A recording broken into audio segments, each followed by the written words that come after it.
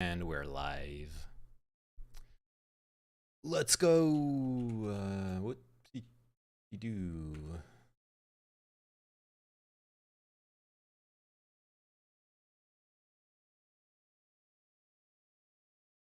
Oh, God. Stop. Okay.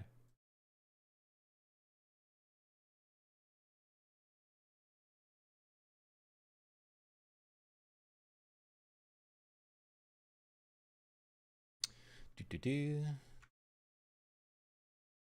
Boom. Remote. And we're at everyone. Link the stream. Boom, boom, boom, boom. Cool. Cool.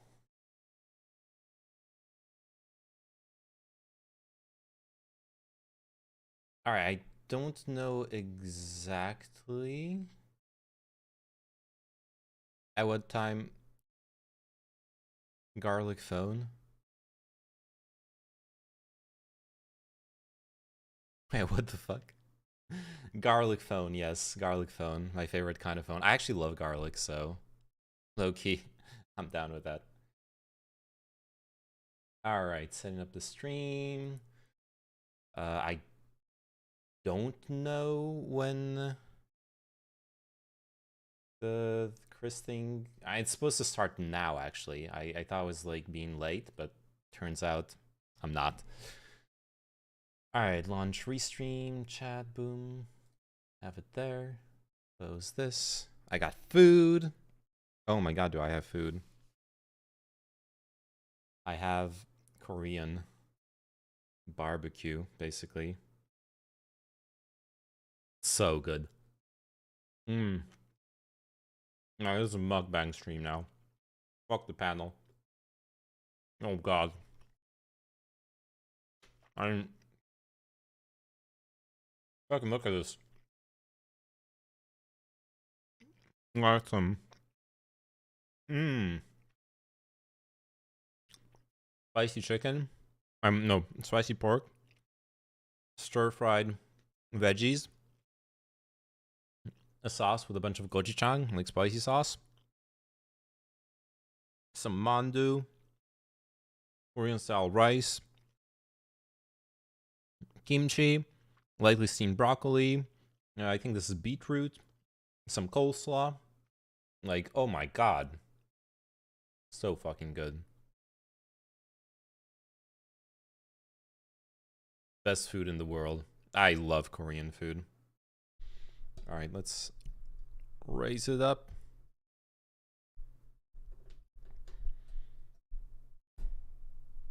Like this. Perfect. Okay. Yeah, I have no clue when the garlic thing is actually gonna start, so I'm just gonna watch something while I'm eating. And you're gonna watch with me. You don't have a choice. Meet Marvin.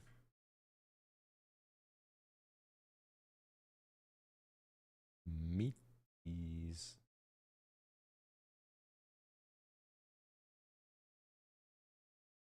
Wait, what? Oh, there you go. Cool.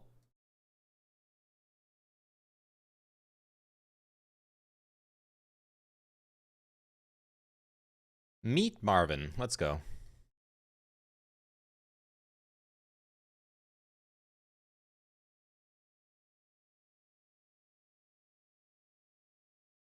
Family psychedelic.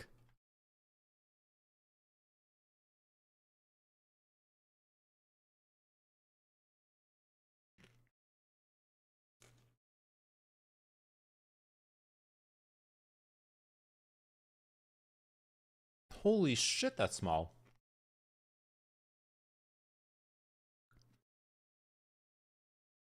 Damn. Now you gotta have some sick ass macro lens to film this in the first place. That's really cool.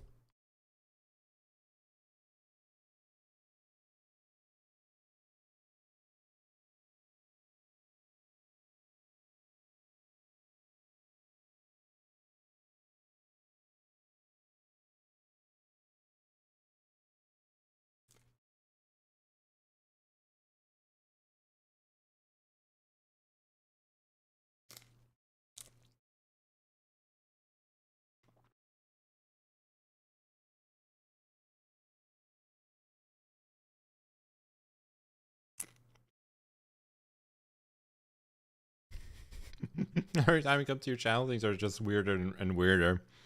Well, welcome to the stream, Rantware. Hope you have a good time. Thank you for joining. Also, you can't hear the YouTube video. Oh, thank you for letting me know. Yep, I messed that up. I'm on the wrong output audio. Yes. Okay, I'll rewind the video. All right, you get to watch it all over again, but this time with audio. That'll be better. Meet Marvin. Marvin is a very cute leafhopper nymph in the family Psychedelidae. He's a Marvin's leafhopper. a bit of a show-off. Put your tongue back in your mouth, Marvin. Mildred is also a leafhopper baby, and she's very proud of her new dress. Good posing, Mildred. We like your dress too. Here is Mildred pictured next to a ballpoint pen, so you can get a sense of how hard it was for her to write her novel. Ernesto got the fancy class photo package. But Ernesto gets a little nervous on class photo day. Don't worry, you look fantastic. Now, Demia is a plant hopper nymph, a close relative of the leafhopper, but in the infraorder Fulguromorpha.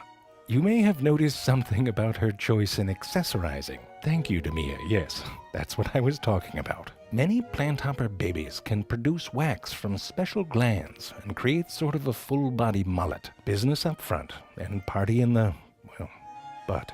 These waxy tails may offer protection if a chasing predator tries for a quick bite.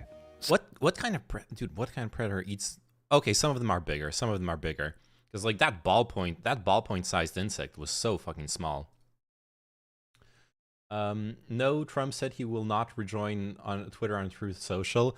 Yeah, but well, he is unbanned regardless. I mean, his account is unbanned, Rantware, but that doesn't mean he will actually use it.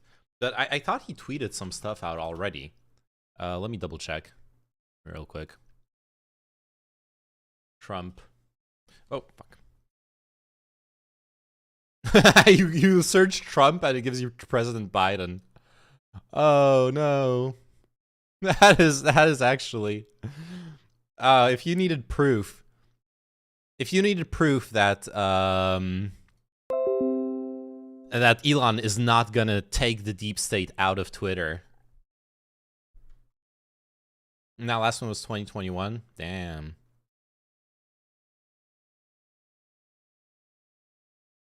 Yep. The inauguration memes.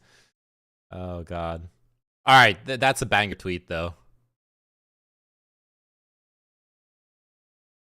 Elon can't take the deep state out of Twitter. Add description. Oh.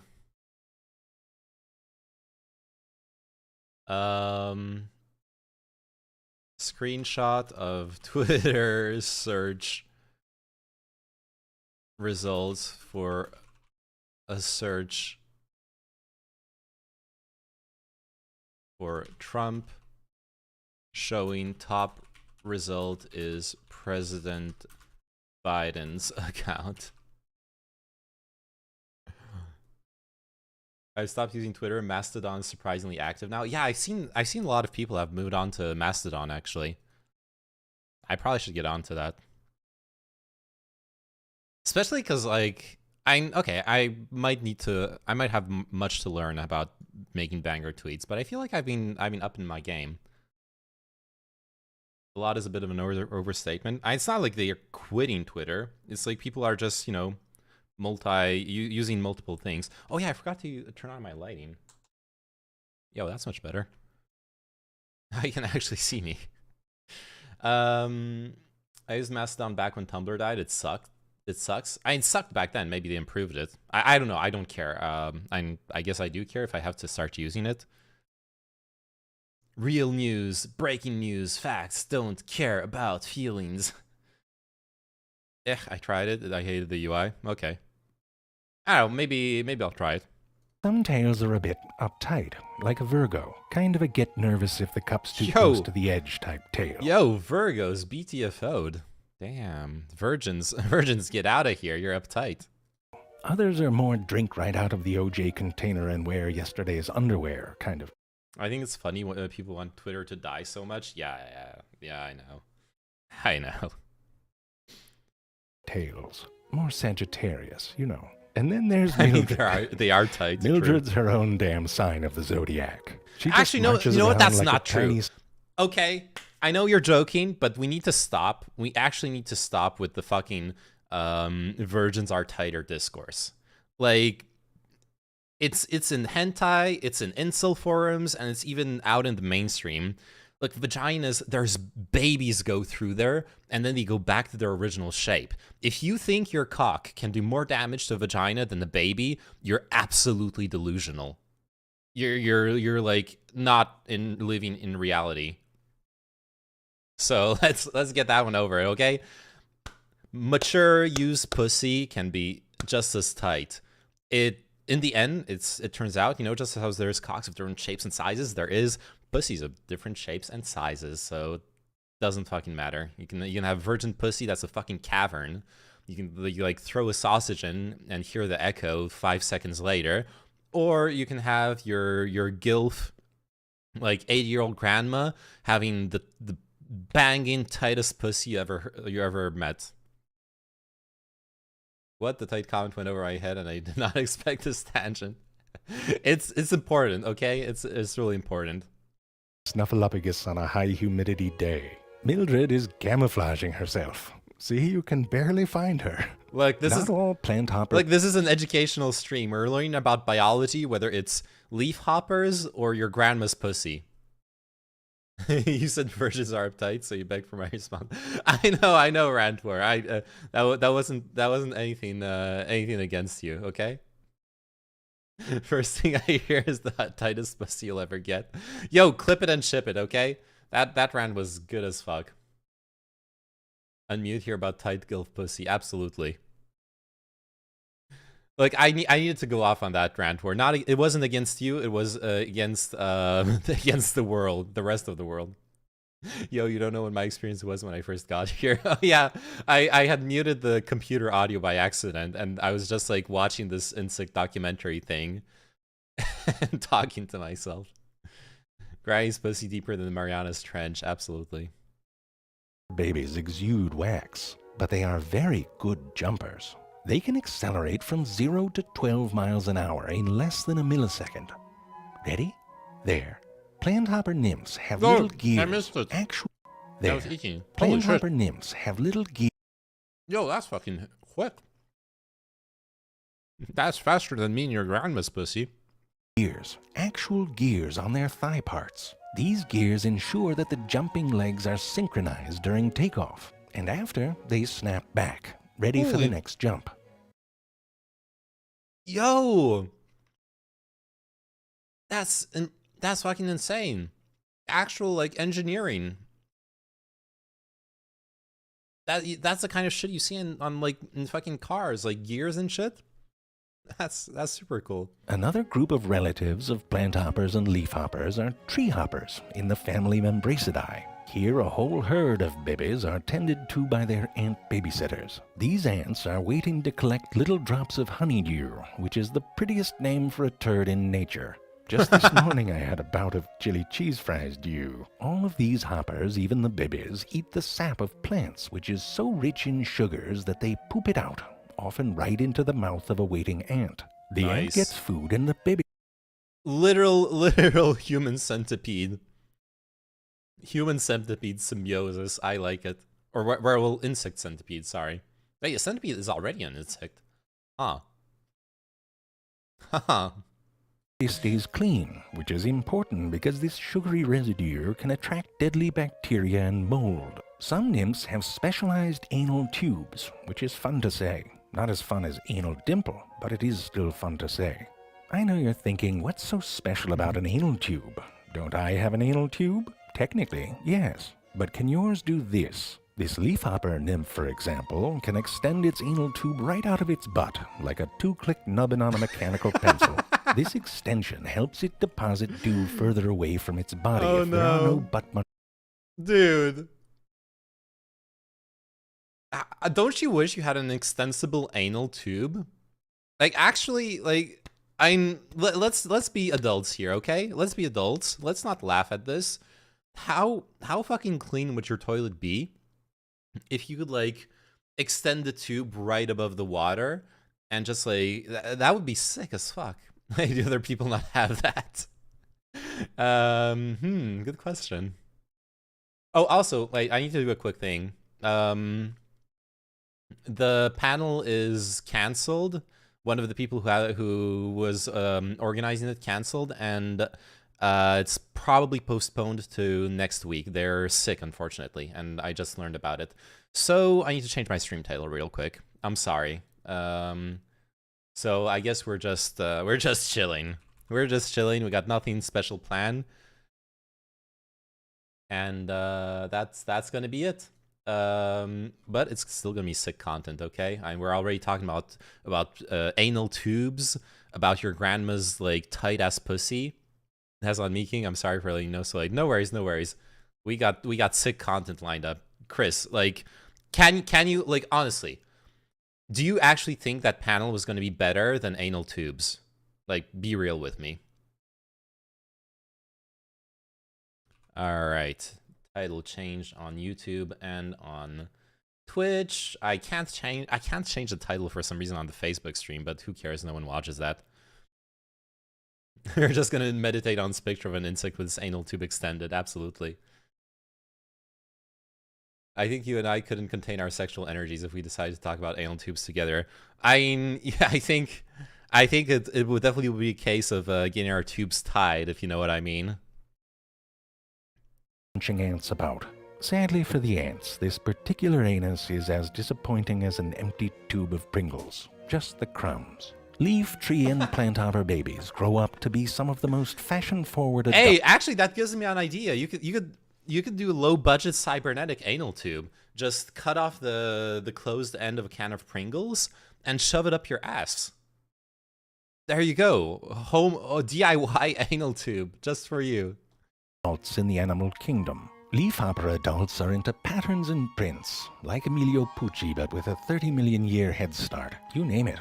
Something patriotic? How about a bit more subtle? How about a highlighter got into a fight with a glow stick?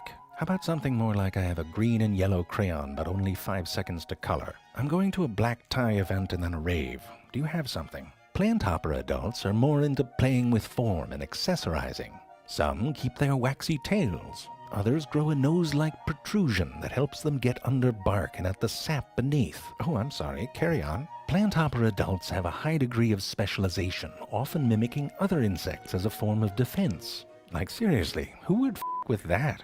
Now, tree hopper adults have an obsession with hats that would make a milliner or haberdasher squeal. Dude, Many tree hoppers have an enlarged... That's not an insect, that's a fucking demon. It's got the horns and shit. This is actually... Yo, this is actually a fucking demon. This is a fucking death metal album cover. Disclaimer, that is actually dangerous. Do not stick a Pringles can in your anal cavity unless you're a professional. True. But if you're paid for it, then that makes it okay. Kind of like prostitution, you know? Prostitution is illegal until you put a camera there. And then it's a job. Funny thing is that the background music is the same you can hear at Søstrene Grene, the Danish retail chain. Nice. If you see this at your local Danish retail chain, I would be a bit worried. Squeal. Many tree hoppers have an enlarged pronotum, or first segment of their thorax, which creates kind of a helmet. One scientist proposed that this structure had evolved from a third pair of wings. And then another scientist said, oh, interesting. Too bad you're totally wrong. In that way that the best science is often a long, slow, passive-aggressive argument. With this helmet, the tree hopper can mimic thorns and wasps and ants. Even tiny helicopters or tattoos of hearts with thorns on them. Some even look like Maleficent, dressed up as an even more badass Maleficent. Here is one poking around for a vein on a leaf like a hungover nurse on blood drive day. These are truly some of the most varied and delightful creatures, and I love them. Especially this one. He's very cute, and it makes me thankful. Man, there's nothing worse than a nurse that can't find your vein. Oh god. You're gonna get poked more than a twink at a gay club. I don't know if that was a good analogy, but I tried. for the scientists and enthusiasts, giants compared to these tiny creatures that some call pests, hunkered down training their macro lenses on leaves, because they're curious. Trust me, I live in Romania. There's worse nurses. Yeah, the story I have of knowing someone who had to deal with I think the nurse tried like 4 or 5 times to find the vein. It was someone I knew in Poland. Like it was a Polish nurse who was just like fucking stabbing him to death. Reminds me of these. Yo, those aren't sea slugs. Those are bunnies. Those are like cartoon bunnies, actually. That is super cute. Zafrank 1. I like those. Let's watch some more while I'm eating. Your fault for not being vascular. True. This episode is sponsored by Brilliant. Learn to think. Amazing. This charming little fellow is an echinoderm in the class Holothuriidea. Holothuriids are often referred to as sea cucumbers because some of them look like cucumbers of the pickling variety. But in case you're wondering, it's not that simple. You can't just name things what they look like. Sea turd, What? right? That wouldn't be appropriate. There's rules to it. Fat dumpfish, ocean loaf, those wouldn't fly either. They're not named things like demon Not feces true. or zombie pug with a weird baby face on it. They absolutely do name things like that. Stop lying to me. It's cucumbers, all right? Have some respect. Anyway, let's back up a bit and start right before the beginning. It is spawning season, and male sea cucumbers begin by arching their bodies upwards into what is known as the cobra position. Slowly at first, the males release sperm into the water from a small hole called a gonopore. Jerry, I told you I don't want that shrimp in the shot. See? What did I tell you? It's wearing the ejaculate like it's a house coat.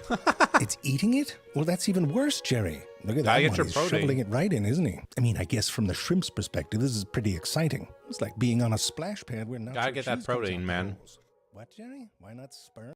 Why didn't I say a splash pad where sperm comes out the holes? Well, Jerry, that wouldn't be an analogy. That's basically what's happening. They probably have that in Vegas. Sorry, we're getting distracted. Downstream from the males, the females catch the drift. Literally.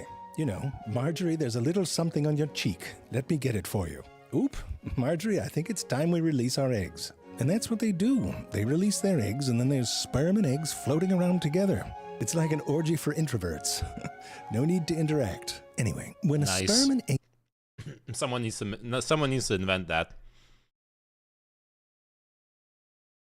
When I got my second vax dose, the dumb fuck nurse asked me, "Are you okay?" And I said yes, and she said, "Cool, tell me if you're not okay. We had a guy this morning that passed out and hit his head on the chair, and you look like you're going to pass out, but don't worry, you'll be fine." I had so much fucking anxiety after that. Oh no. Yeah, the anecdote was unnecessary. Yeah, the anecdote was fucking unnecessary. But didn't they do here when you get vaxxed, you have to stick around for 10 minutes in case you have adverse effects? Didn't you have that? Weren't you supposed to like wait 10 minutes just to make sure you're going to be okay? cell meet, they fuse and then they divide and grow and eventually Yeah, we did? become Okay, sea good. cucumber larvae. Now in Latin they know how to give a name. In this first stage they're called auricularia or little ear. It swims around and eats until it becomes a doliolaria or little barrel. This is when it navigates to the seafloor and goes through a metamorphosis. On one side of its body, this little ring thing develops with tubes coming off of it. This will become a water pump system that will power their tentacles and their feet. After Nice. some rearranging, it emerges as a pentacula, or five-tentacled thing. And that's the thing about studying Latin. You'd think it'd be all about toga parties and orgies, but then you find out the only people that use it are the science hippies. I mean, sure, they throw a good orgy, but when it's done, good luck finding your Birkenstocks in that pile. Anyway, most sea cucumber babies go through this whole process out there in the water alone. However, Synaptula hydriformis does it different. It broods its babies inside of its body, and when they're ready, they pop right out of its butt. These juveniles are tiny, but they have all the sea cucumbery bits they need to start cucumbering. Their body plan is arranged in a circle like their cousins the sea stars. Here, take a sea star, put a pin in it and blow it up like a ball. Now you basically have a sea urchin. Flip that on its side and stretch it out into a tube, and you have the basic body plan of a sea cucumber. Kind of easy to see in this one. Wait, are they all related? Is that what this guy's explaining?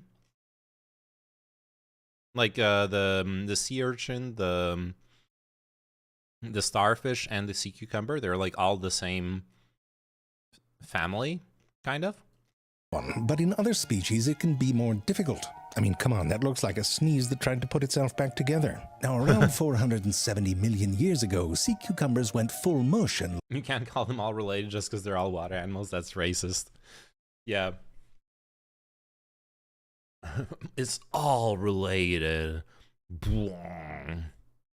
lost most of their hard bits. They still technically have an internal skeleton, but it's a bit of a stretch if you ask me. You just call They're them little animals. pieces that are sort of spread out through the body. Looks a little like alphabet soup for sadists. They might not look like much, but they are attachment points for collagen fibers and give structure to the body. What's more is sometimes these little anchor shapes stick out and provide grippage as they move about. Their mouth holes and their tentacles are supported by another hard bit called a calcareous ring. To move, the sea cucumber uses 3 systems that often work together. Yeah, Neophyte. Yeah. And what if your dick was an animal? What animal would it be? Yeah, this is a good answer for sure. That looks like the face hugger. Yeah. First, a series of tubes and canals are powered by water pressure. Second, muscle fibers run up the length of the body. And third, they have a special kind of collagen under nervous control that can change between stiff and floppy. Jerry, that's a rock. Oh, that's better. In this shot, you can see that fat stiffy. Huh. They can change between being stiff and soft. What does that make you think of? Really filling up the palm of that man's hand. But within minutes, it can become completely limp. Imagine that. I mean, you could play with one of those. Dude, Jerry, learn to give a hand job. If this is the before and after, you're doing something wrong. Come on. Step up your game. Hours. With all this specialized equipment, sea cucumbers have figured out a number of ways to move about. Deep-sea scotoplanes mainly use their water-powered tubed feet, which are equipped with a special adhesive that can attach to the ocean floor and then detach. Not the fastest animal, but I mean, it's really f***ing slow, isn't it? However, if you speed things up a bit, it certainly seems like they know where they're going, and they're wondering why everything's moving so friggin' fast. Many species combine the use of their grabby tubed feet with a wave-like compression and expansion of their bodies. Some species don't even have tubed feet, but they can crawl around in a way that looks just like how vomiting feels. Now, some of them have really gotten the hang of it and can put on a bit of speed. Look at this one. He looks like a happy puppy. Of course, the real show-offs put it all together and figured out how to swim. Look at that. Takes right off and then slowly undulates like a it's trying to suck itself. Many species have adaptations that help them swim or float in the current. We'll get to those in a moment, right after a brief message about our sponsor. Nice. Brilliant is a remarkable way to learn. They've figured out how to teach science and math in a way that's bite-sized. Makes me think of Kevlar vests. And that takes some Dude, if your Kevlar vest looks like this, concepts. It's fun, but I have a challenging fun. bad thing. I have a bad announcement to make for you. From the basics all the way You're not wearing a Kevlar vest. You're actually wearing a fucking way alien. to get more comfortable with equations and graphs and how they work together to show you patterns in the world around you. Algebra can be intimidating, but if you work on it bit by bit, you start to build up an instinct.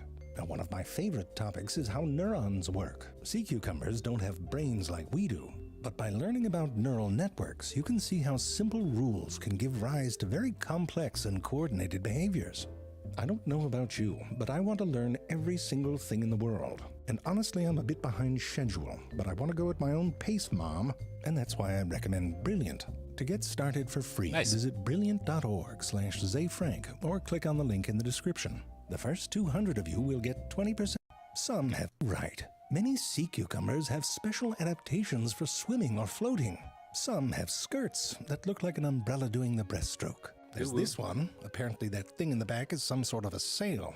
Whole thing looks like an amputated clown foot. What do you think's inside those clown shoes? Some use their oral tentacles to sort of pull themselves along. Ice cream scoops? Oh crap, you know what that is. I need to rewind for that. Dude,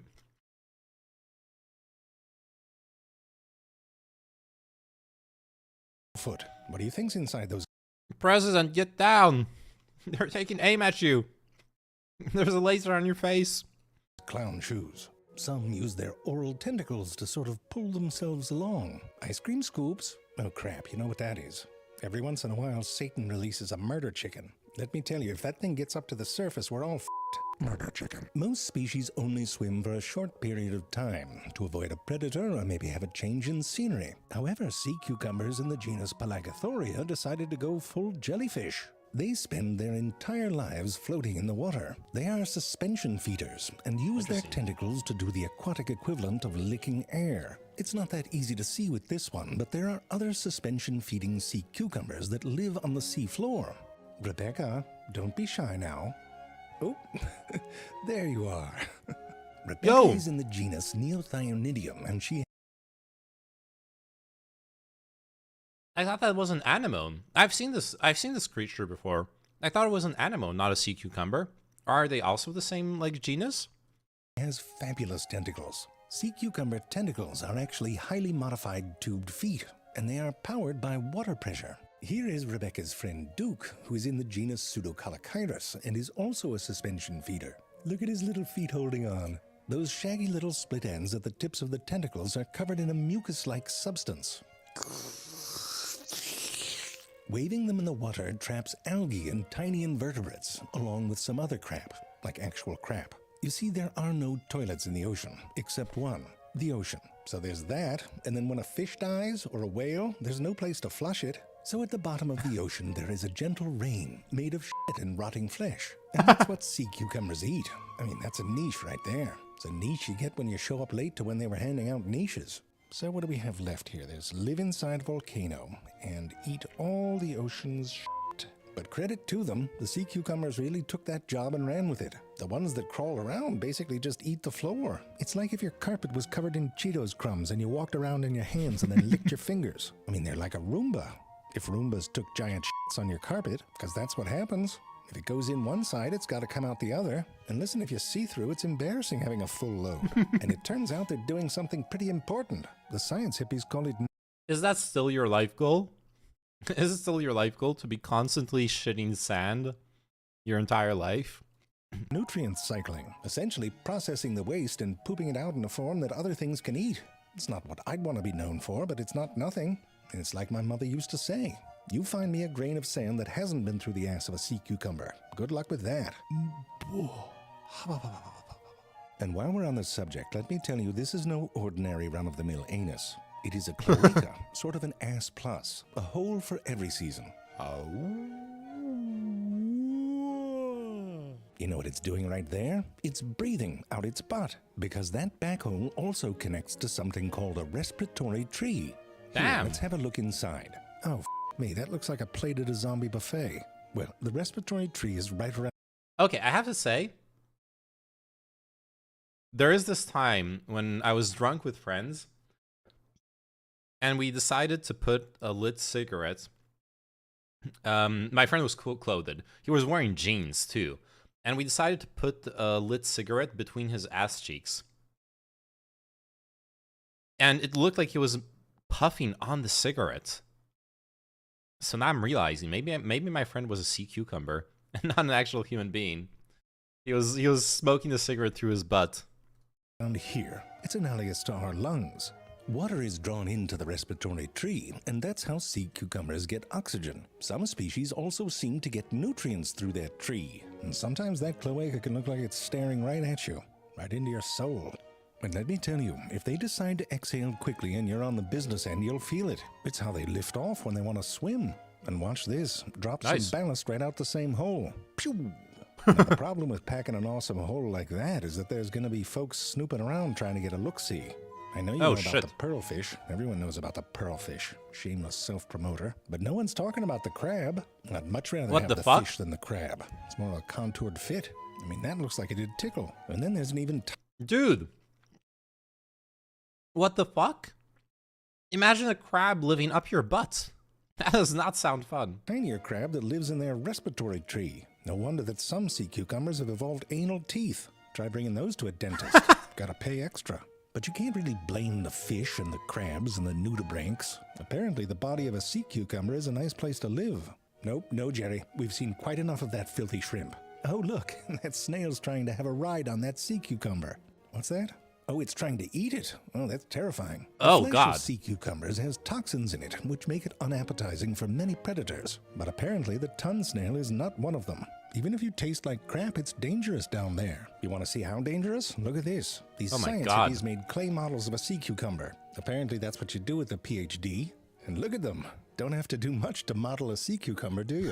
Anyway, they put these turdlets in the water and look at all those bite marks. It's not safe. They need some good defense. Some of them went straight for the obvious. Shoot streamers out your ass. Sea cucumbers in the family Holothuriidae have these tubules inside their body attached to their breathing apparatus. When they're stressed, they clench real hard and burst the inside lining of their butt or cloaca. When they do that, their body fluid sort of rushes out the backside and the tubes go with it. Then they force water from their butt lungs into the tubes, which causes them to elongate. Now, this has a couple of benefits. Here, I know what you're Does thinking. it? What's that? Does projecting your bodily fluids into tentacles out your butt have any fucking purpose? How does it stop a slug from eating you? Old hippie doing in the ocean? Well, the joke's on you. That's a sea cucumber in disguise. Aside from the camouflage, these tubules get very sticky on contact. And that's not easy to do. You try making a glue that's sticky underwater. Anyways, it makes a big f***ing mess and can tangle up a predator. Like this Oh. crab that doesn't know what personal boundaries are. And on top of that, the tubules are toxic. And the sea cucumber Oh. can crawl away from all this because the tubes detach and they grow back too. And you know that ton snail that was eating the sea cucumber? Well, now it's a ton snail covered in silly string eating a sea cucumber. Take that, you astropod. But sea cucumbers have another sleeve up their butt. When threatened, sea cucumbers Yeah, I was gonna say, like, that's not gonna do anything to that fucking snail. can go through a process called evisceration. That special collagen Jesus. they have goes soft in certain places on their insides. This allows sea cucumbers to rupture and expel their intestines and other organs, out the back or the front, depending on the species. Aside Jesus. from being disgusting, it gives the predators something to chew on. And you know what? Sometimes sea cucumbers eviscerate just for the hell of it, to clean out the pipes. Because Oh, they God. can grow all that back in a couple months. Yo, Chinchilla, how are you doing? Yeah, we are watching Seacocks, actually. And we're enjoying it a lot. Especially their anuses. Must feel good to have fresh insides, like changing your underwear. And check this out, their digestive tract grows back from each end and meets in the middle. I'm sure they're happy to see each other. Hello, mouthhole. Hello, and that is how the sea cucumber do. Helen, I know you're in there. Helen, what are you doing inside of Frederick's anus? Well, did you ask Frederick if he wanted someone in his anus? Well, you should do. Maybe Frederick gets a turn in your True. anus next, see how you like it. Your little fish eyes would pop right out. You've been eating his gonads, haven't you, Helen? Consent is important, okay? Even for sea slugs. Well, don't apologize to me. Apologize to Frederick and his anus.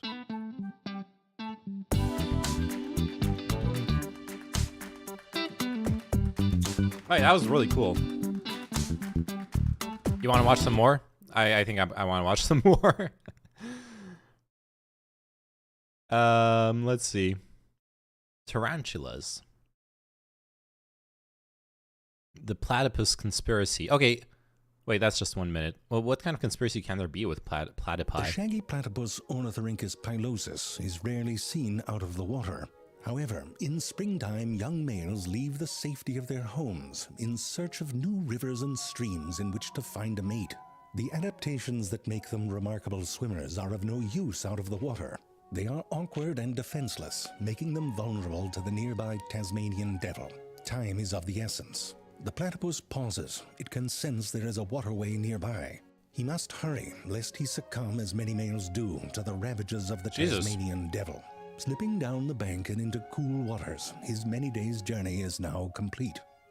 Jerry, fade it out. Fade to black, well, now they've seen it. All right, I'm sorry this is how you have to find out, but there's no such thing as a beaver. A beaver is just a backward platypus that evolved some giant ass teeth. Apparently they like to put wood back there. The science hippies told me not to tell you, but I you thought deserve to know. that beak looked fucking weird. Oh my god. Oh, I'm We got sorry I just bamboozled. blew your friggin' mind. Oh, now you fade out, Jerry. Hey, that was a good one.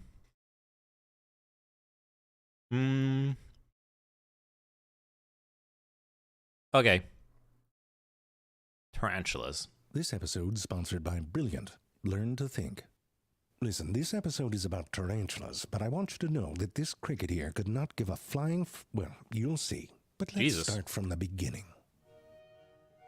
These balls here are the developing eggs of an arachnid in the family Theraphosidae, otherwise known as a tarantula. Now, tarantulas are spiders, and spiders are arthropods, and arthropods are built out of little Lego block segments that often repeat like a centipede do. And look at that, you can see the segments right there. It's all rolled up in a ball, but if you unrolled it, it looks a bit like a pug version of a centipede. All the segments in the back will fuse together to form the big butt part of the spider. All the front segments also fuse together and become very leggy. But right now, this one's almost ready to hatch. You can see little fangs. And look, he's not even born yet and he has a 5 o'clock shadow. When they hatch, these little babies are tiny. Eggs with legs is what they call them. They're very cute. I mean, look at the one on the left. It's got straight up puppy dog eyes. These babies have a lot of growing to do, but for a tarantula, growing is a whole thing. They wear their skeletons on the outside, fashion choice. The skeletons don't really grow, so if they want to get bigger, they have to make a whole new one. Not gonna lie. Wouldn't you also have your skeleton on the outside, then knowing that there's a skeleton inside you? That's fucking creepy. Here, let's watch a grown-up one do it. Now, it does look a bit dead, but what's happening is that it's grown a whole new version of what you see right there underneath what you see right there. And now it's time to wriggle out of the old hairy onesie. It's like if you wanted a mustache and had to grow it underneath your skin and then rip your face off. Or like an exorcism, where you're both the demon and the possessed. Look at the back part there. Went full wrinkled testy. After it's loosened up a bit, the tarantula uses its new legs to push off its old body. And look at all that stuff it had to rebuild, all the way down to those little hairs. And just to make it confusing, they're not even called hairs, they're called setae. And they're not like our hairs, which don't do shit. They can do all sorts of things. You'll see. This looks a bit like a Muppet sex toy. Anyway, after the mode's done, it must feel a little weird, walking away from essentially your corpse. And of course, the way they walk is a whole thing. They have an open circulatory system. Basically, the tubes that come out the heart just end and dump blood into different parts of the body cavity. Wait. It goes back into the heart through slits on the heart itself. So their bodies are sort of like a blood-filled demon stress ball. And that's sort of how they move. Fuck? They squeeze blood into their legs to extend them, and then they use muscles to pull them back. A dead tarantula has no blood pressure, so its legs curl in. Now, at the end of their feet, they got little claws. That's crazy. Dude, that is crazy. To climb on rough surfaces. But look at that, they can also climb on glass. I know what you're thinking, how the hell do they do that? So it turns out they have these little hairy pads on their feet. And if you look close, they're like little feathers designed to spread out and make close contact with the microstructure of a surface. The close contact creates tiny little attractive forces called van der Waals forces. And if you add up a whole bunch of those tiny forces, you can hold on. And you don't need any glue. It's called dry adhesion. But here's the thing, when tarantulas walk on glass, they That's why I keep my balls hairy, so they stick.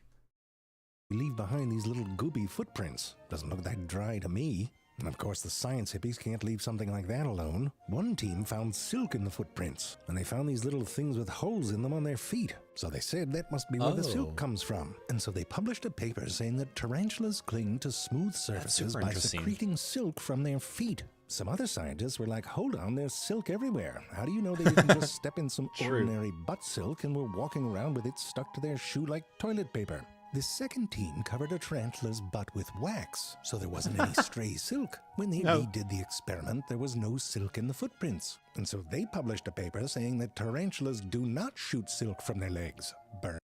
I love it when science has to do with butts. I think this guy understands exactly what kind of science I wanna hear about. And another group found that those setae with holes in them were actually fluid-filled tubes used to sample and sense chemicals. So the footprints are sort of like leftovers from licking the ground. The tarantula was fine. They washed it off with a bit of warm water. And Oh, wait, this guy says licking. I would say smelling the ground. All right, our nose is basically just like this big chemical detection tool. got a free butt waxing out of it. Hush now, I know what you're thinking. What about that cricket? The one that don't give up? Well, we'll get to that in a minute after a brief message about our sponsor. Okay. Brilliant is a wonderful hand how to be a better If you want to go around us behave, We saw the you can sponsor support already. slash It's cool, though. ZayFrank, or click on the link in the description. The first 200 of you will get 20% off Brilliant's annual premium subscription. I'm a fan and happy to have Brilliant as a sponsor. Where were we? Oh, right. So tarantulas' feet may not make silk, but their back bits certainly do. And they're out there tippy-tapping all over the place. They live in these burrows that they line with silk. Sometimes it's a little hidey hole in the ground, and sometimes it's up in a tree. The silk they make isn't the sticky kind, but all those threads that they leave outside their burrow are sort of an extension of their senses. They got little hair things on their legs that can sense tiny vibrations, so they can tell if something's snooping around. Well, not that time. You know this fly's f***ed. Yeah, dude. I gotta say, sometimes spiders are super reactive. Like you touch their nest, their web, and they react right away. But sometimes they're really fucking dumb. Or chemical ingestion, yeah. They can grab with their front legs and then hold on with these little arm-like things called pedipalps. Now, right next to their mouth, they've got a stubby little pair of limbs called the chelicerae, and that's where the fangs are, and the fangs probably evolved from claws. So the fangs are more like if you had little T-Rex hands with teeth for fingers on either side of your mouth hole. These fangs are hollow and connected to a venom gland that delivers, well, venom. This venom both paralyzes prey and begins to digest them from the inside. Alright, so if you've ever wondered how few the f***s are that a cricket gives, then look at this. This tarantula right here is eating 2 crickets. But you know what the cricket in the front is doing? It's friggin' eating the other cricket. The other cricket. I mean, that right there is a cricket that don't give a fuck. Now, the fangs don't just puncture. You can see them right here sort of squeezing. The side of the chelicerae opposite the fangs is lined with little teeth-like structures that help crush the prey, like Hey, a little look. nutcracker. That cricket, it had cannibalism on its bucket list. It knows it's gonna die anyways. Might as well live out your dream of eating one of your fellow crickets. I respect that. Ooh, that's nasty. This is important because spiders forgot to evolve a mouth that can chew. They just have a narrowed tube connected to a sucking stomach, which acts a bit like the bulb end of a pipette. Tarantulas are essentially on a liquid diet and have to puree their food and even strain it through special straining hairs to get rid of the chunks. They often wrap their prey up in silk, which can be a bit of an awkward pirouette if the food's up front and the silk comes out the back. It's not easy, and some of the things they eat are big, like this one got a baby possum. You try making silk pajamas for a possum with your Okay. 100% this footage is from Australia. Let's be real.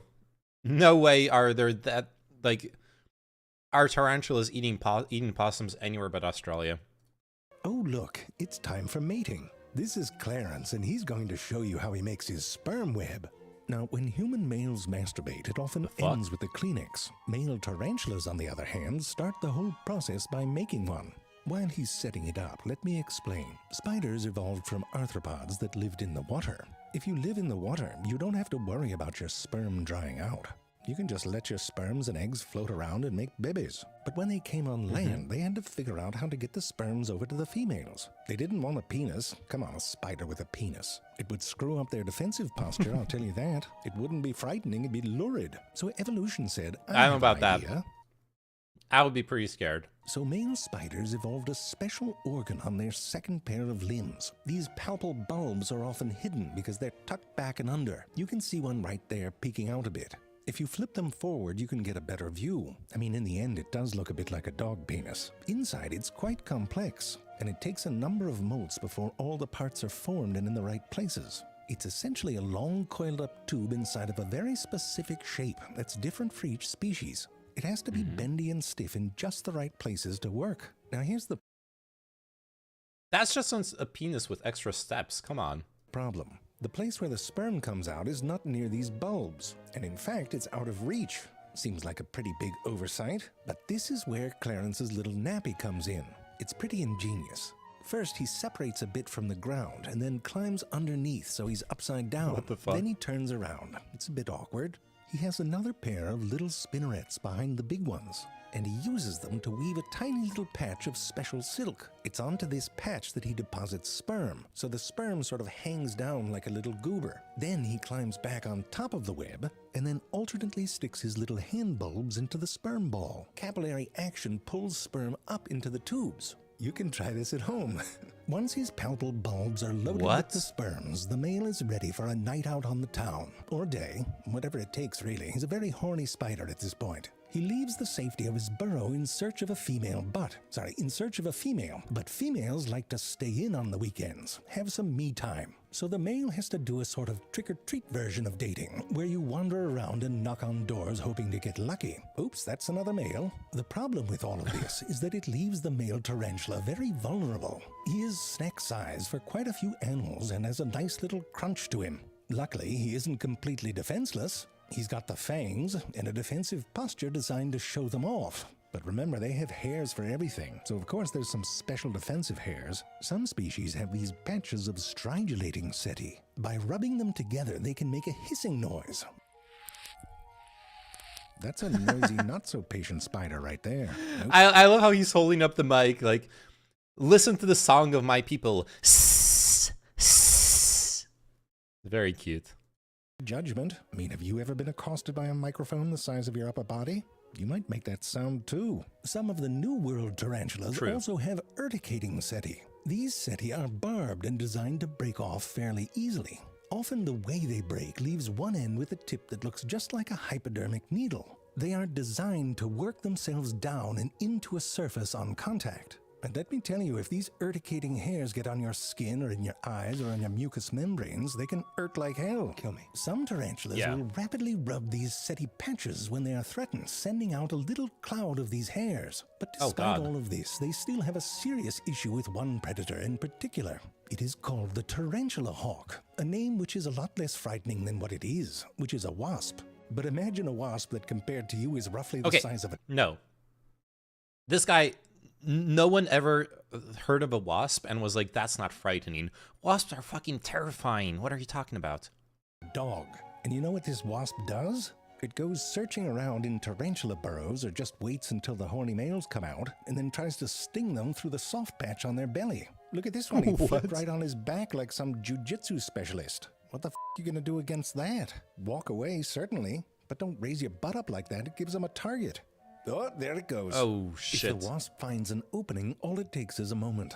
The sting delivers a venom that paralyzes the tarantula. The wasp then drags the tarantula about, looking for a suitable spot, where it will pause and then lay its eggs on top of the tarantula's body. Classic. Then it freaking buries it, often alive. Classic wasp behavior. I mean, I don't know, dude. Some wasps are cute. Dude, they like all lay their eggs inside living things. And then I don't know if the tarantula's still living with the venom, but I don't know, man.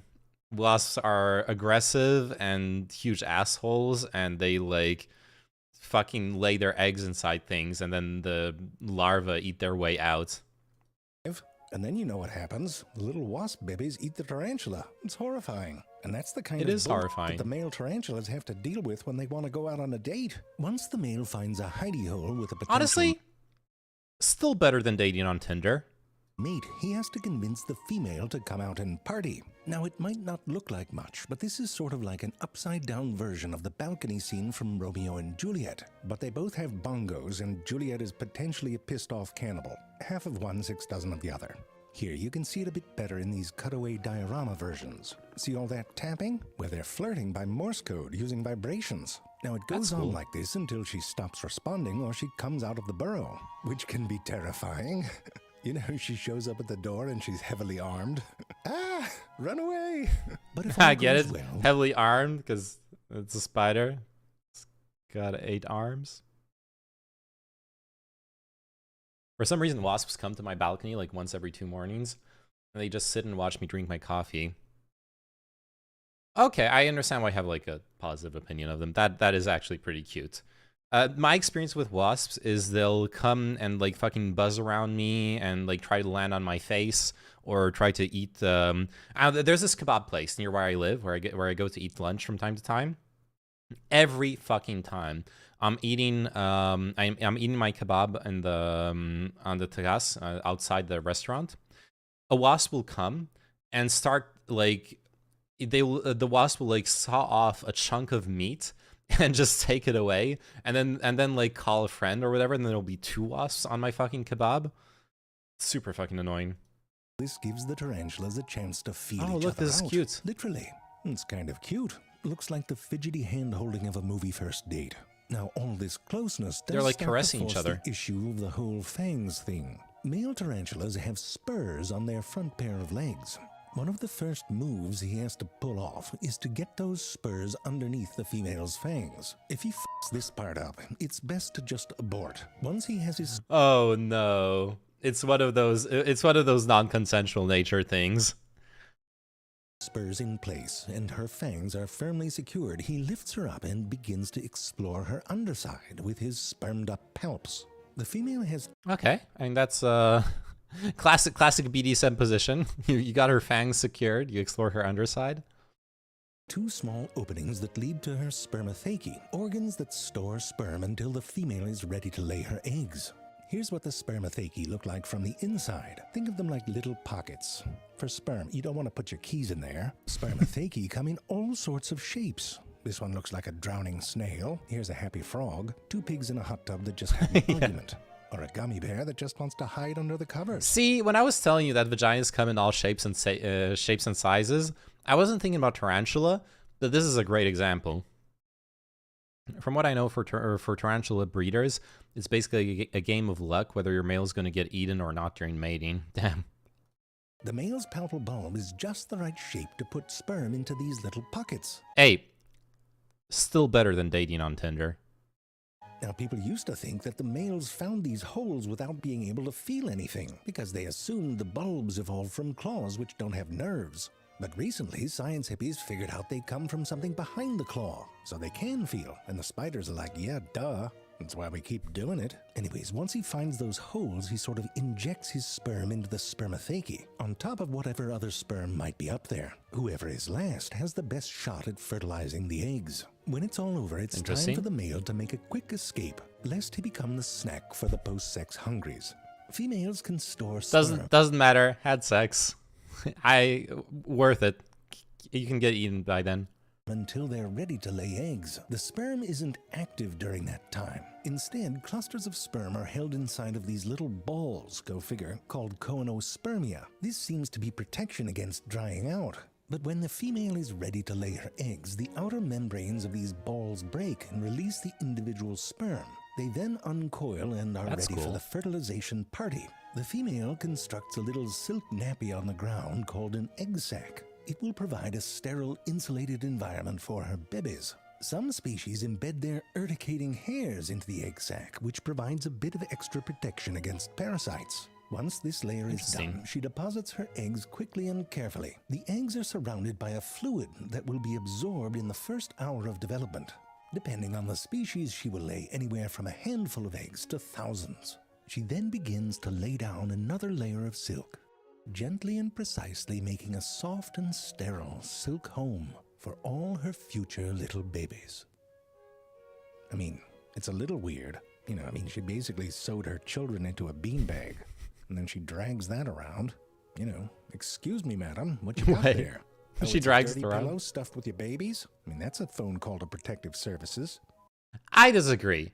Like the most based way of carrying your baby is the like traditional like scarf.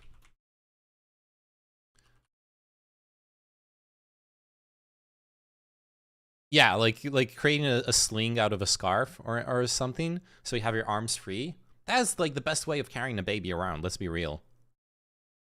If I was to take care of a baby, I would absolutely learn to do this, or just like buy one pre-made, whatever, it doesn't matter.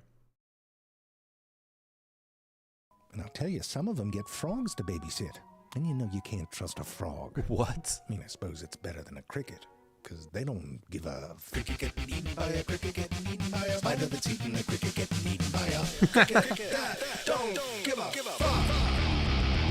Oh god. Cricket that don't give a fuck. That's so good. That's so good, the song at the end. But also, the frog takes care of the eggs? What? Frog takes care of tarantula eggs? Tarantulas and their pet frogs. What? A unique look at animal friendship. This is like the frog and the scorpion all over again, except it actually works. In the Amazonian rainforest, tarantulas and frogs team up for a mutually beneficial relationship. The frogs get protection from the large spider, even hiding under it. In turn, the frog eats ants and fly larvae that try to eat the spider's eggs. In a sense, the frog becomes the tarantula's pet, a relationship that has also been spotted in other species of spiders. That is crazy. Also super cool. Look at it. It's hippity-hoppity under that spider-oppity.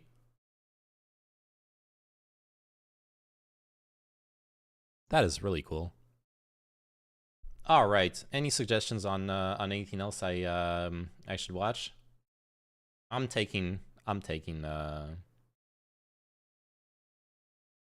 suggestions.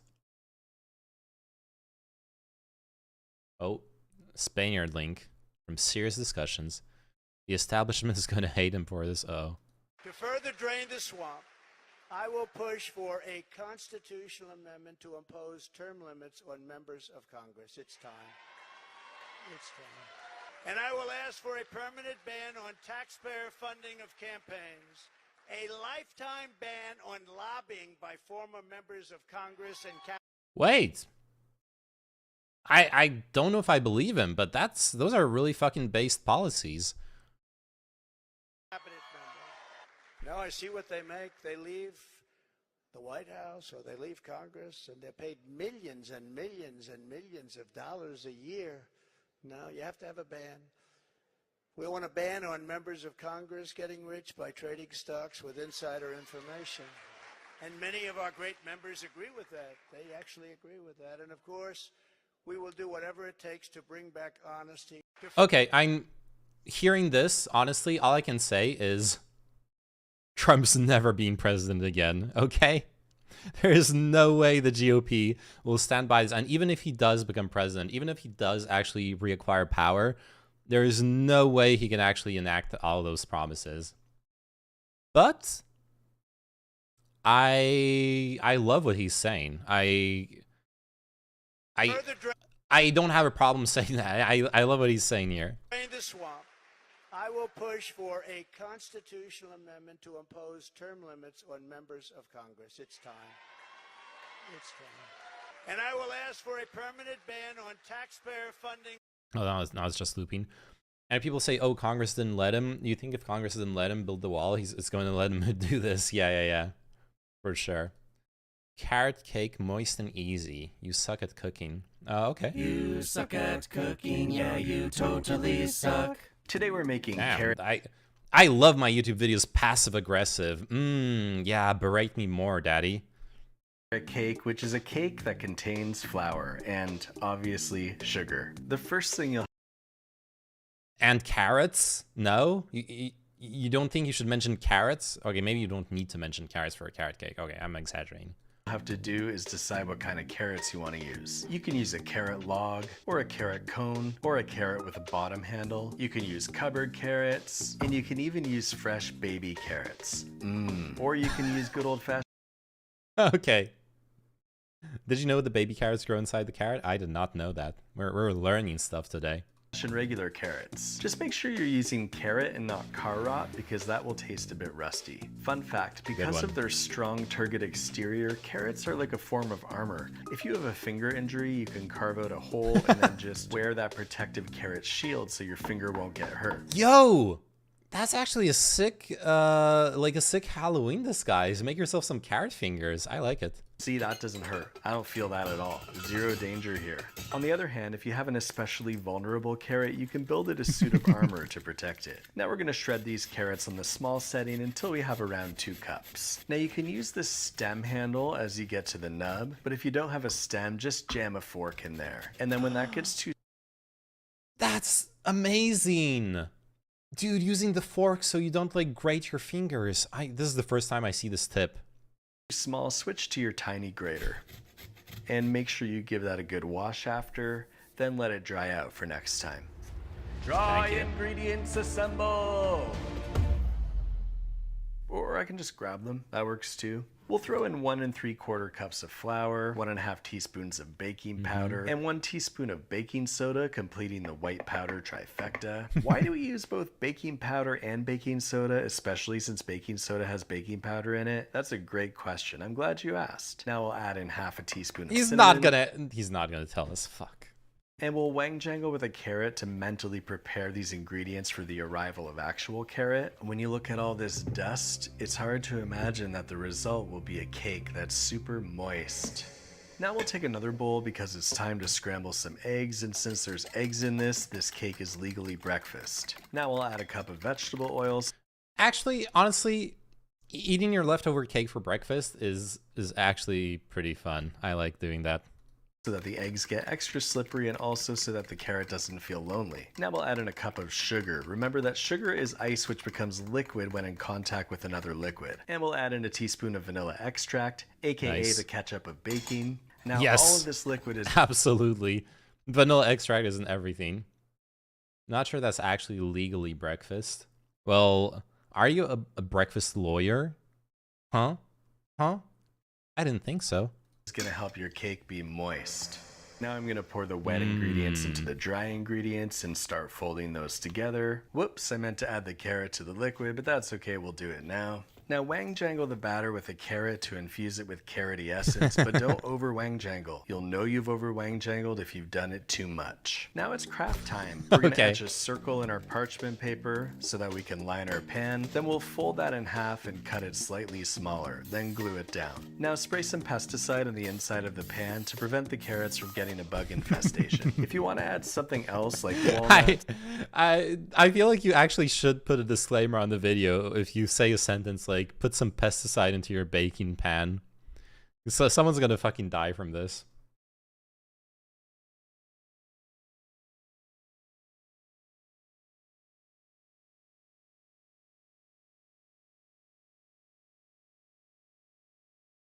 pecans, definitely not raisins, the absence Good. of raisins, something other than raisins. True. or Let's reintroduce natural selection. Actually, you're right. I agree. for sure not raisins, then go right ahead. Undos on 3 fundo. Wait. What?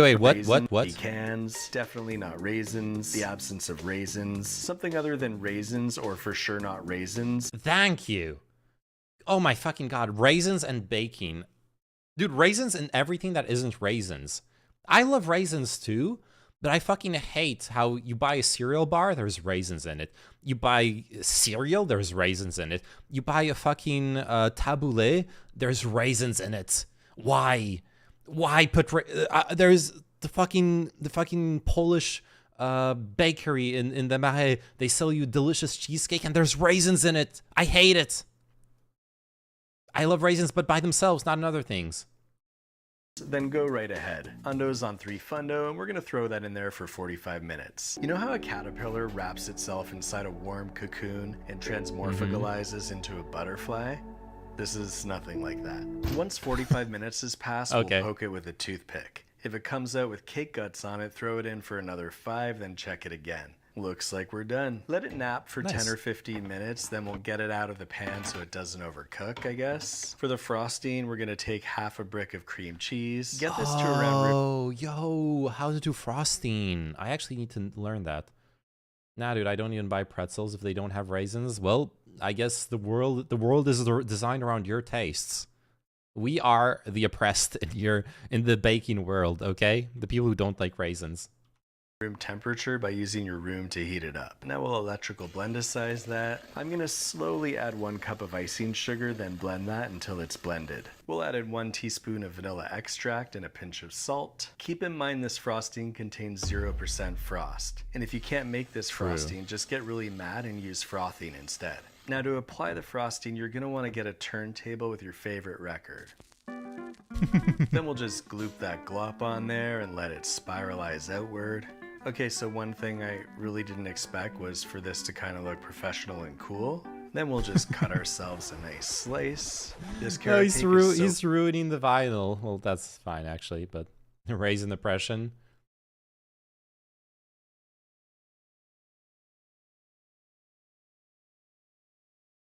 Pretzels with raisins, it's time to stop. Absolutely. light, it's actually floating. The traditional way to serve carrot cake is by jamming a slice onto a carrot, so do that if you want to be authentic. And if you want it True. even more moist, just spray on some carrot cake moistening fluid. Hey No, everybody, look, don't. it's HelloFresh. And you know what they have? They've got simple fresh recipes with the ingredients pre-portioned, so you don't have to prep as much or go grocery shopping as much, which is great because those things are boring. There's a bunch of different types of You guys don't meals, know what you're including talking 20-minute about? meals, easy cleanup, I low fat, absolutely know just what I'm pile talking about. I'm carrots, talking about just eating them out of the raisins. carrots. You The haven't produce lived gets to till you you've from tried the farm in pineapple under a raisins week, so pizza. peaking, not I actually peaking, want that to would be try really for pineapple produce to do pizza. that. I like encountering don't normally I use, feel like like pineapple thyme. pizza gets a Sesame bad rep, balls. Did everyone else and really it's know how probably good this is? delicious as Because it's fuck. really good. I really But need more raisins? time. That's So the too packaging is far. already recycled content, but the food that hasn't been recycled at all. You'll be eating that food for the first time, which in my opinion is one of the best ways to eat food. Go to hellofresh.com and use code USUCK16 for up to 16 free meals. Did you not? Pineapple pizza is great. I think it should be. Baked pineapple is great, and sweet and savory is great. So there's no reason pineapple pizza would be bad. I actually agree.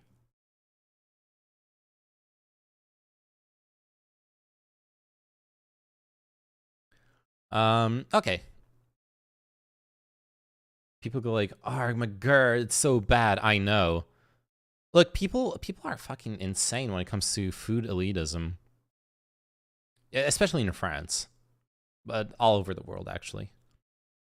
If it really was, then no one would buy it and it wouldn't be in every pizzeria. I know, right? Yeah, like, I want to try... Man, I want to have like a display for all my cool little duders. I think I'm gonna have to move the keyboard. I want this stuff to be like more in front of the camera. I'm gonna have to rearrange things a little bit.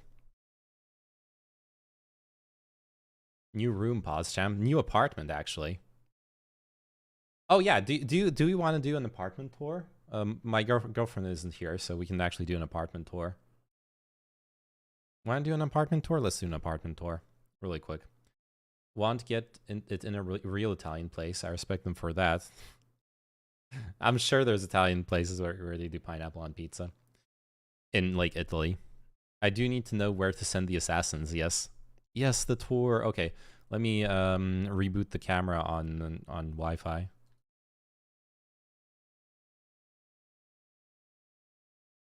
Boom. Camera on Wi-Fi now. All right, let me try something real quick. Let's change the input to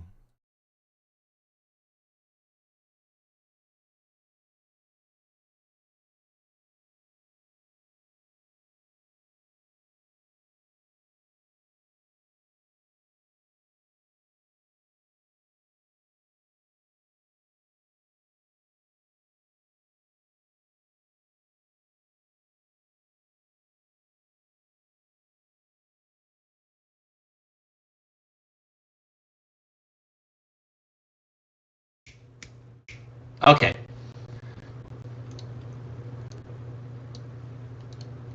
Okay, oh god, it's saturated as fuck. Let me lower the, okay.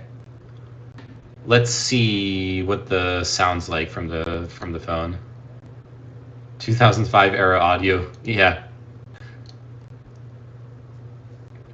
Test, test, test, test. I can't hear it. Why can't I hear it? Okay, it doesn't matter. It'll, it is what it is. Okay, I can't do better. Well, what I can do is I can lower the gain a bit because it's saturating still. Okay. Okay, should be fine like this.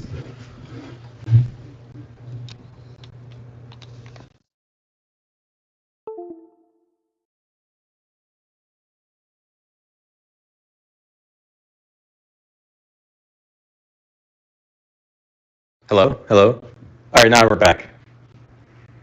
Now we're back. Okay. So, we got the setup. Boom. got my desk set up here.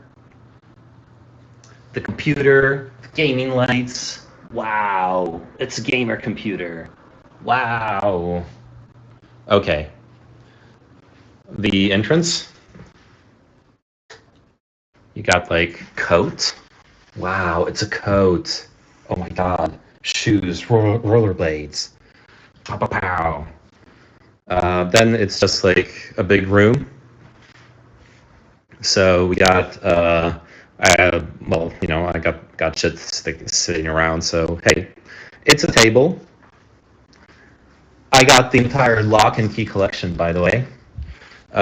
So my old TwitchCon stuff. A kitchen. I'll have a real kitchen. I'll be able to do real fucking cooking streams too. That'll be amazing. I hadn't had a real kitchen in like ever actually. So that is really cool. Bathroom. Wow, it's a bathroom. Pow, pow. It's got like a shower, a toilet. I can take shits. And there you go. And then, last but not least, it's a bedroom. Wow, I can sleep at home. Not everyone can do that. Only really successful streamers can get to sleep at home. That is incredible. Wow, I'm so jealous of myself. Damn, bathroom is brand new. Yeah, this place just got like built, renovated. My ears are dying. I'm sorry. Here, let me fix the audio.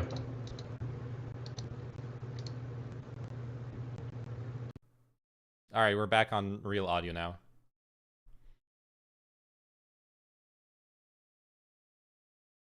Cool curtains though, shows you're an intelligent man, yes. Damn, bathroom's brand new, bro, that's a sick place. What are you paying for this? I actually have, honestly, I would not be able to afford this kind of place in Paris if I actually had to pay rent. I have IRL circumstances that make it so I'll be able to live here for, not for free, but basically for free for like a year. And then I'll have to move out, so this is a temporary thing. But it's still really, really cool to get to do that.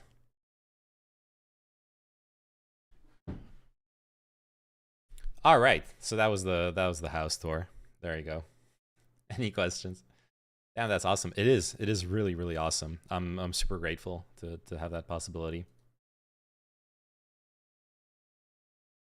Now, all right, what was it? Gehyunhyug was saying, so wait, who do we have lined up to play? Question mark. Gehyunhyug was saying we might be getting a little bit of a Darktide gameplay thing going. It's all thanks to my support for subbing to the stream. Absolutely. I was about to ask, how do you find something like this in a big European city that's not insanely expensive? You don't. Yeah. It's like 40 square meters. Rent in Paris for like a 40 square meter apartment. Let's see. And it's also a nice neighborhood, so, but let's not even count that. Let's not even count that. I go back here. Boom. Rental, Paris, 40 square meters. 2 rooms, apartment. No thanks. Yeah. Yeah, so like 1,200 euros a month in like the 19th. That's like a poorer neighborhood. 1,600 euros in the better neighborhoods, right? Seems about right for Paris prices, honestly. Yeah, that's what I thought. 1,000 cold at least. Yeah. So here's a problem I have in my apartment, which I'm wondering, since it's so similar, it gets really, really dusty, like really quickly. You can't live without Roomba. Do you have the same thing? I do as well. And I think it's probably got to do with my, it's probably got to do with the fact that I have like dandruff and stuff. But yeah, shit gets dusty super fast.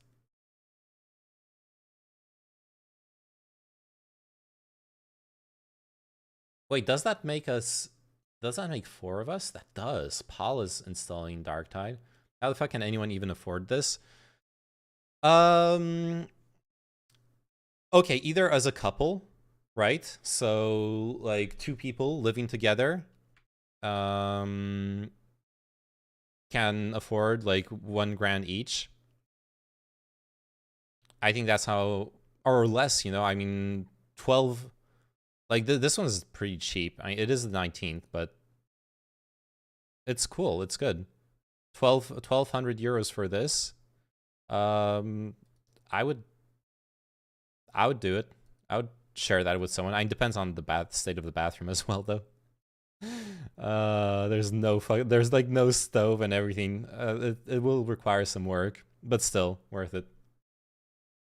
Do the math, what you got to earn for this, not to eat 70% of your paycheck. Well, that's the thing. In France, landlords will almost never let you, they will almost never let you rent something if the rent is not less than a third of your paycheck. They can't get insurance if the rent is like insurance for the rent money. I mean, if the rent is isn't less than a third of your paycheck. So like agencies will never let you rent. Yeah, I mean, like then this one got a really nice living room, 64 square meters. Like this is totally cool. Living here with your partner. Nice bathtub, nice bathroom, nice kitchen, fully equipped. I don't know where this ladder goes, but it's probably really cool. Hey, Giant Lobster Man, how are you doing? What do you do if you don't make a lot of money, Sweaty? Then you live far from Paris and you commute for like 45 minutes to an hour and a half.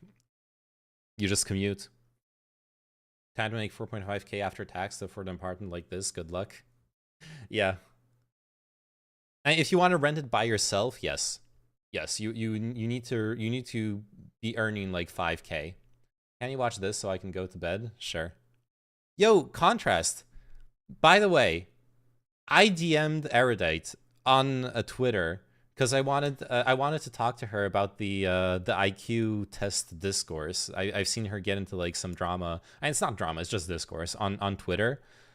Like people being like IQ doesn't mean anything, and Erudite defending IQ and stuff. And I thought there's like some interesting things I think for that conversation to talk about. She's never gonna answer me, isn't she? Right? Look, lady, whatever you're selling, I ain't buying, yo. Well, my name is Skylar White, yo. My husband is Walter White, yo. Uh-huh. He told me everything. Walter! I want to have sex with you anymore. Seriously? Look. Okay. She ghosted you? Yes. She is abusive. I'll come out with my manifesto, Contrast, in next week about how Erudite abused me. She's worse than Destiny. Yo, 1,000 euros for like almost 40 square meters? That is actually sick. That is a really good deal when it comes to like Paris prices. And it is a bit of a shit show in the apartment, but still. Oh god, like what a shitty kitchen. Like you aren't gonna have space to cook whatever. Still, that's still relatively cheap, all things considered. Yeah, that kitchen is fucking depressing. Love you, buddy. Take care. Give them Mrs. My best. Love you too, buddy. See you around. I mean, that's what you get if you want the cheaper apartment. Let's see. This one looks reasonable. 1,400 euro. Okay. I can fuck with this. Okay. No, dude, I hate this. I hate this. I fucking hate this. When you have such a small bathroom, why do you try to put a bathtub in it? What kind of midget is capable of taking a bath in this small ass bathtub? If your bathroom is that small, just put a fucking shower, okay? Showers are fine. Bathtubs are cool. You can relax in them. I enjoy them. But if there isn't space for a bathtub, don't try. Don't even try. I think the sad part about these prices is that people from all over the country start moving in at exorbitant prices, and the natives end up not affording to live in their own city. Yeah, I mean, Paris has always been more expensive. When it's a capital like this, I don't think the whole like ethics of gentrification matter that much. I mean, they do, sure, they do still matter, but it's rather that like it is because people all over the country want to move here that it's more expensive. It is because the salaries will be better that is more expensive. So like anyone living in any other city gets a good job in Paris, like a promotion, whatever. They get like 1,000 euros more per month, and they're gonna be like, okay, yeah, now I can afford to live in Paris. They're gonna come, and that's gonna be it. Plus, Paris is extremely restrictive when it comes to construction and building new housing, when it comes, especially inside Paris. In the suburbs, there's a lot more freedom for architecture and urban development, which is why like most of the Parisian population lives outside Paris, and that's where you get the reasonable prices. But that's why I talked about a commute. Okay, like sure, we just looked at prices in Paris. Now let's look at prices in Saint-Denis, which is like, depending on where exactly, we are talking like anything from 20 to 60 minutes commute in public transportation. No need for a car. Hey, 900 euro, 990 euro. And look, those are nice apartments. This is a nice apartment for 900 euro. And probably the furniture probably belongs to the person already living there. But still, look, an actual kitchen, an actual nice kitchen that you can like work in. Ooh, fucking saving all this space. Look, you can sleep in a mezzanine. You can have your like office thing underneath. That is sick. Hey, look, a fucking shower. Bathtubs are versatile for other stuff than bathing, though. I hold some fish and sea cucumbers in mine. Jesus Christ. But you see what I mean? Like that is where real people live. Okay. This is where real human beings live in Paris. They don't live inside Paris. They live in the suburbs. They live in those apartments. And sure, the plumbing is a shit show, and the landlord is probably like a slumlord, but it's half the price. That is where I pay just as much on my rent. Where do you live? I mean, what kind of apartment do you get for that money?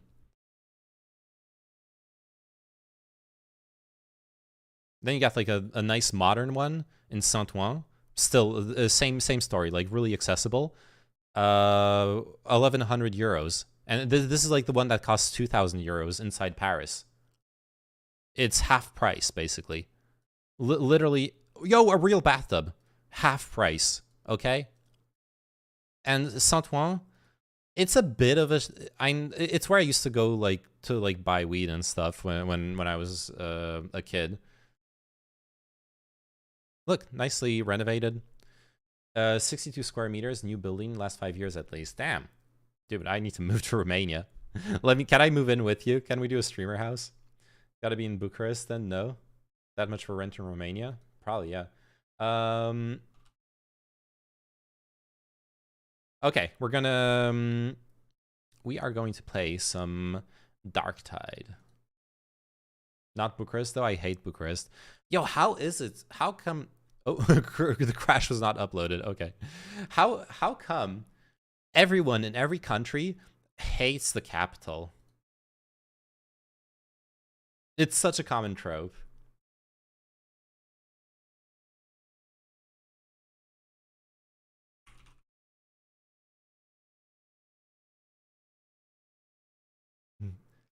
It says #politics. Is this live? Yes, this is live, Silver. Though I was just about to start playing some. I was just about to start playing some Darktide with friends. I'm sorry. I started the stream today. I was supposed to be on a panel with some friends, and we would have been talking about politics or like like some lifestyle stuff, whatever. Where it was going to be like a bit of a debate and a chill time panel. Unfortunately, one of the people organizing the panel got sick and canceled. So I've been just like watching some documentaries, chatting with people. As you can see, I'm multi-streaming. So there's people in Twitch chat, there's you in YouTube chat, and some friends. And I'm going to play some Darktide with some friends, but we can keep chatting. It So. is the 41st millennium.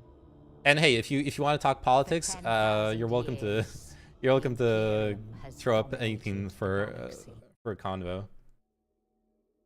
Cool. Play and talk. Where's the link? Well, the link. You're here already. What do you mean? We're squatting in your Discord again. Okay. Let's see. That we got like Hello. time to... Ayo. Oh. We're gonna get moved to the VIP channel. Yes. Yeah, we're big shots who made it into the big leagues. Yes. The Nice. 40 square meter apartment streamers, dude. Exactly. I mean, that's actually more than my apartment, so... Yeah. It's actually less than my apartment. I got Yeah. 2 extra square meters.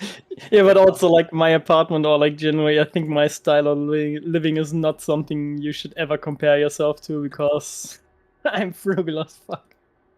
Or rather, I'm just too fucking lazy to move, okay? Oh, hey, Fate. You must have missed all the Phasma streams. How long is the prologue? Oh, it's pretty fast, but you're gonna have to like do some other stuff, like a bunch of stuff. The prologue you can rush through it, but then you have to do a tutorial on top of it too.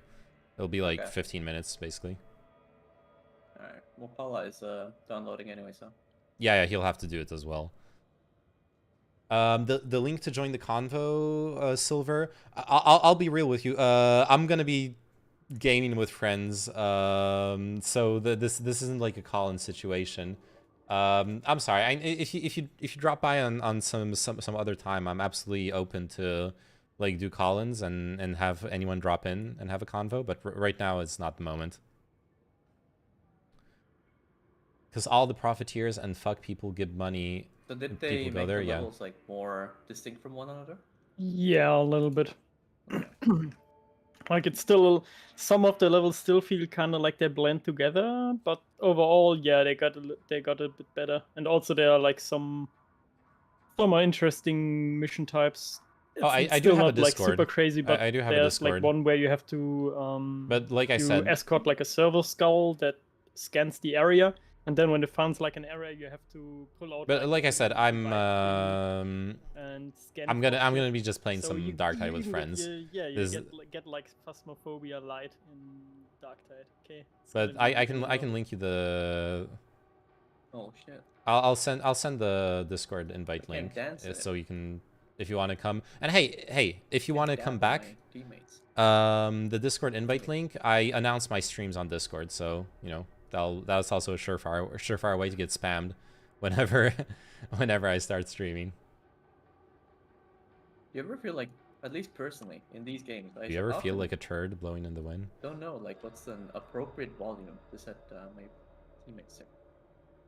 You know, like, because there's notifications that I don't want to miss, and at the same time, it seems like the game is kind of loud. Yeah. Oh, the game is super loud. Yeah, it's crazy. Yeah. Also, I feel like the game could really use like a few more different audio sliders. Basically, have like a separate audio slider for the spawning queues of the special enemies. Currently, it's just like master volume effects and music, Mm-hmm. which Yeah. I like. Basically, I find like everything that's under effects blends a little bit together for me at times.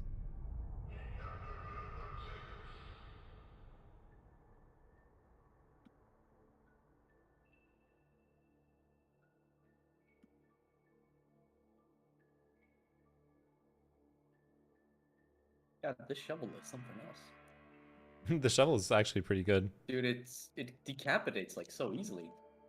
Yep. I like it. What do you play? I'm playing a sharpshooter. Gihantyo is playing Oh, right. Psyker. We don't know what Paul is gonna play. I was thinking maybe like since Paul and you are gonna have new characters, we're gonna like have to start playing from the lower difficulty anyways. Yeah. Maybe I could like roll an Ogrin as well, so you have like a tank option, but I don't know. Ogrin's good. Oh yeah, I mean, if you wanna try it out, sure. Yeah, I do want to have like both options, the like DPS and the tanky option. Be flexible. Assistance is available. Flexible flexing. Yes.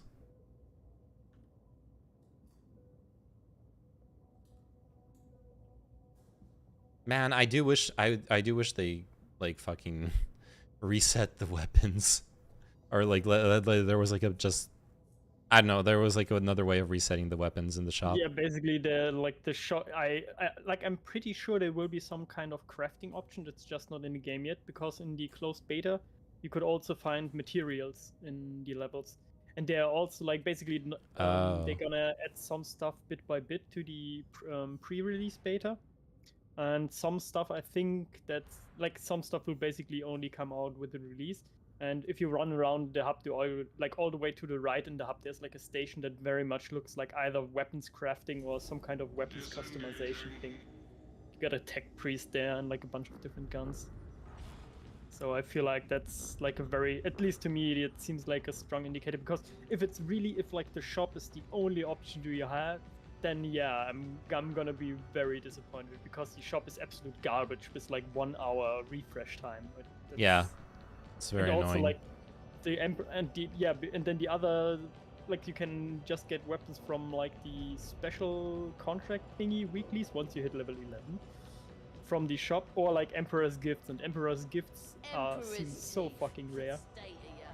Yeah, and they're at least the one gift I've had until now was just worse than the stuff I can buy in the shop. It's like not it's not the like it doesn't correspond to your character level. Yes. Yeah, and also, of course, and then it's also like completely random, right? I got as an Emperor's Gift like a purple revolver that looked like really strong. The problem is that the revolver on the Psyker doesn't really make that much sense, because it's a great like long range weapon, but your Psyker already has like super good single target long range damage with his head. Right, and the revolver is like a single target weapon too. Yes, exactly, and also not only that, but it's also like a 6-shooter, or was it a 5-shooter? It's a 5-shooter.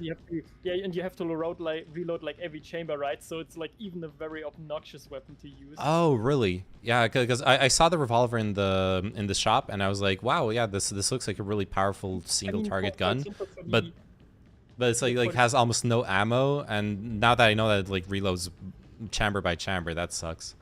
Yeah, I mean, like, for example, for the sharpshooter veteran, I could see that it's good, because I think he has like some reload boosting skill, and also he has like the whole thing that he can get ammo back and on kills, and since it's gonna be like probably like what? one kill. Yeah, if you kill specials, you get, I think, unless I'm mistaken or they removed that from after the beta, I think you should have like when you look at your feats. In like the top row, there should be like a thing that I think when you kill. Oh, there's an aura. Yeah, you and allies in coherency gain a small amount of ammo whenever any of you kill an elite enemy. Yes. Okay. Yes. So basically, I can see that like a low ammo, high damage weapon, where it's basically, oh yeah, you're probably gonna get a kill with every shot. Like that can really work on like a character that has like reload bonuses and actual ammo sustain. But on the Psyker, I was not a big fan of it. And like in the closed beta, the revolver was your starting weapon with the Psyker, which was I see.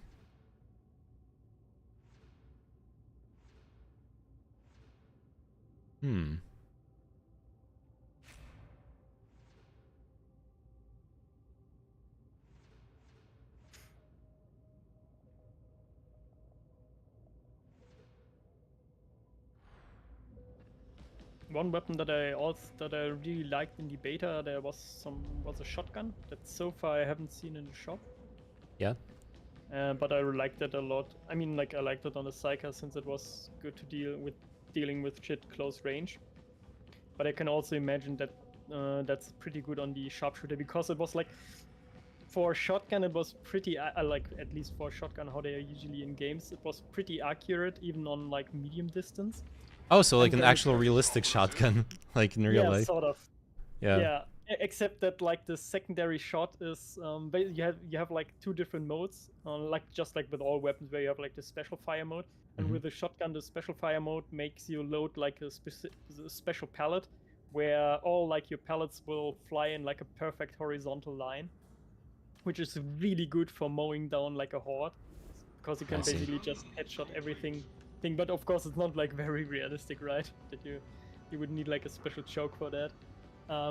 But anyway, for example, that weapon I could see being good on the sharpshooter veteran because it doesn't have that low ammo, but like on the Psyker, the ammo could be a problem. But if you get some ammo sustain in it, and also like the whole reload thing goes faster. Basically, if you want to play like a more up close sharpshooter dude. Oh yeah, you talked about reload. I don't see any reload allies bonus in in the general. feats.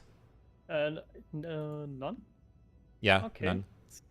Maybe in the later feats, but in the like active pass, like the passives I have right now, there's no reload Oh yeah, bonus. not in the passives, but I think like somewhere in the active, probably like something on kill or. Oh no, in level 10, there's one of the feats is a 20% reload speed bonus if you have ammo in your weapon. Yeah. Oh yeah, the classic of don't empty your mag. Though that's like the shittiest. It's next to a 25% increased damage based on the distance between you and the target, or replenish one grenade every 45 seconds. Yeah, but on the grenade thing, you also alternatively got, I think level 15 or so, you get like one where you can restore grenades, I think on elite or special kills. Yep. Or get like a transfer. And right, like that's like the thing, right?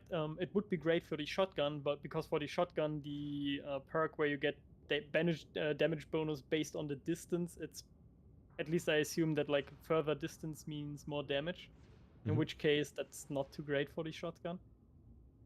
Excuse me? Can you drag in Paula? Oh yeah, sorry. But yeah, like some of these feats seem clearly worse than others. That's right. Hello. Yo, welcome to Heyo. the Discord, Silver. Thanks for joining. And yeah, All we well, need is, like I said, tonight's a Sunday fun day. Okay, just video games. get our Hey, attention. Paula. Hi. How are you doing? Okay. That doesn't sound. Is it coming? Is it coming already? I don't want to get into it. Okay. Okay. Sorry, no problem.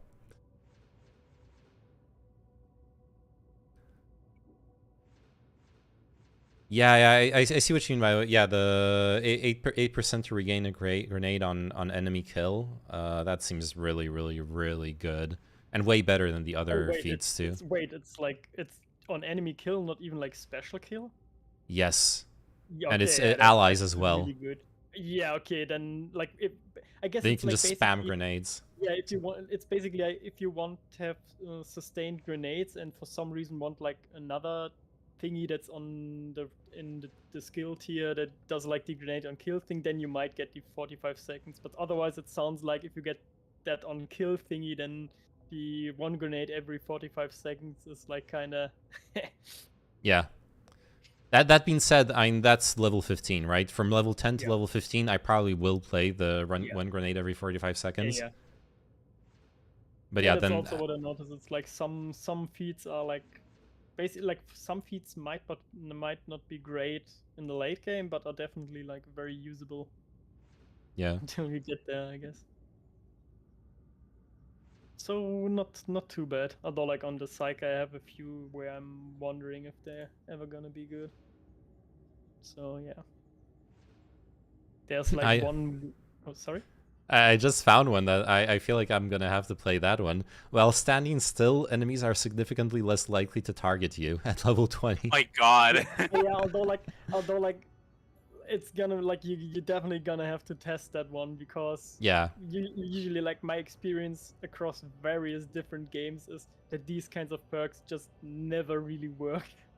Like basically it's in the end of the day, they are not reliably enough, and what you actually want is your team to create some space for you, and that's Yeah, yeah, and like especially with Well, what I've seems seen with very- the. Oh, sorry.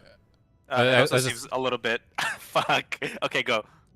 I was just gonna say with what I've seen with the pathing bugs in this game, I don't know if I can trust that in general. Yeah. True. I mean, actually, maybe picking that feat will save you from having like a random mutant or whatever do what he did to Pala in the closed beta and constantly just charge only at him, no matter how many people are in Yes. front of him. Yeah, that was fun. Yeah, they really had it in for you. How many classes are there in this game? Many 4. times where I see a mutant 4 coming right classes. at me, I'm about to call out, oh, fuck, he's gonna grab me," Templar, and then he zooms just through Psyker, me. Sharpshooter, Oh, no, never mind, and it's just going Ogren. for Pala. Everything's alright. False alarm. So yeah.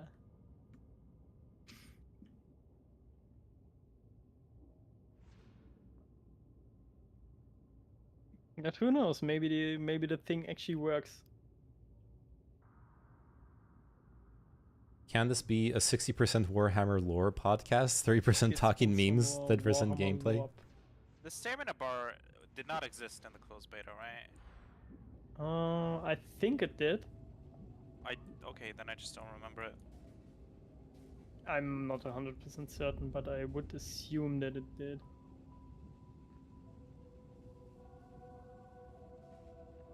I don't feel like there's much lore to talk about in this And game. that's kind of important to have.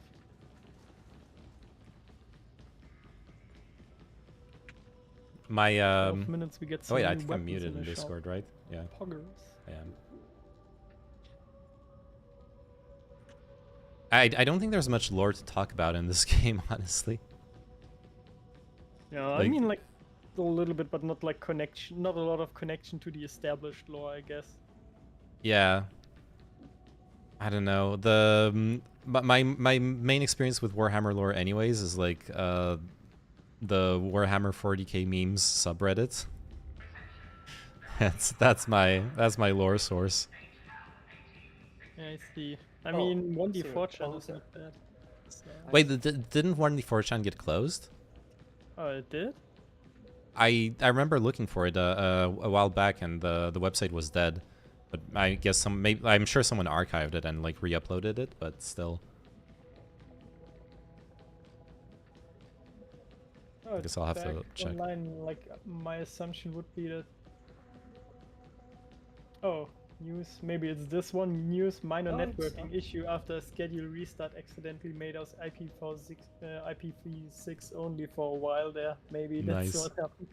What a great technology, IPv6. That like doesn't Okay. even fucking work. Wait. Yeah. I mean, like, the you problem don't is- know that. What do you mean? It's just, yeah, it's only that it's IPv6 is the only thing that works actually. IPv4 is not. Is what's No, not no, no, working. like the problem is that not like barely any application actually deals with IPv6. Yeah, yeah, already. and I understand. They, That doesn't they mean do that like it's some fake IPv4 behind shit the and current stuff issue, no? We don't know that. I mean, All you know however is that you, it was however fucked, you like your and I, IPv6 is up. You know? yeah, but that like technically yes, but in practice not, and all you care about as a user is in practice, right? Like theoretically IPv6 is much better and all that, but in practice currently it's not. So it's not since. I mean, that's I'm the not law. saying it's good. I'm saying that it's not necessarily the cause of the problem right now. There's Yeah, no it reason to is. shit on it. What do you mean? I mean, There's in no practice down. it is. In practice it is, right? Okay, I don't understand. Basically, the technical advantages of IPv6 are not really represented in practice at the moment because we already were getting around that, right? You just did like some What's this virtual game spaces about? for It's IPv4 basically and Left 4 whatnot. Dead, but with in the but Warhammer Not 40k sustainable, universe. of course, but by the end of the day, Left 4 Dead or Vermintide. currently in practice you get very Or as a Back 4 user, you Blood, get or very any one of little those games. benefits of IPv6, right? And whenever something is on IPv6, usually you run into problems. Of course you can argue, oh, it's not IPv6's fault, because, oh yeah, this application supports it, so that's the application's to blame, but that doesn't change that we were talking about it from the perspective of the end user. Like And the thing that I don't understand is that the site goes down. It is only accessible in IPv6. IPv6 is the only thing that's keeping the site up, and you guys are like, yeah, fuck IPv6. What do you no, mean? because like it was not like he couldn't Listen, apparently could not reach it because it had only an IPv6 address. He could not reach it apparently. That's the thing, right? Like IPv6 was not keeping it up, but what kept it up again was the fact that then they get an IPv4 address again.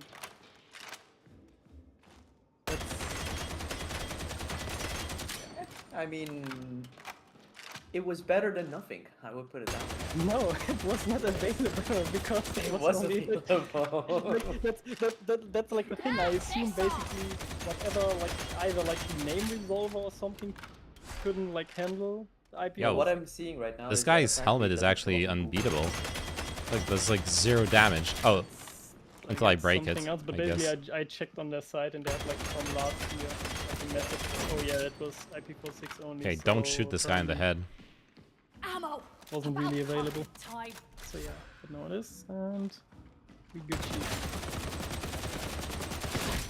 That explains Anyways, a lot. once IPv6 His armor is actually peak engineering, yeah. is well Mauler, you established, should then yeah, should it's center gonna be mass. great, Yeah, I but see that. until then, What I is didn't know. like the big advantage of doing that instead of like IPv4? more addresses. Basically, the main problem of IPv4 is that we have already run out of IP addresses.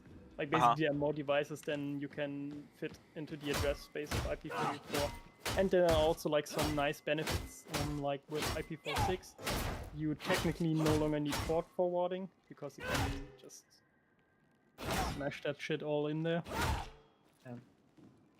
Well, actually, basically- there's like two nuances there. First off, we figured out perfectly well how to deal with the fact that there isn't enough addresses. There's like sub networks and a system of like protocols to handle that. And secondly, I think it's important to point out that IPv6 also has the protocol itself for like the DNSs and everything. Has security features built in that don't exist in the traditional like IPv4 web. And so on paper, in theory, it would be great if we switch to IPv6 because then like all the nodes and DNSs and stuff that like glues the internet together, they would speak with each other in a much more secure and like encrypted manner. In practice, well, everything in computing works on legacy code. So when you're trying to do a technology that doesn't work with legacy code, well, no one actually uses it until you figure it out like backwards compatibility. Yeah. I thought one of the, I might be wrong, but I thought one of the stopping blocks is also that it's like, for switches and shit, it's actually like much slower. Like there's a lot more. Dude, you just that's like a neuron activation right there. Yeah. Oh, switches. Oh yeah. Fucking Kuma brain. Unbelievable. I'm trying to have a serious conversation. He just No, but, I don't know about that, but it would make sense for it to be more computing intensive. Sorry, because like the protocol, it will have those security features. It'll be a bit more complex. All the switches and routers will have a bit more work to do. But I don't know if it's bigger, right? it's at scale, so I imagine even small like extra computation changes are expensive. But I don't know. I hadn't heard about that mattering that much, but I could see it happen. Yeah. Okay, in the main hub, by the way. Oh, okay. I can invite you then. Oh. Wait, you already did the tutorial and all that stuff? The prologue, yeah. Oh, sweet. Okay, so Running. I guess let we're. me just change some shit. So I guess we're just waiting for Nepturino. Oh, I'm here. Oh, you're here. Okay, wait. Why aren't they invited? What's going on? Because they didn't tell me that they are done with their shit. All right. Couldn't get a word in edgewise again. True. I mean, Fucking yeah, you could nerds. I'm halfway meme, but it's actually like genuinely like a bit of an issue. Like I waited minutes for there to be like a pause where I could tell you that Paula is You like know what's ready the to be real dragged problem with that also? You can't get a word in because in Discord the fucking delay is so huge that you're gonna talk over each other no matter what. Yeah. Yeah, it's annoying. That's like the one thing I really don't like about Discord, because I hate the feeling when I start talking and then I'm TeamSpeak up. talking about, basically I only have the choice between talking over someone else, which makes me feel really rude, Yeah. or just like always have like this weird of, oh no, you go first. Yeah. Yeah. Time for the team speak. Do it. Also, if you're using lasgun, you kind of want the think reload Paula would feet. have You an use idea. grenades so early, not- and when you Wait, do, they're wait, only what? semi-useful. For team speak. Okay. I don't know if I have it. I don't I wanted have the 40k it, so- podcast, but I got the Cooter podcast. Oh, I'm sorry, you got Skids. Your new computer, your gaming PC.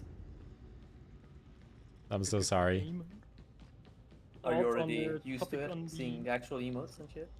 Yeah, Oh shit! pretty good. Emotes, Not just having them in my mind's eye. emotes don't make you lag anymore. No. No, you got a ball Sweet. PC, dude. Now he can bully people with weak computers by spamming tons of Wait. modifiers. Do I have to do the tutorial as well? Are you fucking Yes. serious? Oh yeah, you have Yes, to. I after think the you prologue, you still do, have like, to do- the Psychonarium thingy, but you don't have to do the advanced tutorial. You only have to do Okay, the basic. can I like skip this somehow? I don't think so. Oof. I'm not sure.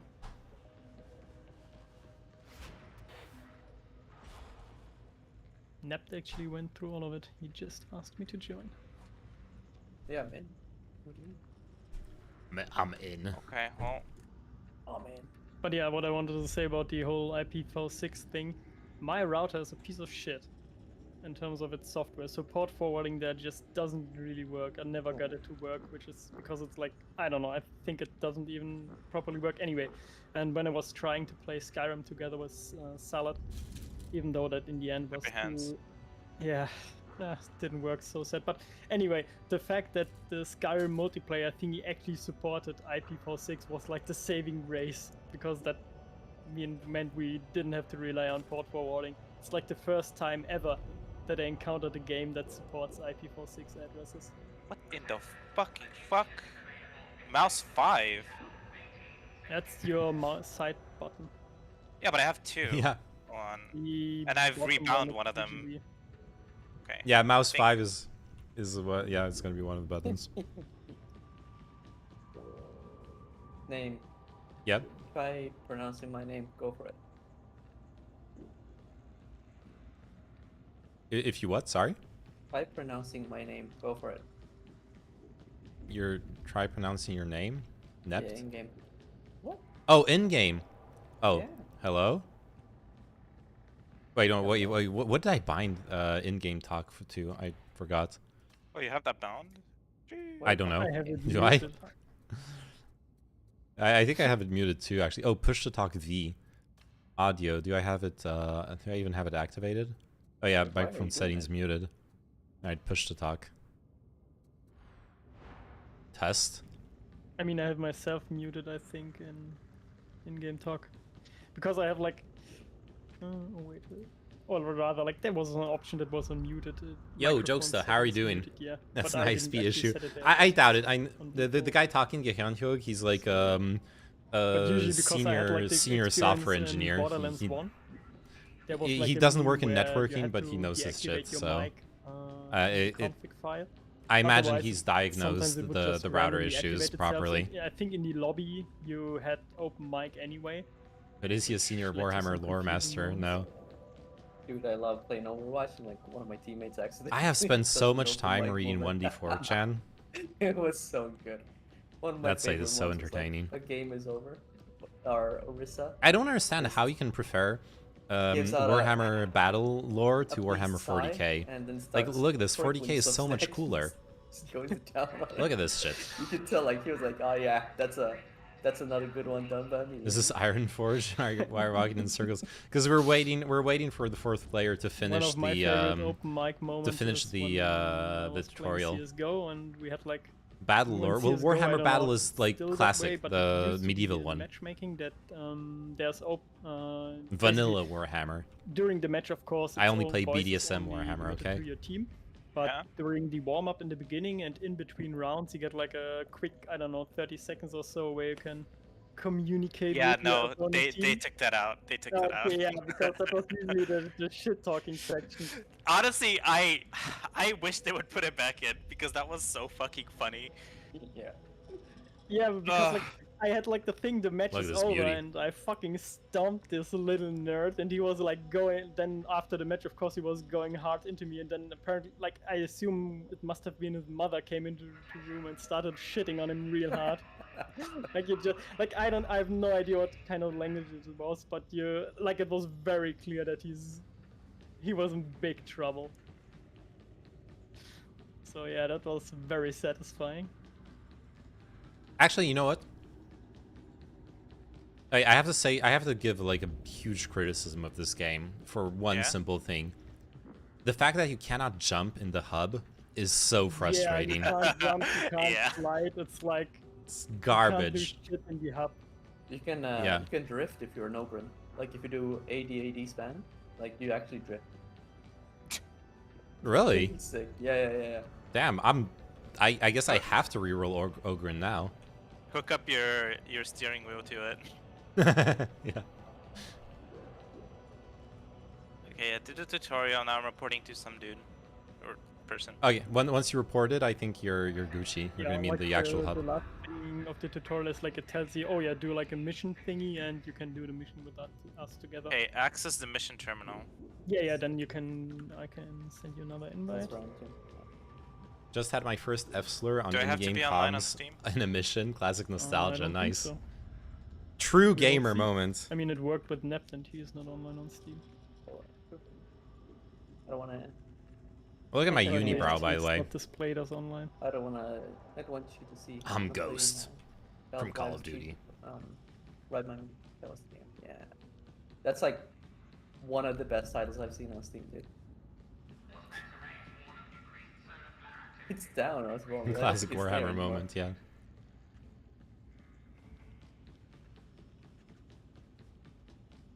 Oh, Yeah, are you anti-aspirin? Yes. I love Oh, Warhammer I 40k, but it does joined appeal Strike to like I don't even ask. weirdos. You do. I Yeah, get you like have a a full thing, team. even though like I There's sent some you an action-packed invite, it gameplay. still I know, right? gives you, like, hey, Yeah, give I've us been just the waiting for everyone to Pablo. join, but now we're a full party. Now we're Gucci, so we can actually go. All Not right. too bad. Do we try level 2s or should we just start with level 1s? Yeah, actually, I was thinking like maybe we just try hopping straight into level 2 because I Yeah. think that could Yeah, sure, fuck actually it. like, because like basically we want to get Pala and Nept up to level 5 as fast as possible. Oh, did Alright. you do? Wait, let's check if we got like you still do. You always do the thing where you do like the quick play. Maybe we find like let's look at. They have like special modifiers, for example. Oh, I hadn't thought of Also, that. like I realized, like the special modifiers, there's one there's one modifier that's called Endless Horde. Then more enemies spawn, which of course are to be avoided. But there's also like a modifier fewer enemies, and you still get more XP for those missions for some reason. What? Maybe it's more like Yes. special ones? No, it's like straight up fewer enemies. It's like clearly noticeable. Interesting. That's weird. Yeah, that's like that. I kept dodging these missions. Okay, but yeah, we don't have actually one with bonus moves. I kept dodging these missions because, of course, I assumed, oh yeah, those are gonna be less XP. And Oh, yeah. then I finished one of them and saw like you get like 700 bonus XP or something for it. Speaking of that, wait, I saw I had a mission which had like worse visibility and grimoires. Yeah, but like grimoires are a bit tough, I think, for us. Okay, yeah, because It's we like a little bit much Sure. because they lock some of your HP away, but also like they corrupt you constantly over time, and some missions take much longer than others. And on those, for example, those are super hard. Also like the grimoires, I'm like very disappointed because they give you the same amount of bonus XP or like almost the same amount as like collecting three scriptures, and they are infinitely harder. So it doesn't really like there is some balancing issues in regards to the rewards at the moment. Okay. And by intercept, I've Yeah, I'm definitely gonna have to lower the music, the game volume again, because the Discord. I lowered the Discord Yeah. volume so I can talk over people for the stream, Yeah. but now I mean, let's see how the level 2 thing I goes. can barely hear them over the game sound. You know, I just need to be in there. Dude, my Slayer loadout was the best. Oh, Pala, you are also Psyker. Your Yep. magic number is like if you do like the head popping thing, as long as you are only at level 80 at 87% peril, you can safely get another head pop in. Like after charging or before? Before charging. 87. Okay. Yes, 87. Then and also like one trick that you can do if your ability is also yeah, one big change from the beta, your ability no longer clears all of your peril, only like half of it. Like Okay. with like 50%. But to be the fair, thing that is- was kind of broken. Yeah. But like the thing is, basically if you have higher than 87% peril, but your ability is off cooldown, then you can still like get another head pop in, and then you do like the animation where you hold up your hands and oh no, I'm gonna explode, and then you can just use your ability to lose your peril and Oh really? all good. Yeah, that's it's like so basically that way you can like rapidly pop a bunch of heads. Also, I got like a thing that whenever I kill an elite with my ability in coherency, then we get, or like an enemy like this dude, then we all should, like everyone in coherency should lose like 50% of his cooldown on his ability, so we might get some nice abilities. Useless carping gun. Oh, also, Pala, how do you enjoy that they changed the revolver as a starting weapon for the Psyker to the I left? really like it. Yeah, right? It's like so much Like the better. revolver was good, but you already Yeah. have like a single target killing. Exactly, it's like, oh yeah, I got 2 sniping weapons now, great. It's like so much better. Oh, what was that? What? Is that like a shove? Interesting. Oh yeah. If you Oh, yeah. parry and yeah, you can shove people away. Yeah, parry on No stick, man, but the, also, the, like, the weapon with the gun. special. Oh yeah, Oh yeah, fuck, yeah, fuck, yeah. Some boomer. weapons have a Oh, melee that's not a special. boomer. Just damn, I'm taking shit ton of damage. Oh fuck, on me. Boomer. Shit. Congratulations, you made him explode. Good job. Yeah, that's exactly what I was trying to accomplish. There's some armor up here. Someone needs.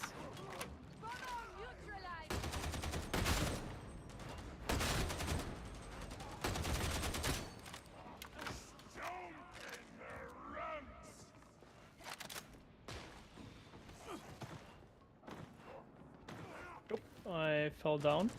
I mean, Okay. I dropped down. That is where we're going anyways. Yes, but I didn't mean to go ahead of you guys. Some believe themselves above the next.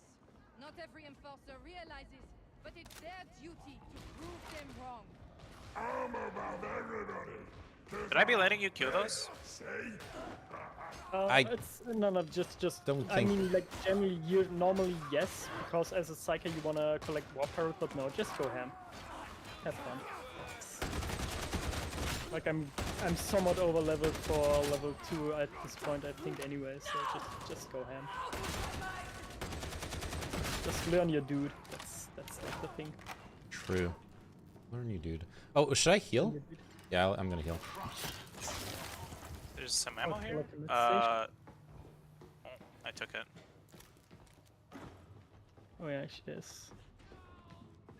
Is it here? It's already used up the mid station. So, Oh my god, I was muted. What's the incentive to let somebody else kill it? Like, is there like a counter? I mean, or he might something? have a bonus to like. yeah, like the blue thingy. When I kill something with my blue thingy, I get warp stacks. I can have 4 of those, and they make it so that when I use my warp ability, my peril meter goes up slower, and I think I also gain more damage. Big guy. But basically, they like I can collect 4. I can collect 4 of those, and they are gone after 20 seconds if I don't get another. So.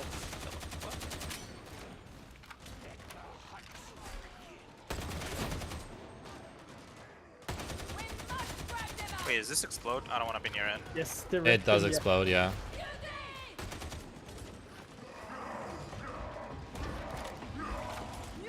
Was it after me? I get the feeling he was going for you again. Because he was not going for me, and he was not going for Nep. So...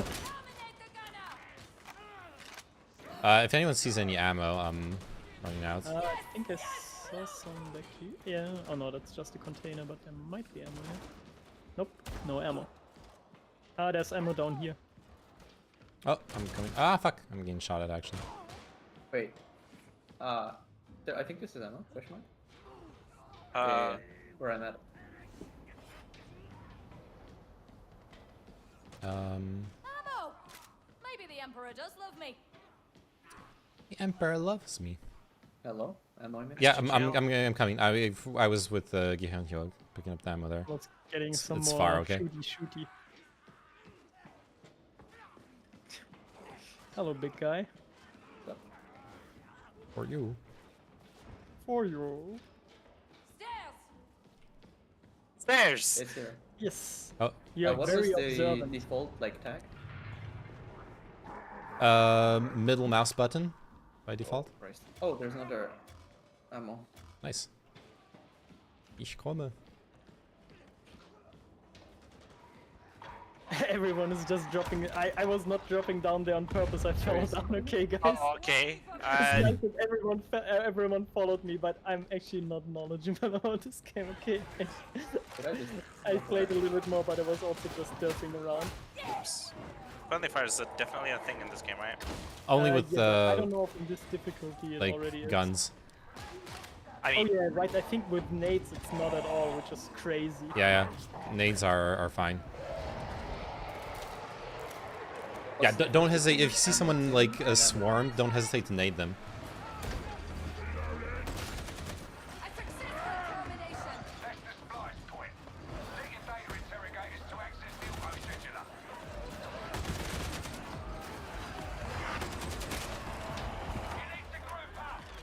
oh, big guy. Oh. Oh, you. I feel another headshot coming on! It's pitiable existence is over!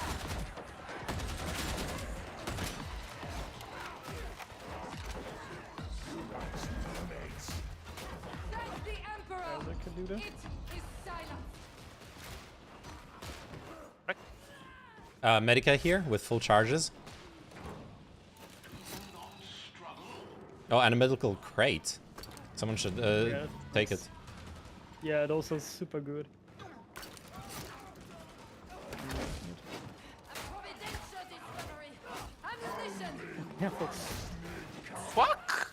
I just healed! Yeah, they were going straight for you as well. What is going But hey, on? there's still Well, shots straight left. back. You can heal again. But yeah, they were both just they saw it and were like, yeah, we're gonna ruin this man's day. Okay, we're going down. Going down. Oh, yeah, we can. I mean, we have. We that, oh, you can heal again. I mean, it's the last charge, but it doesn't matter. We're not going back yeah, up. we were not going. Oh, you back. jumped down. Yeah, you can't go back up. So. Uh-oh. Oh shit. Nice. You got him. All right, hacking time. Oh yeah, Nep, you can do a vexing intellectual problem here. Every now Shit. and then the thing will jam, and then you have to fix it. And it seems What like was something. it? Like plus 10 or plus 15? Oh, you will see. You will see. I'm No, not, no, I no. don't Like, wanna what did I ruin- get in Warhammer for? Oh, behind us. I think it's time. Yeah, let's go up. It's jammed. Where are you going? Go for it, Paula, if you want. Paula has to. Gotta protect him though. Oh, that was quick. Good job.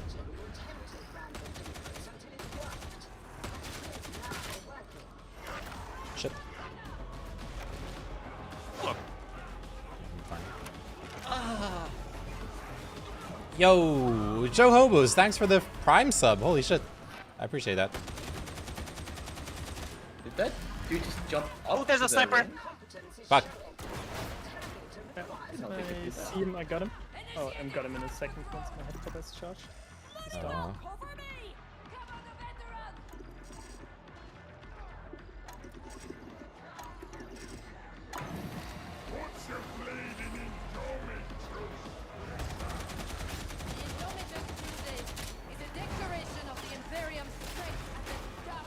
Vendetta. Trying.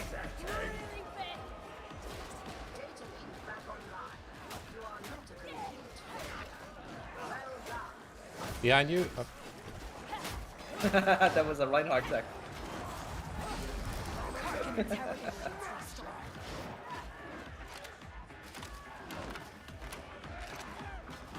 Can you actually do a 360 with this?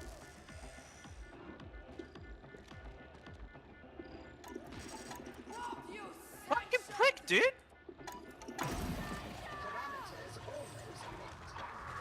Bomber. Dude, I don't have a charge ready. One has no purpose. here, Gucci. Wouldn't you concur? Oh, also I think our special ability, the F thingy, I think that when you hit him with it, that's on you. I think that makes him stumble and also just explode. Explode. Yeah. Yeah. Just belly flop. With my grenades, if I hit them, I know I do like a bunch of damage, but if I hit the ground, do they explode? Oh no, you just throw the box. Yeah, Yeah, I know, but Yeah, yeah. do they, But there's do they like not a come out of skill. the box? No, like you just throw the box. You have like a skill where you can, I think, when you hit like armor with it, like the box opens and the grenades fall out and explode. But normally you just throw a box. Okay. Fuck base. Oh, grenades here. Speaking of. Oh, shit. Trapper behind. Down. Flamer behind. Oh, as what well. the fuck? Yeah. Is he dead? Yes. Yeah, I got him.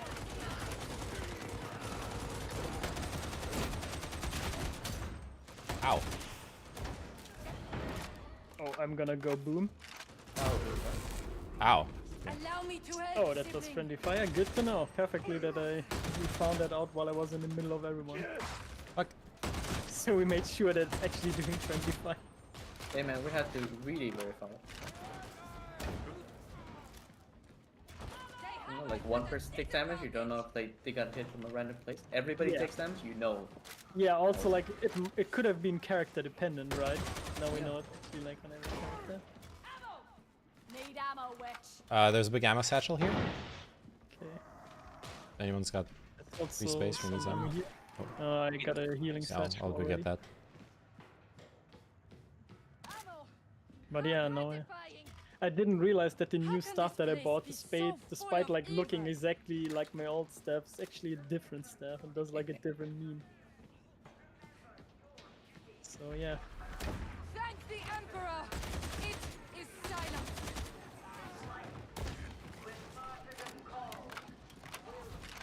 One head popping kill is like 55 charge. Jesus Christ. Yeah, it's This is not. for me.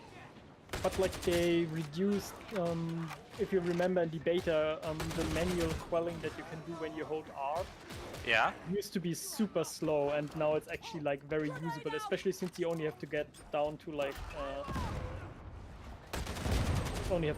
down to 87%. So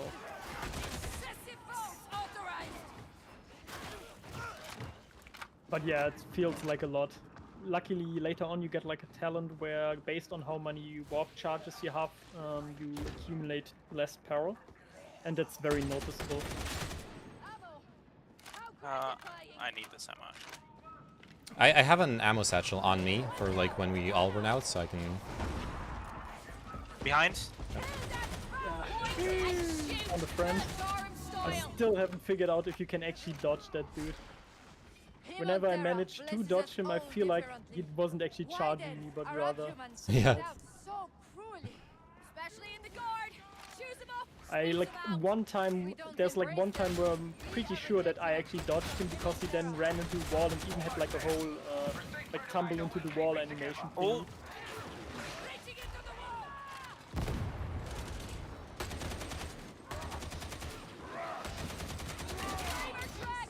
Ow.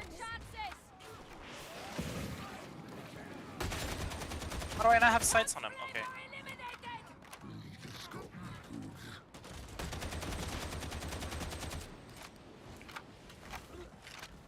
Okay.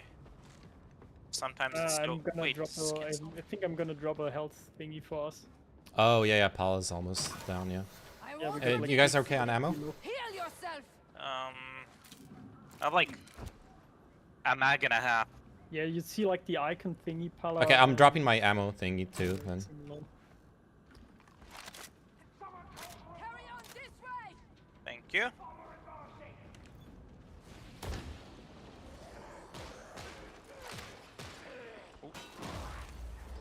Oh, assassination! It's even the boss fight mission. Maybe that was not the best mission. Oh, I should have. No shit! I should have brought the ammo. Fuck!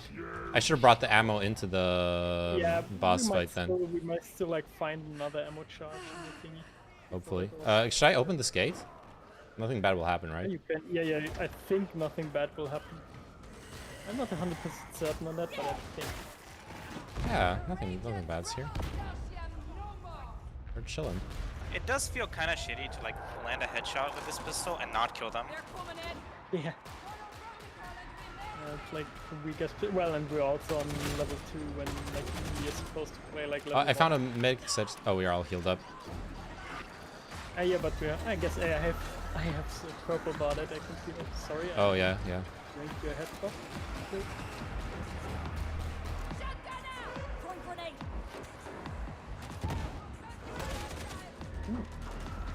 Oh my god.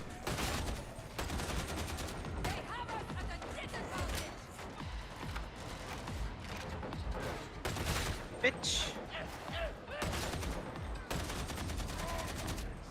Behind us. Oh god, a horde. Yeah, I'm nading. Oh, I'm out of nades. Never mind. There's a sniper. The heavy attacks have like a pretty decent sweep.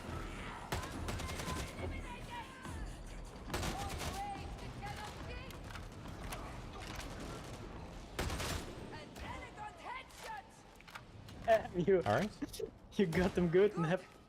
Yeah, they're like a headshot.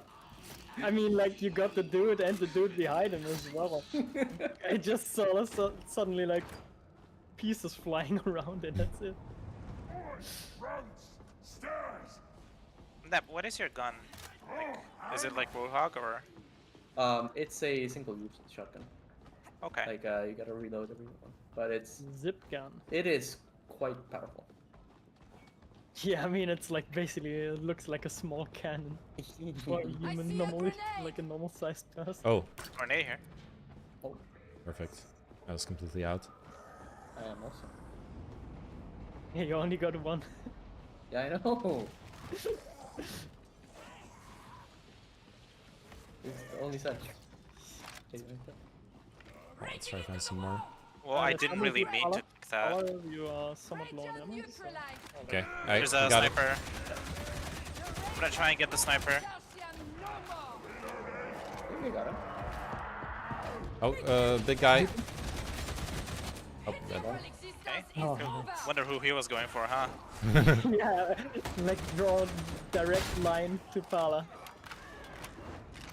And before they forgot like some really stupid shit in the code where I don't know, like your username determines if like who wants to go for most. And your name. There's a big guy in the back. I think he died. Well, he didn't die. I killed him. I mean, you're not usually. Yeah, but I was the cause. Smile.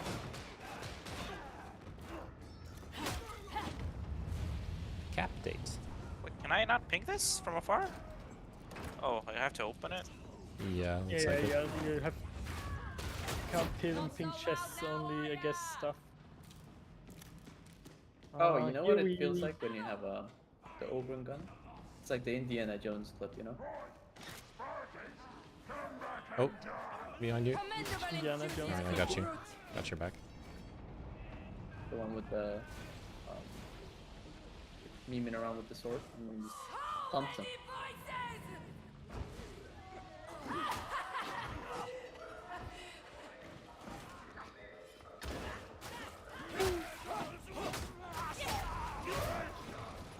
Over here. Oh, you motherfucker.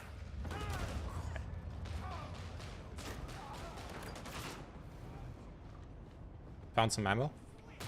I'm full. Ow. That hurt. Uh-oh.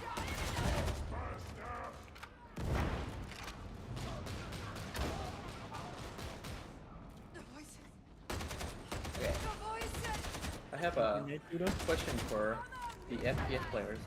Is it Yeah. or is middle mouse button just always a terrible button to put anything on? The only thing I like putting there is like ping and like maybe push to talk. Yeah, I don't mind pinging with it. But in the tactical FPS it would suck because you would just die because your finger's off the mouse one. Yeah, right? I prerequisite generally question is like, don't really like the M1 thing because I feel like basically if you press it, you usually have to move your hand in a way where you lose stability of the mouse a little bit. Yeah. Yeah, basically I never, and also it's like incredibly easy to fuck up and like instead scroll up or down. yeah, dude. All of you have like you're not you don't rest your middle mouse. Yeah, no. Oh Middle shit! finger. I'm sorry. I should add that I have rebound, like the middle mouse click, to like one of my side buttons. Yes. same. Because fuck ever pressing middle mouse button. Exactly, that's what I was asking. Oh well, that was a waste. that last All right, statement. let's heal up. I used it to clear like 2 damage, but I guess it doesn't matter since I have we got an ammo thingy. I have 16 shots. Oi oi oi oi! Oh, no. Ow, Jesus Christ! motherfucker. Yeah, those fucking bombers are real dicks. Where are they? Yeah, They run away after throwing the they- grenade. Yeah, they Let's just go back in and we can leave. Like once we trigger detonated the. again after we closed the door. I'm Go gonna go go go! head Yeah. pop. Okay, fine. We're fine. Oh yeah, there he is.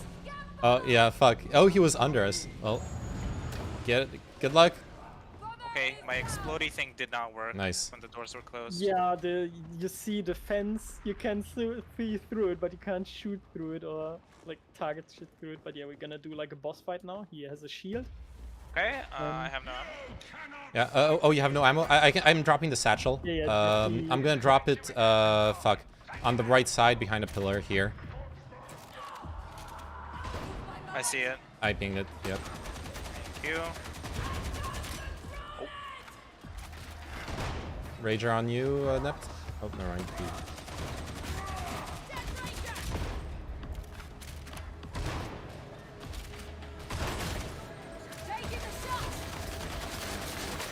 So the shield, like, Shield almost not. Oh, fuck. Ah shit. Oh, And then shoot at the block before you kill someone. I'm making my way over there. yeah.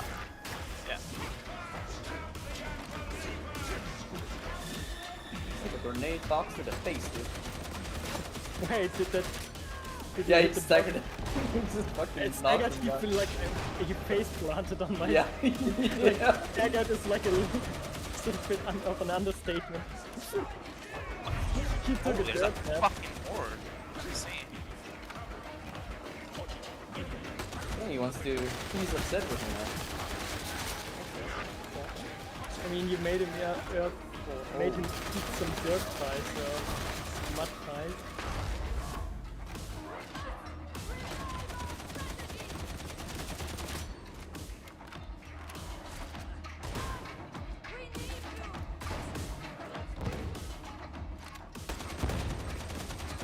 They might drop a medic charge here in the middle of us quickly, since we're all like a little bit down.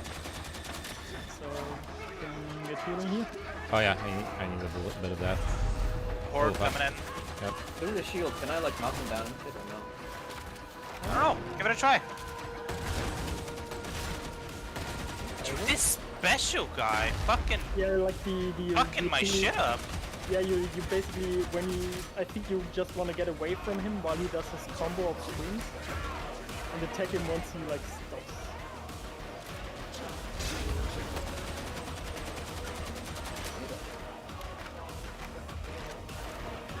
He's right behind you. I'm nading.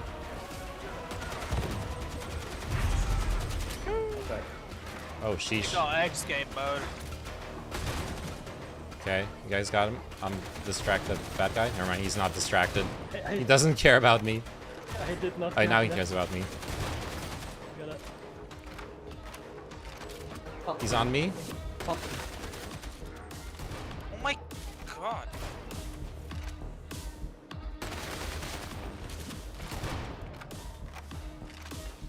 Yeah, hello, tough guy.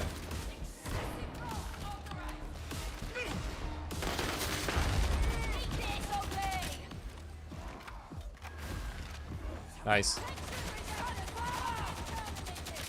Well done, team. Teamwork That was makes not the bad. dream work. Oh. Sheesh. Good. Ammunition. Paula, you have like 1 HP. Yeah. That's all he needs. What? True. If Wait, why he is needs this closed? full health bar, he's It's gonna too use full high. health. Let We me don't in. have- Yeah, let me we in. don't have a ticket.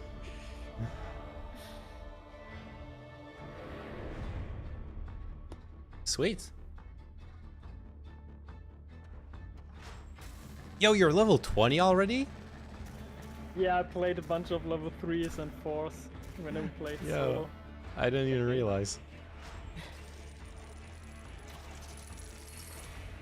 But it wasn't too bad because after, like if this game would have been like a hard carry thingy, then I would have switched to like a level 1 character. But I think it was alright.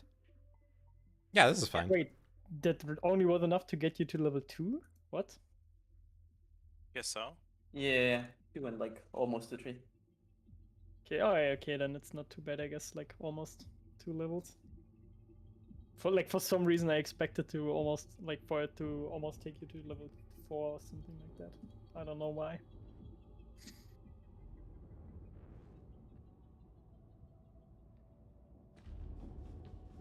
Alright. Time for a weapon upgrade.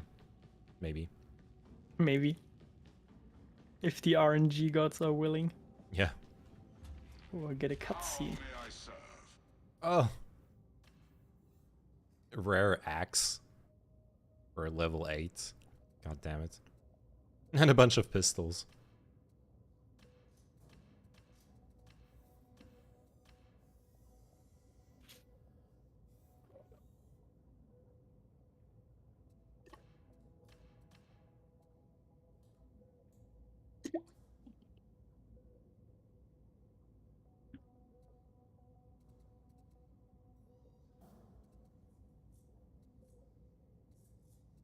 Yeah. Yeah. I'm gonna wait. Nothing special there for the upgrade.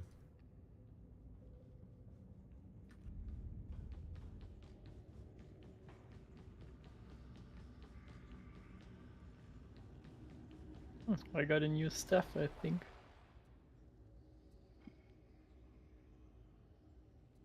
Ah, guessing yes. There's Psykinetics Wrath. Unlocalized loc talent psyker 2 Oh combat yeah, description. yeah, sometimes it doesn't load like the description thingy. I had the same thing. Is there any reason to upgrade my things at the start right now? Or is it worthless? Basically, I think the thing that will determine your damage, cleave power, and all that the most is your accumulated hero power. Your accumulated hero power is based on your level and the level of your items, like the point thingies of your items. The rate. I think like if it's just like an upgrade of 5 points or something, it probably doesn't matter. But if it's like 10 points, I think it might be worth going for a new weapon. I just went with like a different type because I was curious what the Yeah. special thing is. Yeah, that's also like probably like just try out whatever you feel like. Yeah, the money try it out. isn't precious. It isn't like you're gonna regret, oh no, I spent all my money buying this weapon, now I can't buy the Yeah. upgrade. You're gonna get that money back in the mission. Yeah, so- yeah. Like in the beginning, the money is a little bit tight, but then afterwards, it quickly no longer is. Like I currently have like what we have like 67k, 67k. You can basically like buy a new weapon every mission if you want to, Yeah. and you'll be fine. Yep. got it. Yeah, yeah. Once you do like At the least level I 2 bought to it. I 3. don't know if it's equipped.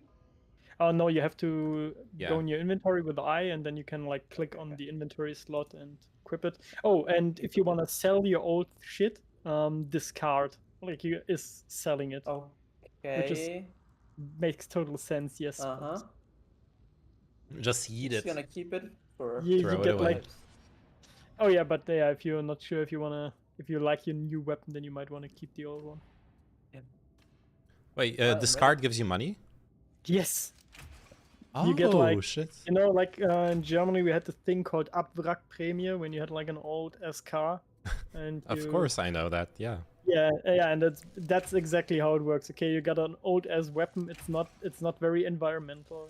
It's not good. So if you throw it away, they give you a little bit of cash back. Those coal-powered las guns are Yes. truly terrible for the environment. Yes, and now you can have like a solar powered las gun Yes. in the underbelly of a hive city. Never mind. Government subsidized solar-powered las guns. Powered by Elon Musk.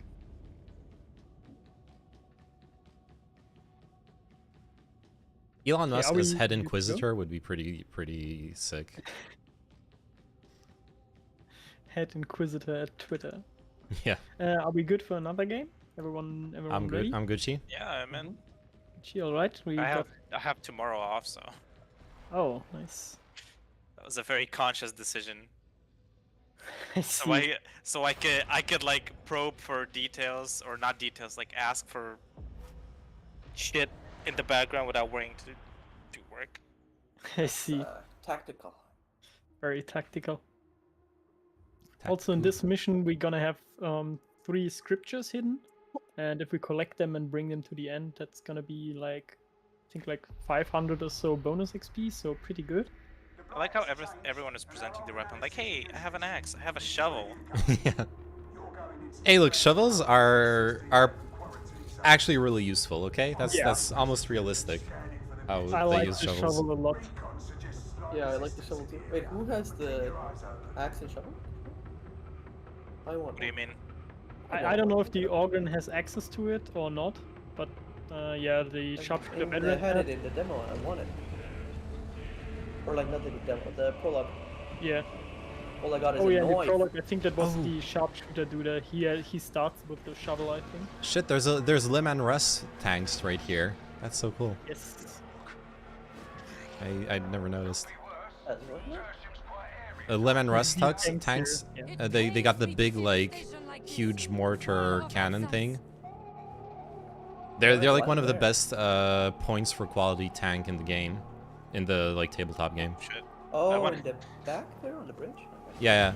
There's even this Mimi build you can do in the tabletop where there used to be rules. I think they changed it now, where Yeah, you I was could about to use say tanks. Dabba's, Because normally the game's balanced around how you can have limited amounts of special types of units. So you like elites and all that stuff, you can only have a certain amount. They made it so you could use groups of 3 Lemon Rust tanks as basic infantry. They counted like as basic troops. So you could just have an entire army of just tanks. Yeah. It was the stupidest thing ever.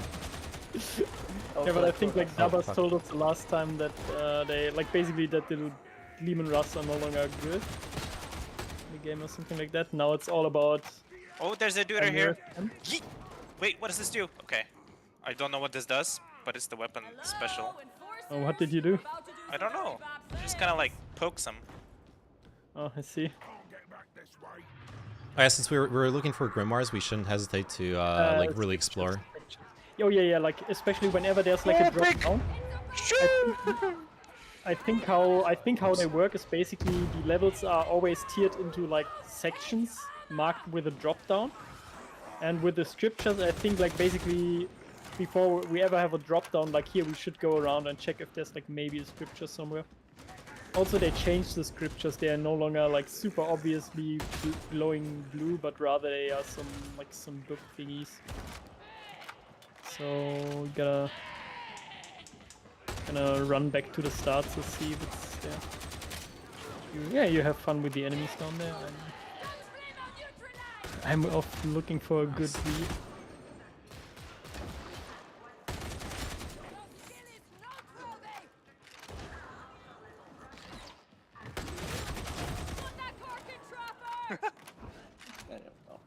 Tarkin Trapper. Kinda. Why are our characters so rude?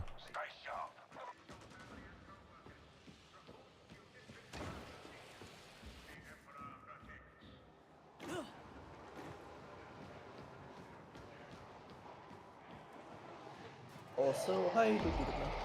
Oh, there's Horde on me. I'm all alone back here and just hear like a Oh no! scream. Oh no, coming you're from down. direction. Okay. Here, you need to get over here. Listen, Left, okay, this is not the time for your workout routine, okay? It's not the time for your Listen, pull-up. I gotta do kid my dead hangs in. Okay.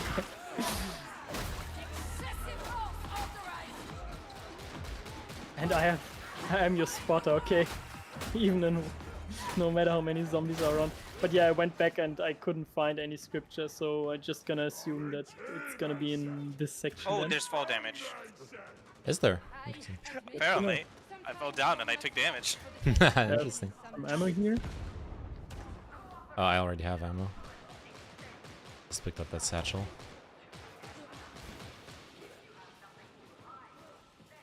Kinda wanna try to. Let's go for it. Yep, it works nice. Jump over here, maybe. Oh yeah. Oh no, never mind. That's just a med box, no scripture, but Still good to have. Yeah. yeah. Now I have to make it back. Medicaid station. Where? Oh, that tech priest gives me the creeps. I find her mind grating.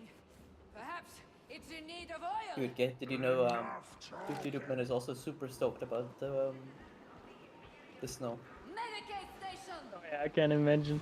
Dude, he loves it. Yeah, he really loves snow. Walking through, I don't know, like knee-deep snow. Uphill both ways. Delivering some mail. That's what he lives for.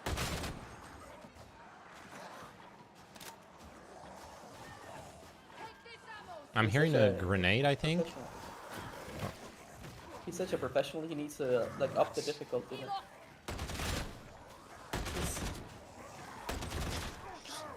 Without playing without snow, like delivering mail without snow is for casuals. He is like competitive mode. Dude, we can watch close soon. Can't wait. Hey, this axe is not doing it for me. I don't know what this. Yeah, I'm not loving the knife either. I apologize for having the coops. Oh Luther. shit! Oh shit, Someone sniper. got domed. It's up there, I think. No, I he's got to him the already. left, With I the, think. I got him already. Oh, you with got it, the you got it, okay. flame pop thingy. I saw him running away. He was like somewhat right in front. I like how the Psyker is better at taking out snipers than the sharpshooter class. Oh well, wait until you have like a cheeky sniper that's hiding behind like some measly cover, then often I have no way of targeting him while he just Nice. blasts. Oh, there's some ammo here. But yeah, like the main advantage of the Psyker is that I have a super easy targeting shit. Hey, man. Yeah? Oh, you I need have ammo. 6 bullets. Oh, sorry. I'm sorry. I'm sorry. You're like a fucking Roomba. Because I'm a sharpshooter. Okay, I'm sharpshooting. Oh, big guy. For you. For you. The sniper reminds me of Sojourn getting Widowmaker. It's Yeah. I was But watching a basically, Widowmaker's what you stream and notice it's actually like if crazy. you- Like he just gets randomly blasted by Sojourn. Like if Did we get to fight like a beast of Nurgle or something and you start unloading into its weak spot, the sharpshooter has insane DPS. Like much higher than the Psyker. The main advantage of the Psyker really is that all the specials that do like the thing where they attack and then run away, you just have to shoot them once. and Holla, start. there's ammo everywhere here. Yeah, I have. I got ammo. All ammo is mine now. Okay. It's all for my See some mom. ammo, fire a shot, reload, and grab the ammo box. Yeah.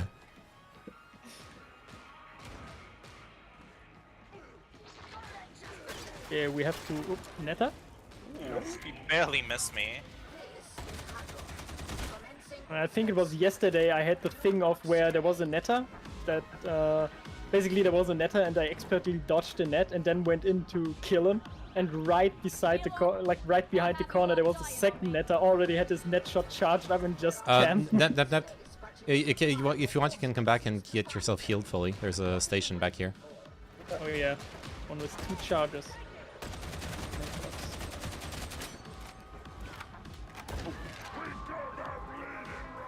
You like that blast? He has 2 charges. Wait, where is it? Dog! Wowie. Oh, mate. Oh, it ran around. Fuck. Good job.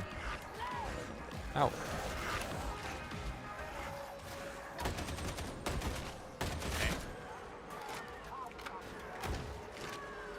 Probably should take the last charge on that station. Where is it?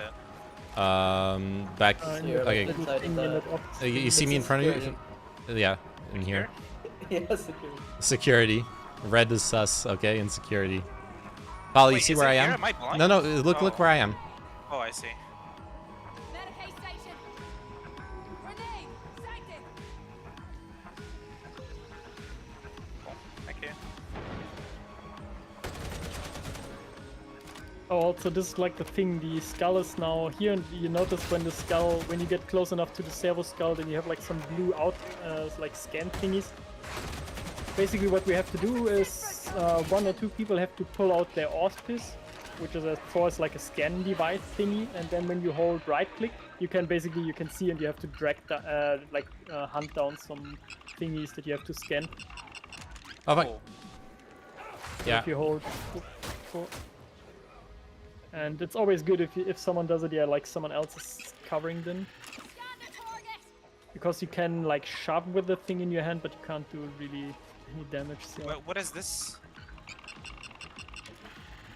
Oh, that's like the servo skull that's scanning for us. Like how I just said, like the blue thingies that he's emitting is like the, I don't know, like search thingies. Also nice, there were like 3 enemies up top that were really desperately trying to hit you, Pala, by just shooting into, like unloading into the floor. Oh. Meta? Okay, I scanned all the thingies. Nice. Then you now have to upload it to the thingy, I think. Or like It's anyone done. can actually... Oh, big dude. Oh, big guy. Big dude fell down. He was I tired. can't! He's immune behind stairs! Yeah, I know, Your it's final like enemy. Stairs. chain link fences, metal railings, all I things like that how will I'm just block like your grazing Deft's neck when he fucking runs in front of me. Oh shit. That's awesome.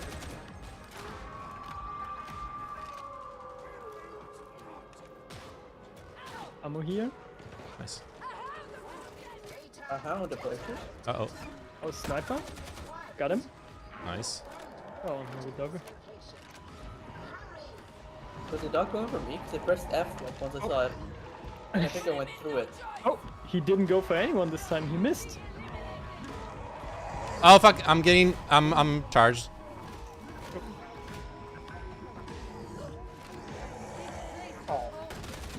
Nice fella. I don't think I got him. I think You I got got him. You got him. There's like kill feed in the top left.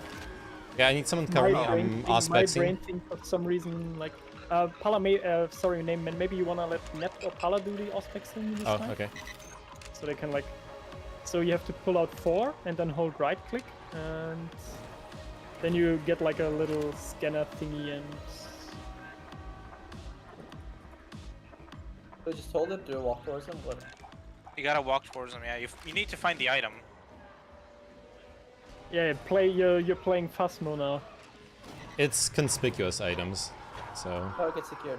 It's this one, I think. Yeah, you have scanned it now, and then you have to do like the next thing there. I think we have to scan like 4 in total. Damn, you're giving it all when you swing that axe thing. Yeah. You're really Oh, putting your back into it. I don't know where he is! I see him, you know where he is now. I didn't have a thing ready, so he just... Yeah, but Oh, also like when he's so close, it's... yeah. I think what also works, if you time it right, is like do a shove Like, and then dodge backward at the same time, and then if you get lucky, you don't get hit, or you barely get hit. I'm gonna ammo satchel. Oh fuck, never mind. Could I Okay, put down I'm a ammo med kit satcheling. crate? Oh! That's so spicy. Oh my god! Yeah, he flamed into one door, then dodged and went to the other. Ow. Hearing the dog.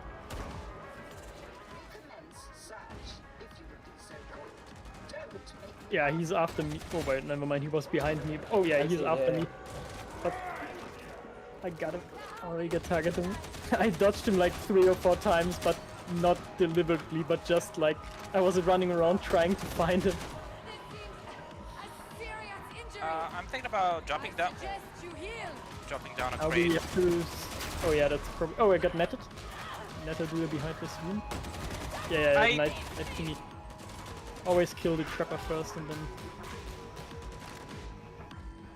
Can somebody like get him up? And yeah, Net has some dudas nearby, so can't immediately do it. But yeah, thank you very much. Ow. Nice. Good explosion. Yeah, I was hoping that I... Okay, quickly, when you said nice, like, first thing I did is check your health, just to make sure it wasn't ironic, because it just went fired the fuck out of me. No, it wasn't. Oh my god. This guy likes me. Oh my god! I can't see Oh, shit. there's also like a bomb dude who just threw a fire nade on him. Well, I got the fire. thank you.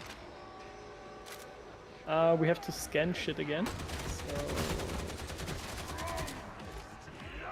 Right. Uh-oh. Sounds like a big guy. On you guys. Yeah. Are you fucking serious? I wish the game would tell me. I mean, So he it's just not like did. jump scaring the ever living shit out of me. Oh, flame.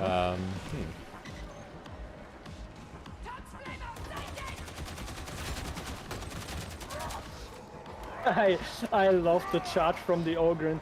The only thing that I would wish is because the only thing that I would wish is because the Ogre, when he charges, he's like he holds out his hand, and I wish that if you hit like a basic dude, he would just grab them and mash them against the next wall that you hit. That's like a one hurt. I wish it was like a fist. Oh yes, that would also be nice, like going Superman.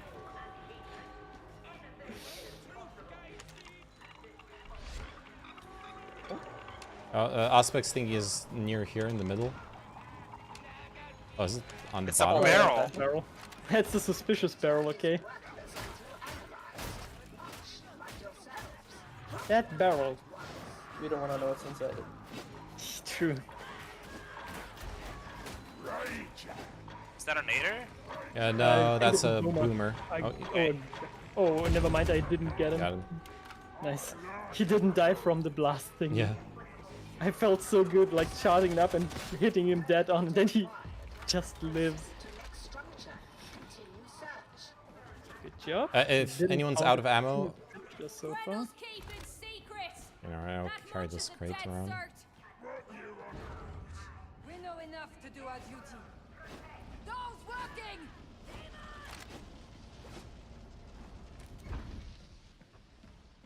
Ooh, don't fall down there. That's far. Yeah. Oh, big boss. I pressed the wrong button. Oh, was it? I almost thought he was going for me. It's my brother. Yes, it's your WoW playing brother. With COVID, he's a plague ogre. and- He's me if I went Republican. It's like some animation beat. Ow. Ah! No! Good job. Nice. Teabag him. Give him a little headache. Here's ammo. I'm yoinking that. Nothing new in it. It's a shame for our off-world associates that the market. I'm just guessing that my made box is like a metric shit ton of damage. So I just, every time I see a big dude, I just chuck it. Yeah, I think it actually Yeah. does like decent amount of single target damage. The I Ogren we wish- just killed is like He tripped. oh fuck, people behind us. Oh, Not I fell anymore. down. Or not fell down, but like fell forward.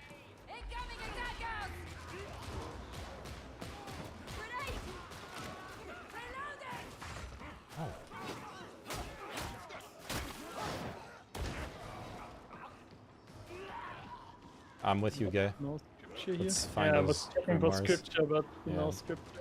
I like for some reason today I have like a really bad track record and when it comes to finding scriptures. I almost wonder if they might be bugged and not spawning. Actually, I had one level where the scripture was bugged, like you could mark it, but you could just simply not pick it up.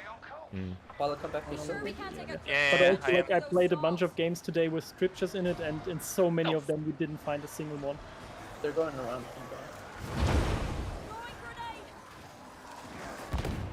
Oh, that was a good nade.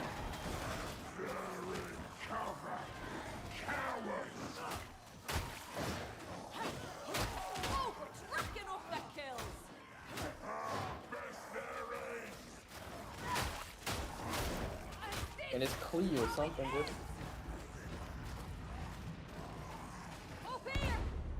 Okay. A little barrel jump. I have a health blink, by the way. Just tell me when. Oh, you... I think we're good. Yeah, I know. Yeah, but actually, saying like for you all have like future. some damage. Might actually, I don't know. Listen, I'm saying I'm not gonna make the call myself. You just tell me when you need it. Sounds good. Yes. No scriptures. turning back from this. Okay, there's gotta be like a fucking Medicaid somewhere. Yeah, that's I think like to the right. Yeah, there's a Medicaid here with 3 charges. Thank the Emperor. It is silenced. Nice. Where is it? Here, down here, to the right. Yeah, like down here, as in after we dropped. How gratifying. Yoink.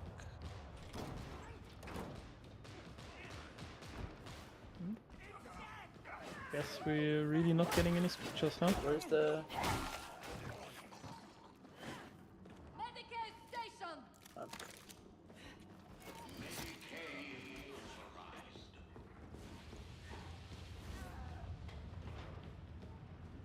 I long to free Atoma citizens, but the Inquisition heaps suffering upon suffering. Better tough it up, witch! And quick! There. I've got a bad feeling about what's going on in there. Continue your sweep. I was gonna slap him. Pull up with about 2 plus 2. Remain alert.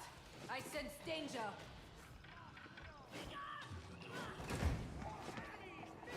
Oh. I thought we were. I thought it was gonna be like an elevator. I was ready to like AFK for 2 seconds. Crime scene, associates. Insignia marks him as advanced recon. We've lost plenty like him. Ammo! What do the scriptures look like? Books Like with a book big eye thingies, on yeah. them. Okay. Oh, there's a scripture right here. Wait, where? At me. On the- game. You- Check. I have a medic thing, so someone else. Oh my god! What? I just turned a corner and there's like 8 people, and they're all identical, and they're all looking down sights at me. Like they're all in the same animation, just looking at me with it. Hey, buddy, where do you think you are going? I So, can. yeah, we Oh, you got it. one- Nice. Pala, did you pick it up? Yeah. Yep. He's got Okay, it. nice. Nice, Pala. Are they like the grimoires where we have like a building up thing? No, they are like they just take the slot where stuff like the medic box thingy or ammo pouch would be. Yeah. So that's just like get all less of- resources. You can heal up here. Oh yeah, I guess we are the only two that have taken any damage. So at the moment, at least. And here. Oh, Pala. Oh, dude, shit. dude, I fell Yeah. on the wrong side of the stairs.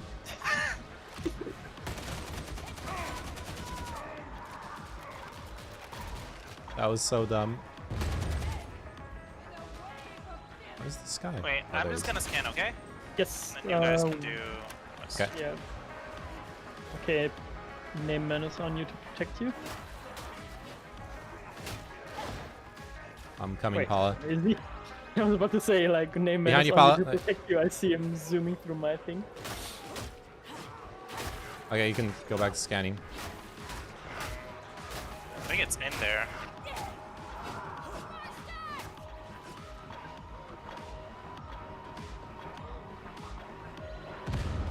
I hear something. Ammo for you, psyker.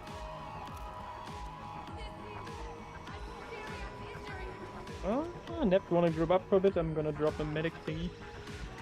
Oh, I can use that. A little Oh. bit stink. I was actually gonna suggest that I would drop it there. I guess. Oh, Sorry. there's a dude. Uh-oh. Oh, I got a hound on me. I got a hound on me. Ow, I got all the shit on me. Shit.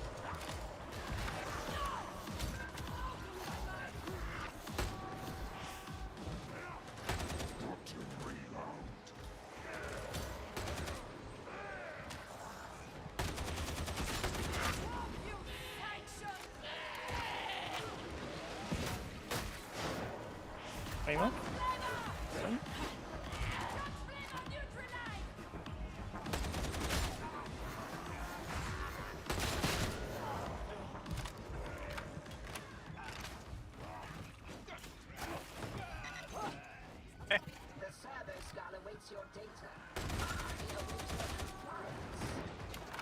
Yeah. Okay. Charging that thing completely. Oh shit! Are you okay? Oh shit, you're low. Both of them are on me. Yes. Are They you were serious? Going straight for Oh, you. Oh, Nep. Trapper, dead. I'm got you. Thanks. Oh, also, what I noticed, when a trapper gets you, he like He yoinks you reloads, yeah. towards him, and you can actually like start freeing someone while he's yoinking them already. Oh. Oh, is there more scanning? There is. Okay.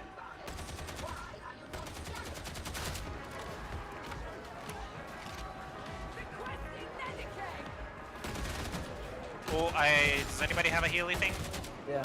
You want it? Yep, drop it, yeah. Or... Yeah. Oh, there's a grenade dude there somewhere. Yeah, we gotta- Yes. Gotta find him. Oh, got him. Nice. Oh, there's the healing thing here. Pala. Never dropped it.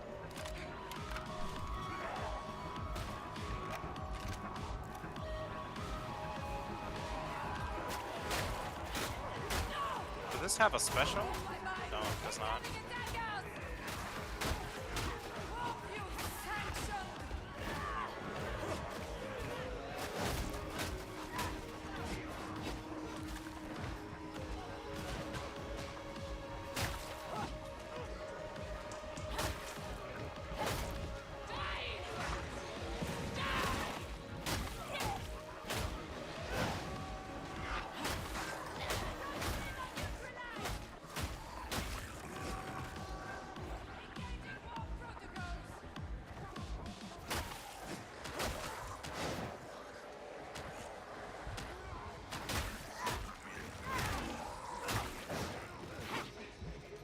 Behind you, up, nope. I got it.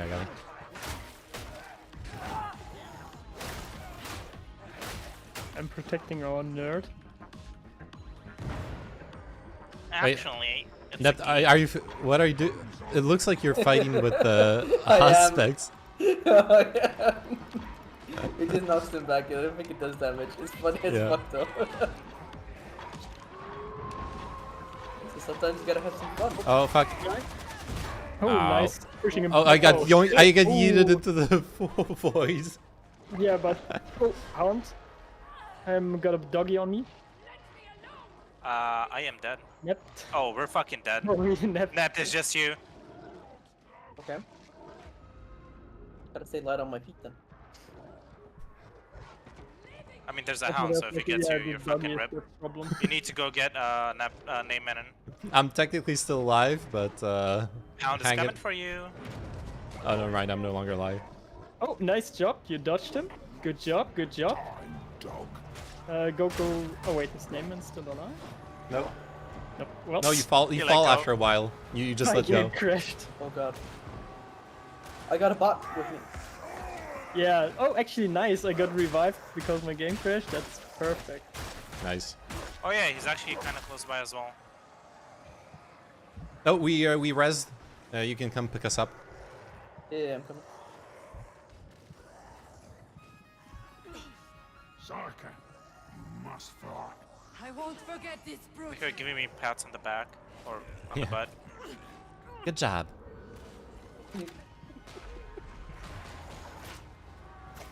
Rob, you sanctioned!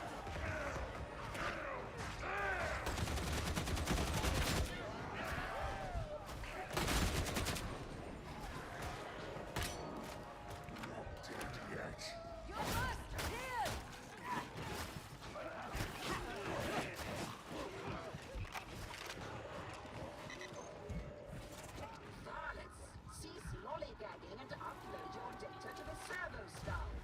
All right. I'm loading back in. Oh. Or are you back in, or No, oh, I'm, yeah. but I'm loading back in. Does the oh, game good have a job. reconnect feature? Yes, luckily it does, because disconnects and crashes are quite frequent at the moment.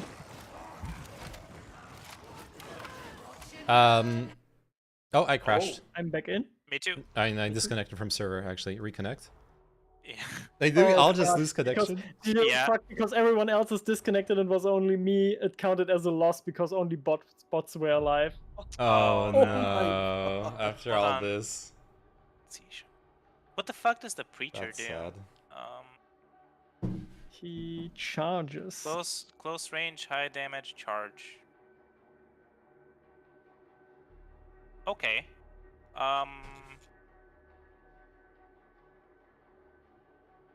You wanna play a Smorka? Yeah, because you already have like a psyker. Smorka. I mean, if you wanna place the only psyker, I can also just switch. No, it's fine. Okay. Okay, honestly, have I to- don't think I can play another game. Okay. Okay. I'm like, I don't know, I'm coughing like a motherfucker, and you know, just my eyes aren't loving it. Damn. Are you? Is it like COVID? I don't know. I don't think so. No, actually, like it's like a more of a wet cough. I see. I don't know what it is. I just like I had to run, in Riga, like in negative temps a little bit, so I don't think I was ready for it. Yeah, that's rough. Yeah. So after that, like I got into the bus and I was like coughing immediately after that. It's just been like that ever since. Dude, we gotta play some D&D. I miss True. it.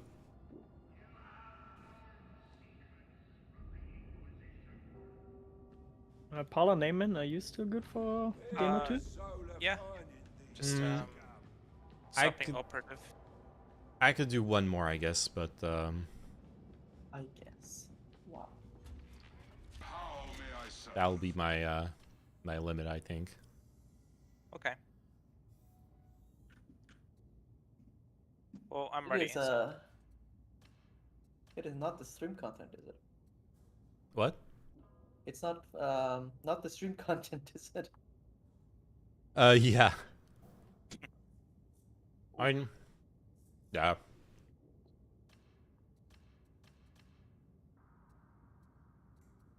Everyone watching football. Yeah, it's probably I, not good. it's also I don't know. I mean, yeah, Mm.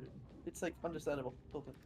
It's a bit slow. Like I'm not really trying to like hype it up too much because I'm trying to like hang out with you guys rather than like hyping it up. But I feel like I would have to be like try harding hyping it up to make it actual stream content. Yeah, and like, also it's like a bunch of random chuckle fucks, which is also not good. And What do another you thing is that- mean? We are all big Twitch personalities, okay? Everyone Alright. knows us on Twitch. Oh, you're right. I forgot. I get 2 square meters more out of him. Yes. Also, I'm just not sure. Interacting both with the team and with the chat, I imagine is pretty rough. I can do it. I got like a button hotkey to mute Discord, and I can just like, you know, talk to people. But I haven't been doing it enough. That's on me. I get, Oh, well, but it's I also about think to the game call, is, like. Oh, sorry. the loudness of the game is also probably not helping. Oh, you know, I've got that set up. The game is super quiet on my end, and I like lowered all your volumes so I can mute myself and speak over you. I see. Speaking So over us. so what you've said is that you systematically put yourself in a position of power over this place. Absolutely, yes. Like any good streamer does. Yeah, like any good Frenchman. True.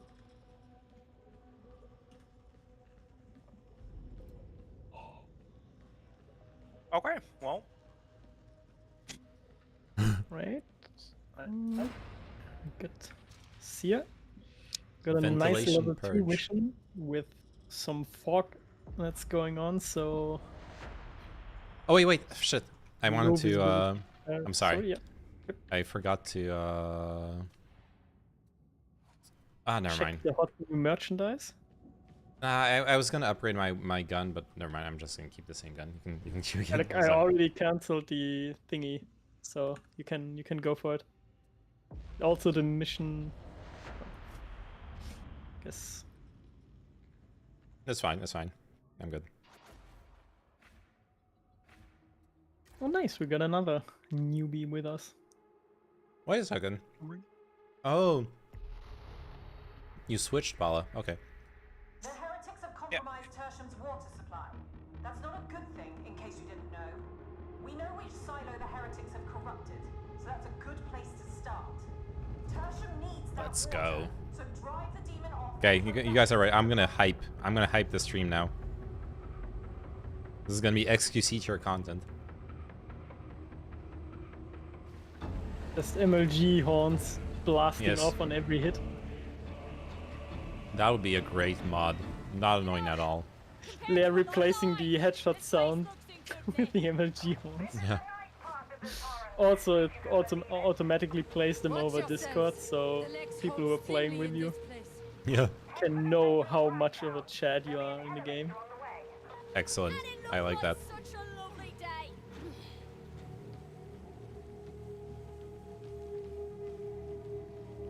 It's just aim down sights. What the fuck? It's not aiming down sights. Oh, the autogun that just like holds it ghetto style when you aim down sights. Yeah. It just holds it sideways, and yeah. Yo, this fog is actually pretty strong. I was expecting it to not matter at all, but Oh, we. oh my! The hitbox of the shield is so much bigger than the dude. This is stupid.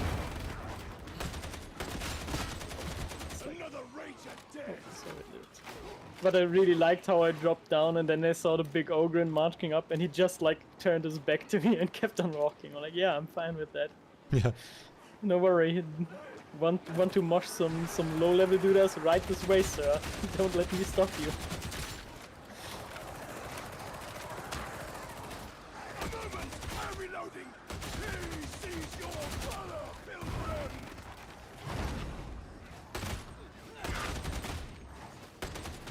Ow. Alright, why did I jump down here?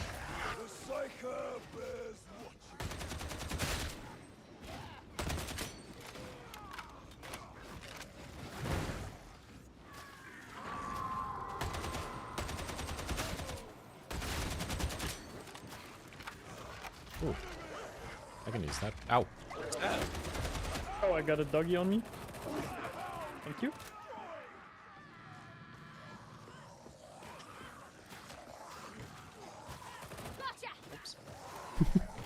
Why is there just a skull here? Yeah. Yeah, it's a bug. That's like some. I have no idea. There's a heretic there. It's heretical concrete.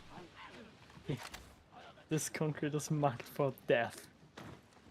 It's all Yo. concrete isn't alive. Well, then. Imagine looking for scriptures with fog. Yeah. Oh, is this foggy? Yeah. Yes. Yeah, good luck hitting that. That's not me. Just unloading 2 mags for hitting with 2 bullets. Oh, you hit the barrel there? Oh.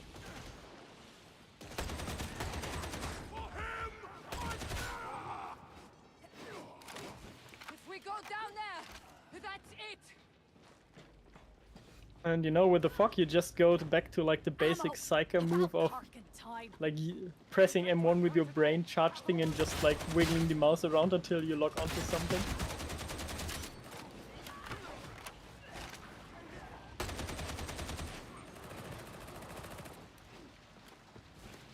Do the snipers get full visibility in this fog? Like they see you, right? Oh yeah. Like earlier there was already like a sniper that was hiding in the fog and taking pot shots at us. Nice. Although like the snipers are actually like easier to deal with than the regular enemies because they use like the laser pointer, right? So you can roughly estimate where they actually are. Unless of course if they are behind cover. Oh, that's a team. Oh yeah, there is a sniper here. Fuck. Oh, that's Got him. for example, that's actually just that was just a normal las gun, dude. Oh, okay. So which you could like tell by the fact that he's like shooting rapid bursts. With the sniper, you have like the constant laser pointer to pin him down, right? Yeah. And with the las gun dudes is if they fire off a shot and then reposition them, yeah, good luck figuring out where they are. Thing. What is the Fuentes thing? Is there like a different? Oh, we need like a power cell to power the medic station to find one. Is there like a different thing from? Can't see shit. Is there like a different Fuentes thing? Oh, we got the power cell here, so we are not missing much health, I guess. But oh. Oh, I got me. Whoa. I saw that. Okay. He has like no fucking cooldown between those, huh? Yeah. There's one more. If you're like in a small room together with the dude, he can like one time I literally had it that like he just kept repeatedly cycle charging me, picking me up, throwing me at the end of the room, and basically when I hit the ground he was already charging back at me. It was not a good time.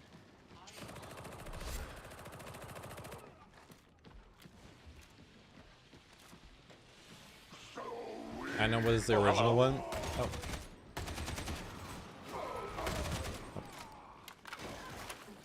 There's a Yay campaign announcement video, and there's a person in the background that people are saying is Nick. Jesus.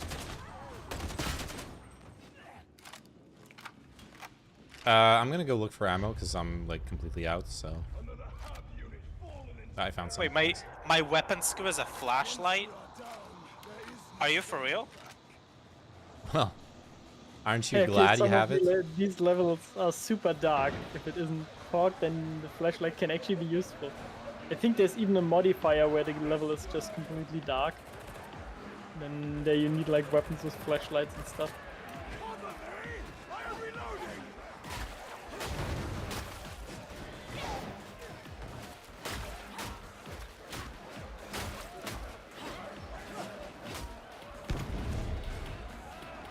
Are they down there?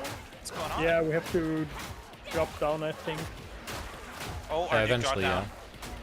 I'm coming with you then. Oh wait. We got a horde on our ass, by the way. So. Yeah.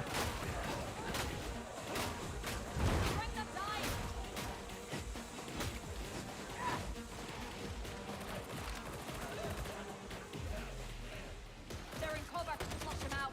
Get away from Oh that fuck! barrel. Watch out! The barrel is gonna explode. Oh, there's a sniper somewhere. I got him. Nice. Stop moaning. Bomber somewhere. Got him. Alright, Christ. you got him. I don't want to be near this barrel, honestly. Just gonna blow the barrel up. Oh, I'm actually gonna blow myself up. Oh. Uh-oh. Gun. Yeah, it's a very unfortunate position to because they keep pinging. Oh, nice. Very well done. And I'm out of ammo again. Oh, there might be some ammo in there. Nope. I'm scavenging.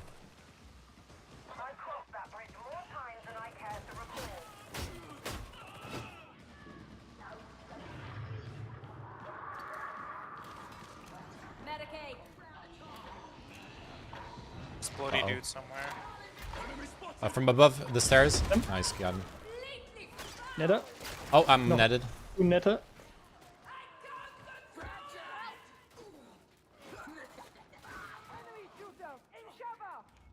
Yep. Maybe we can get some sniper support. Healing station. If we're lucky. Our snipers are always ready. There's a sniper over there. I like some ammo.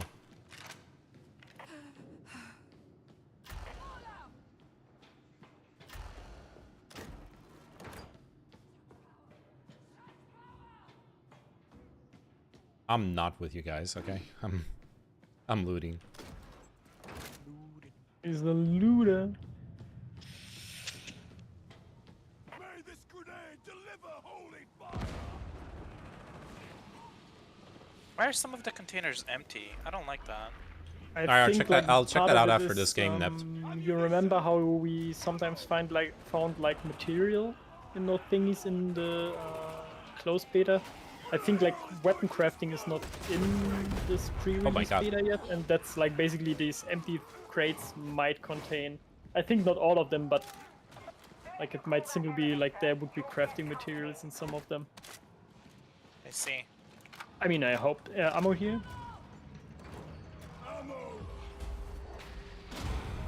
Oh god, when they're going to be coming through the bridge and with the fog, they're going to be shooting at us and we can't see them. Oh yeah, there's a that's sniper. Yeah. Yep. I got him. No, never mind. I got a different dude. Oh fuck, I didn't dodge on time. I think now I got him. Yeah, I got him.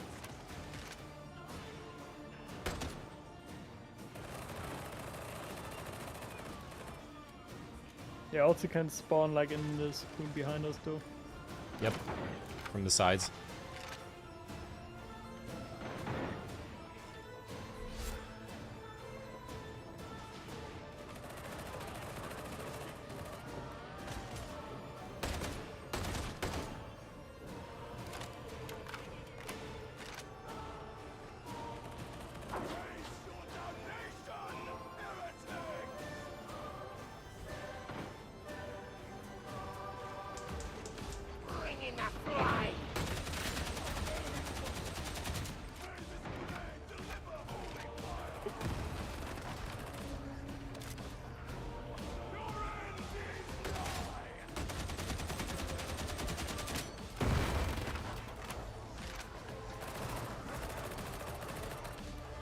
You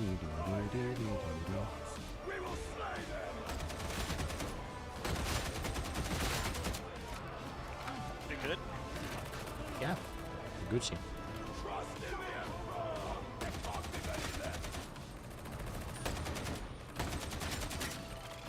Nate do that?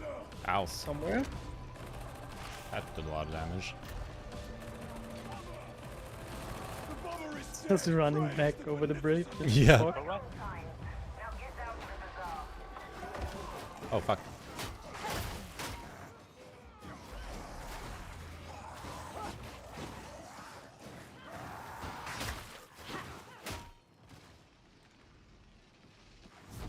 Wait, wasn't there some ammo here? No, you guys, we took it. Not anymore, I guess. This place is far from the Emperor's light. Lord Margrave has never cared for those he can't see. The blindness of rank. And who is there to speak for the common folk?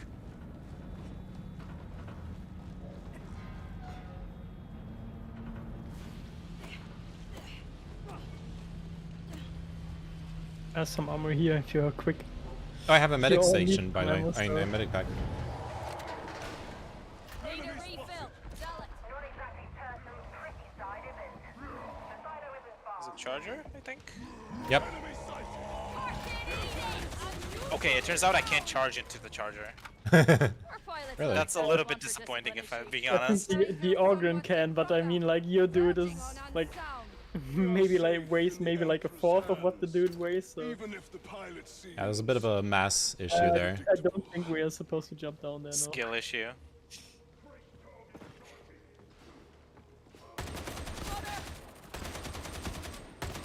No, not over here. Oh, sniper. Got him. Oh, you got him? Well, there goes an aid.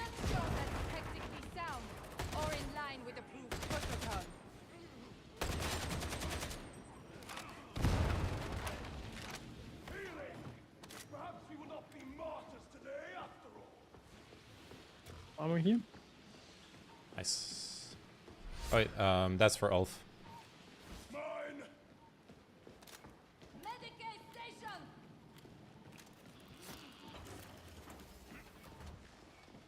I require more ammunition. Yeah. So do I.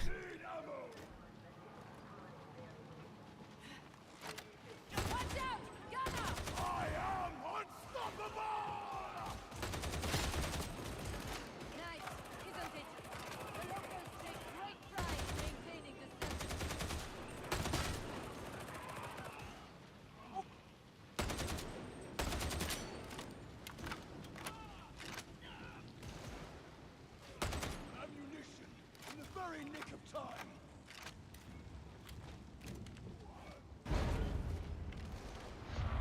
Do not. Or yeah, we're getting shot from the back, but fuck it. Oh fuck, grenade guy, yeah. Okay, down. He's dead.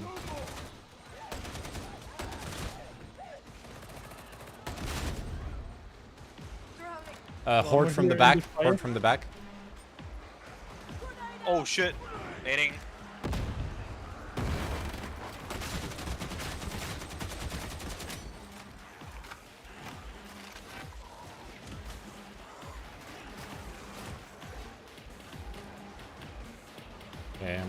Okay, I'm gonna go help Ulf.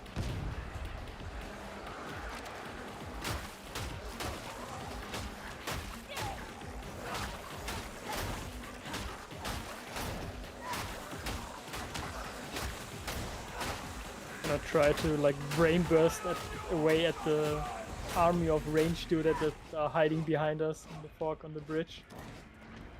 I think I got them all. I am in dire need of ammunition. Oh. Are you? Yeah. Ah, well, sucks to be you.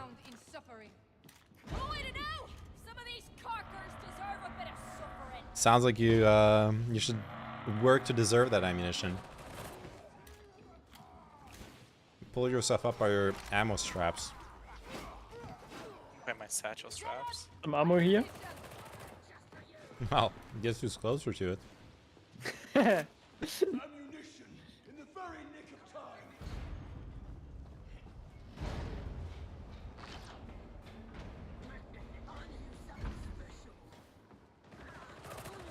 The trapper will threaten us no more. Your end is nigh. People coming from the sides, I got it.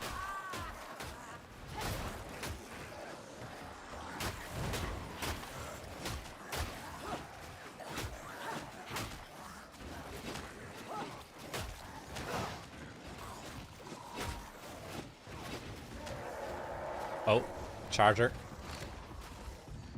From the side.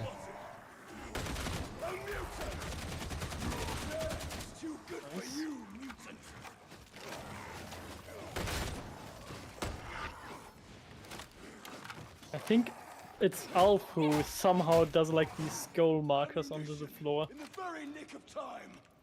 Not sure exactly who does them, but I don't know how to do normal markers.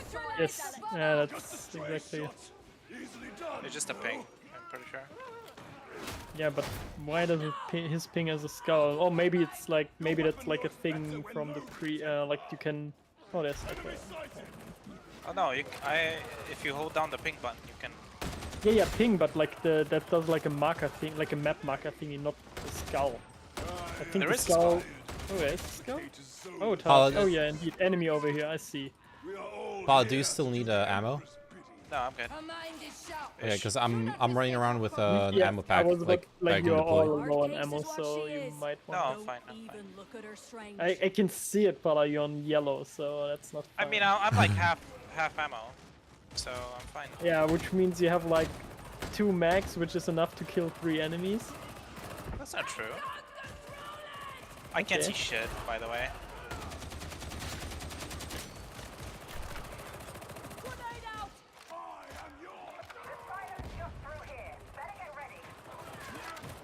Bravely charging into the void.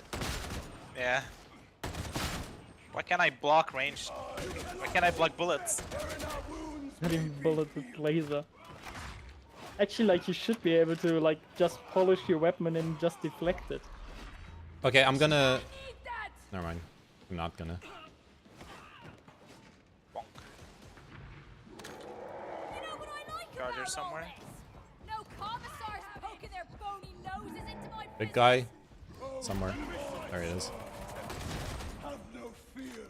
There's ammo here. Two packs.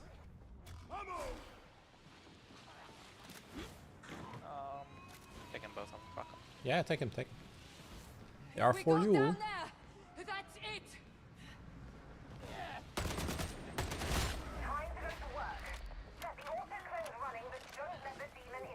Auto cleanse. It's like, it's when you take the car to the washing thingy. Oh fuck! Oh, I just fucking. Destroyed I him. just shot like Ulf in the back of the head like 20 times at least. Oh. I thought you were the one who killed the charger guy. You are giving him encouraging pats on the back, okay? Wait, bullets.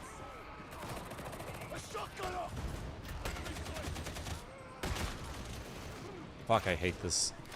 Dude, this thing with low visibility is so gonna be so cancer. Okay, killed the bomber, or one of them at least. Oh yeah, this level is already like kinda rough with good visibility. Yeah.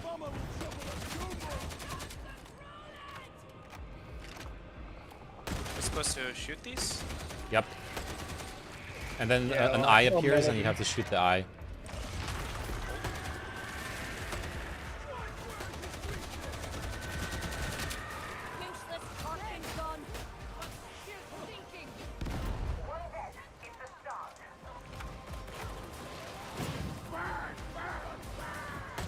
Bruh. Ah, fuck.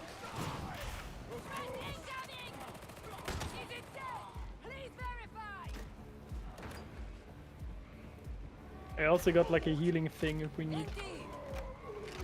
Seems fine for now.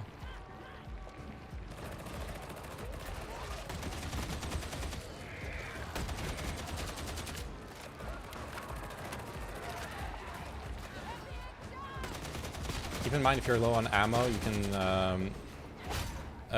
can destroy the thingies with your melee.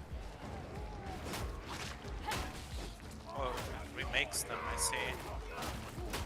Okay, dude.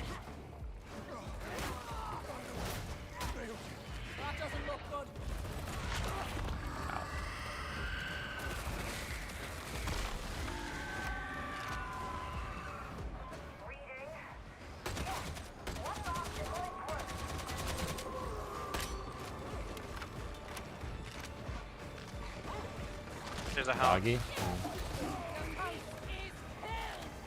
Oh, I actually killed the hound, but I was not aware that I was locking onto the hound. I was locking onto something in the fog. Classic fog gameplay. Yes. Hey, okay, I'm a real pro psionic dude. Okay, I don't even need to see what I'm shooting at. I don't know. I guess what I'm thinking at.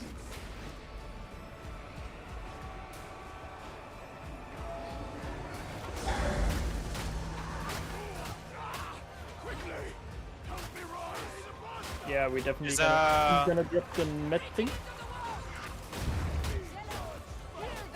Med thing here in the middle on me. You all can I'm meet on it. my way. I'm on my way. Oh fuck! I have a bad dude on me. Oh, I'm dead. Crap. Didn't expect you. Thank you. Med thing here.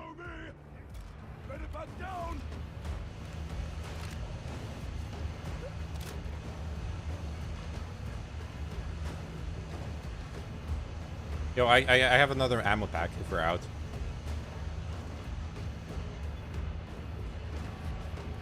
I don't know if this guy has voice. You know. Where are we even supposed to go?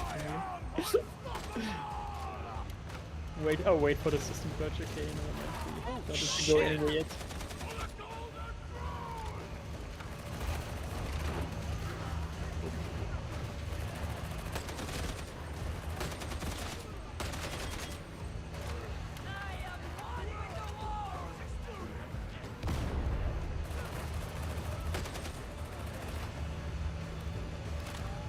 God, not having a shove on a gun is not bueno. Yeah, you had a shove on the gun before? On the psychic, on the first gun you did. Oh, maybe it's because it's a pistol, right? I mean, sure, but I think this is like considered a pistol too. Yeah, like it depends. Like some weapons have like a shove as a special thing, others. Yeah, and I have a fucking on and off button on a flashlight. Yeah.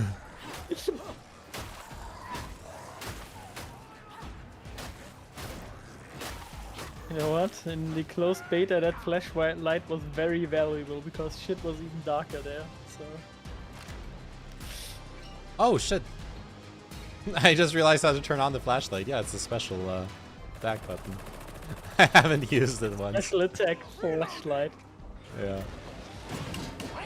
Oh, did he just grenade inside that? Never mind. He flamethrowered inside, but yeah. Yeah.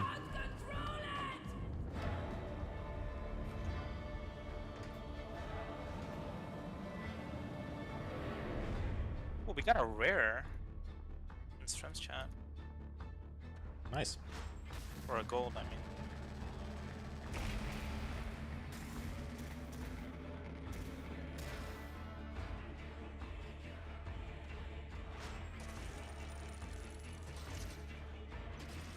That guy with us, Ulf, was nice. He was like chatting. He was stoked.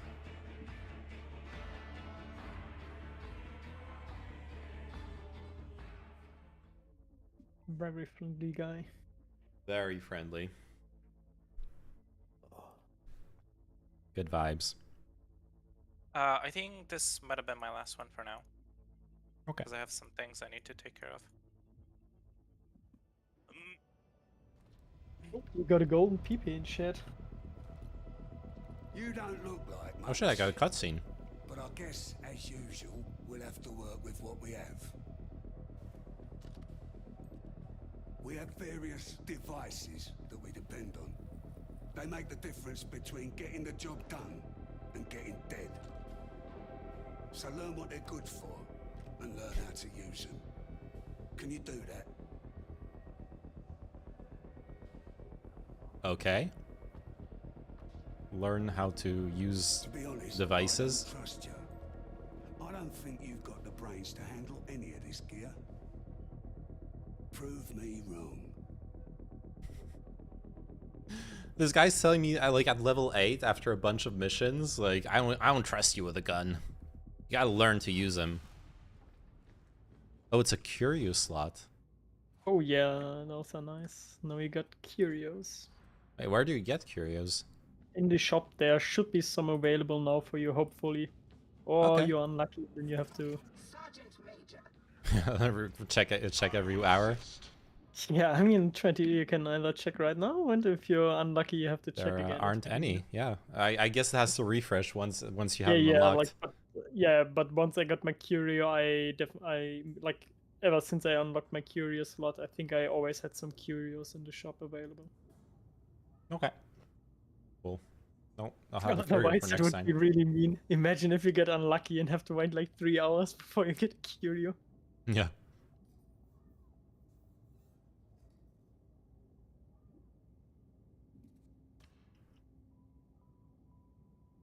Okay, I'll see you around, okay? Stay safe. Okay. Bye. See ya. Bye bye. Bye-bye. Thanks for the games. I'm gonna leave as well. Yeah, you're also done. Yeah.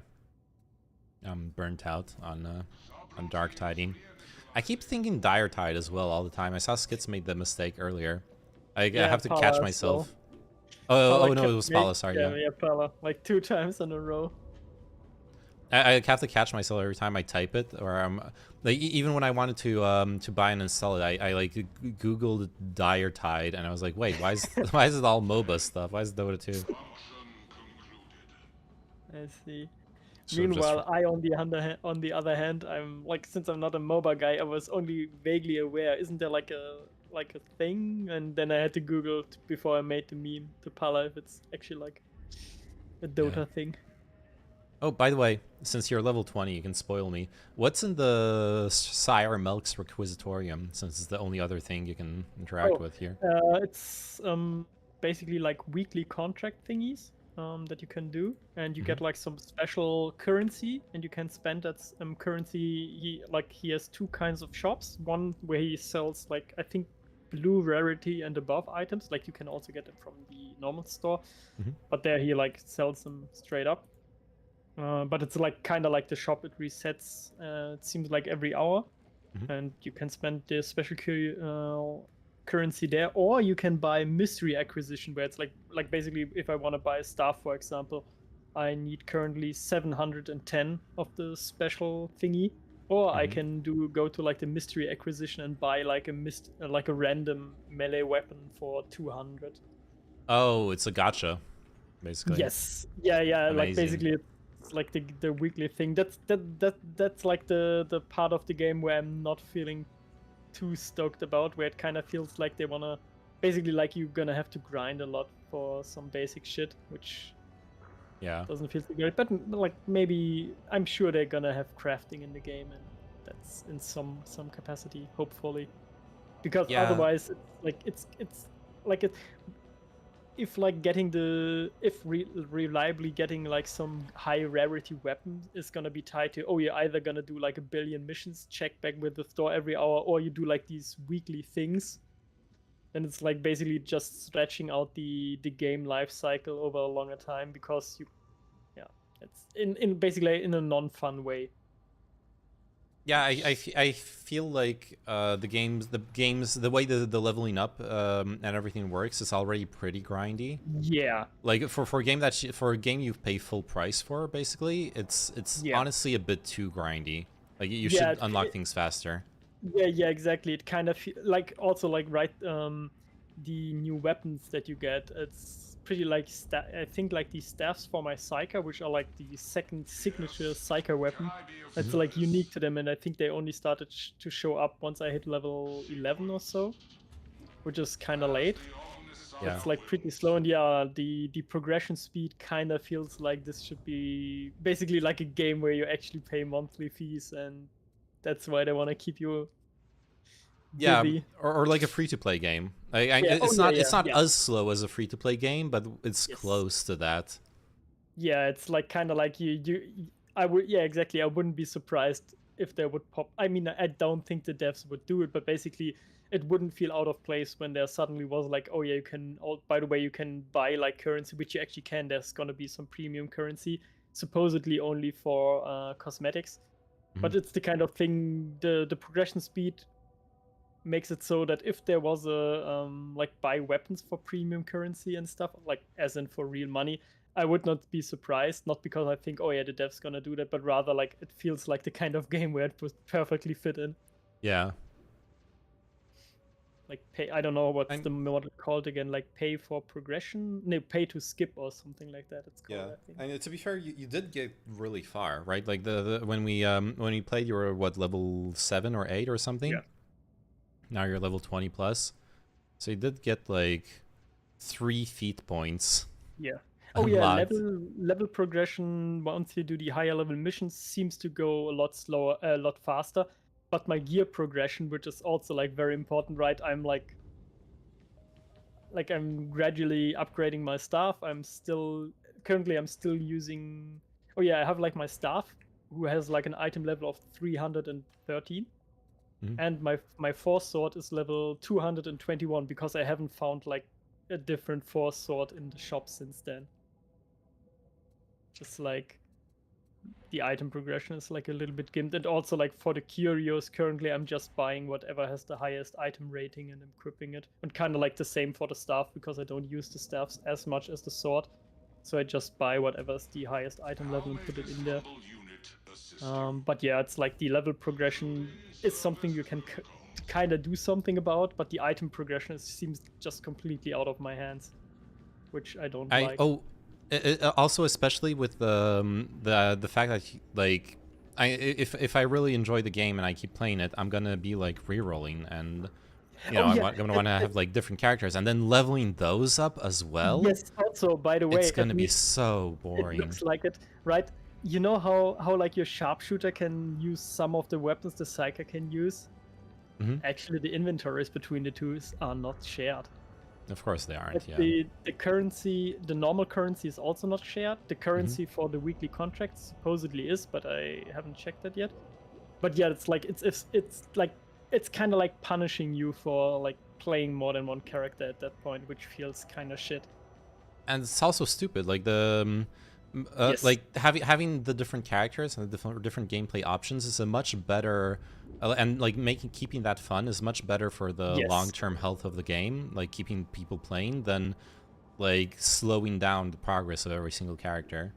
Yeah, exactly, because it just makes it basically, I guess, like I already bought the game, so they don't have to care. But yeah, it effectively makes it so that I'm gonna explore less of the game. Well, but they do still have to care, because like if you stop playing, even though they already have your money, they want other people to buy the game. Yeah. And if you stop playing, you're not having your friends play, you're not tempting like the friend who was on the fence, like, oh, should I try it? Oh no, I already stopped playing, and they lost the sale. Oh no. What I mean is that like they don't care. Basically, what I mean is they don't care if I spend that much time because I have to grind up that one character, or if I spend that much time exploring more of the game. That's what I mean. Like basically, let's assume, I sink like 200 hours into the game, let's say, and they don't care if I sink those 200 hours into the game, like getting the perfect gear for that one character, or if I sink that into the game, like the 200 hours, and they get to experience like all the characters they created. Yeah. So, it's like, yeah, I got you. That is true. Is there anything you unlock for finishing the tutorial, like doing the advanced one? I'm trying it. I think actually you got like some basic equipment for it. I think I'm not 100% sure, but Let's see. I think there was something. Yeah, I'm gonna unlock some like level 1 operative equipment. Oh, the game crashed. That was my reward. Oh, also like there's like what I noticed, I can consistently make the game crash. You unlock cosmetics. And one thing you can unlock are insignias, which on my Psyker is like a little wax seal that I tack onto my armor. And I decided, actually, I don't like the look of that. So I equipped the empty insignia slot again to, oh yeah, that gets rid of it. But nope, it's still there. And when I then re-equip the thing that's already on my thing, and then try to like unequip it again by selecting the non-equipment thingies, then the game crashes every time. It's just nice. And also, like, I can't get rid of this little wax seal thingy. It's permanently on me. Even though, like, currently when I look at my cosmetic thing, supposedly I have none equipped. But yeah. All right.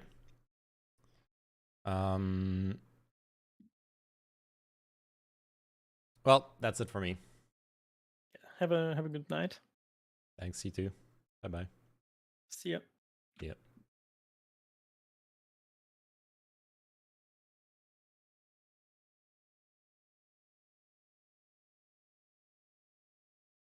All right.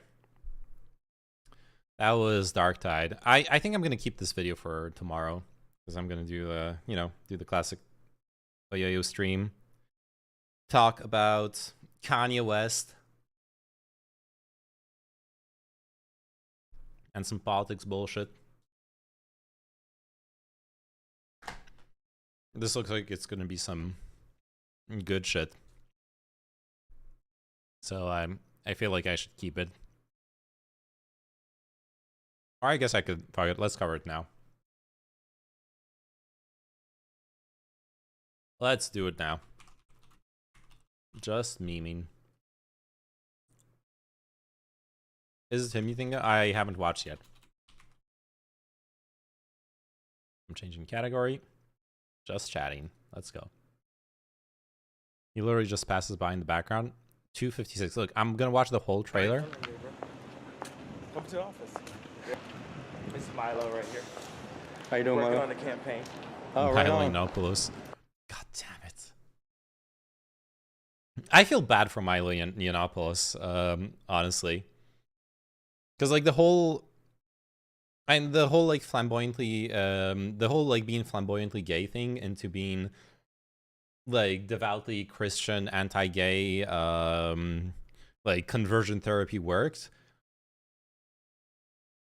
I have some doubts as to whether it's actually he's been through a healthy process, just because of having read so much about how conversion therapy does not work.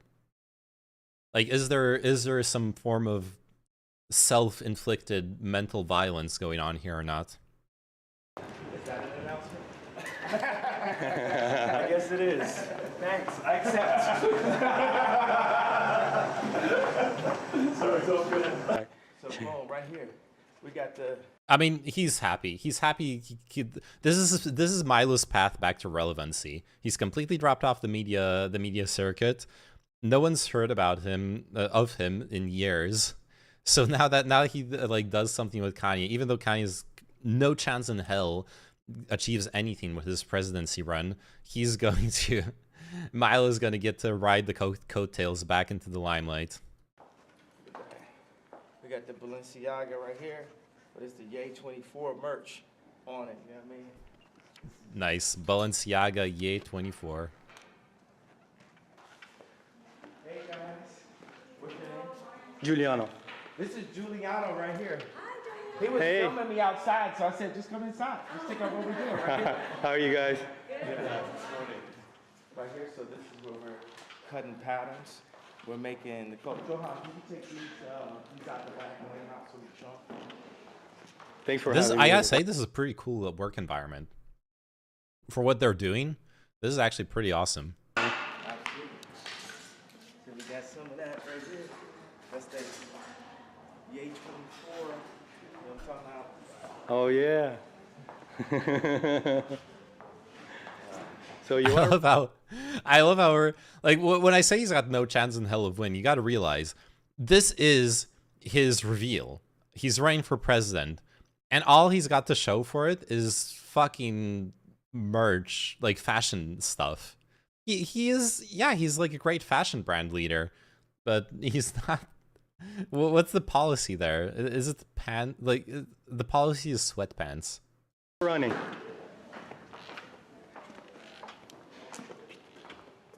Yes. That's awesome, Kanye. Simple.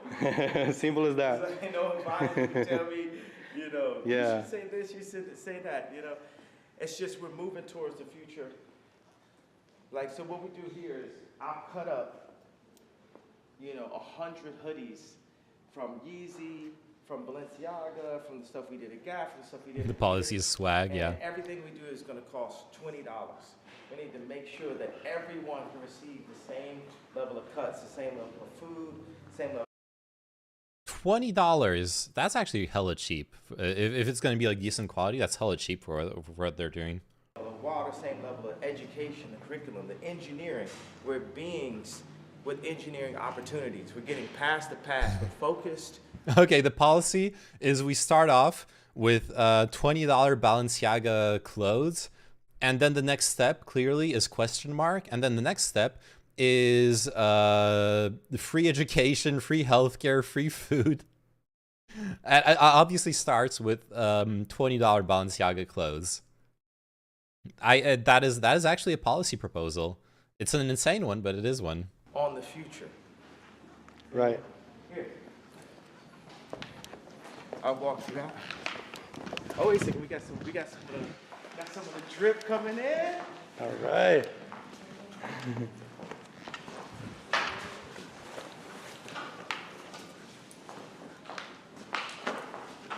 New stuff, Kyle?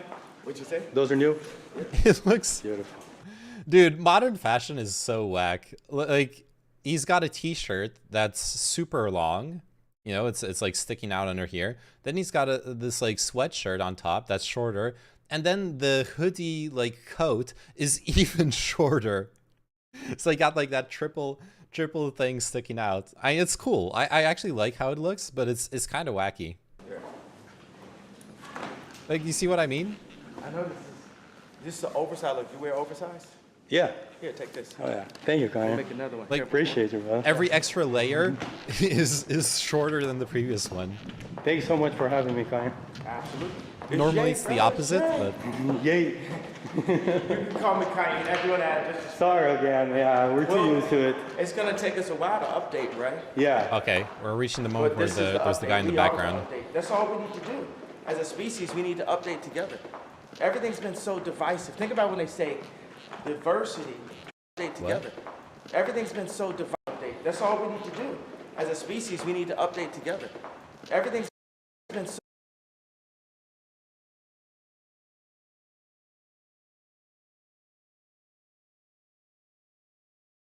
I don't know who that is. I mean, the facial structure. I don't know if I should say facial structure, but the are we max quality? Yeah, we are. everything's been so The haircut. It's the haircut. Like the haircut and the face. It could be Nick Fuentes, but I don't think it is. I don't see a reason to think it is.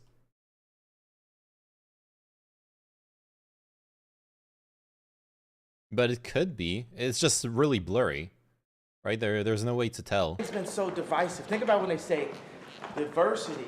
People look at that like it's a good thing, but we're the United States of America. We're a universe. We're a university. 'Cause he has the hair like kind of like what I have here, but like he's less balding, I'd say. I'd be surprised if Nick wasn't screaming that everywhere. That was true. Yeah, Nick Fuentes would like 100% farm it for clout. Public.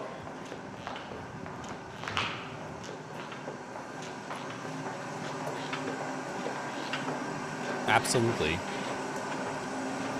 That is a good point.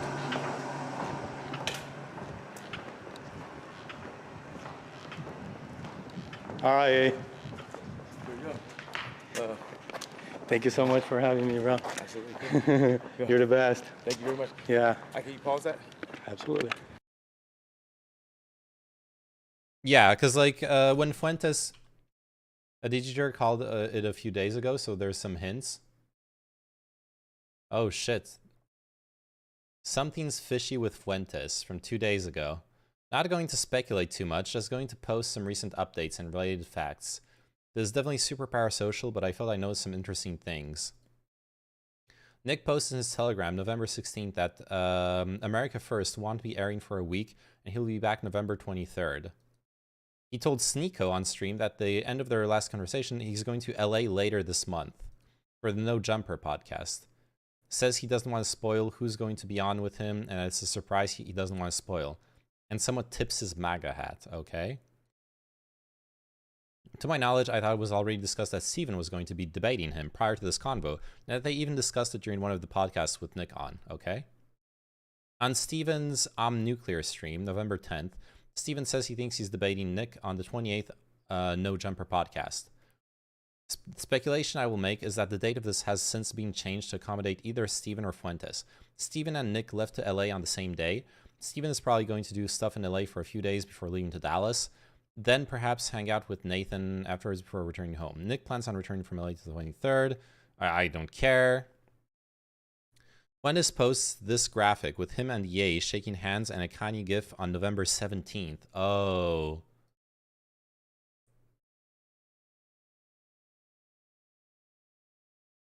Oh, I do know Nick's been like super dick riding Ye, right? There's that clip.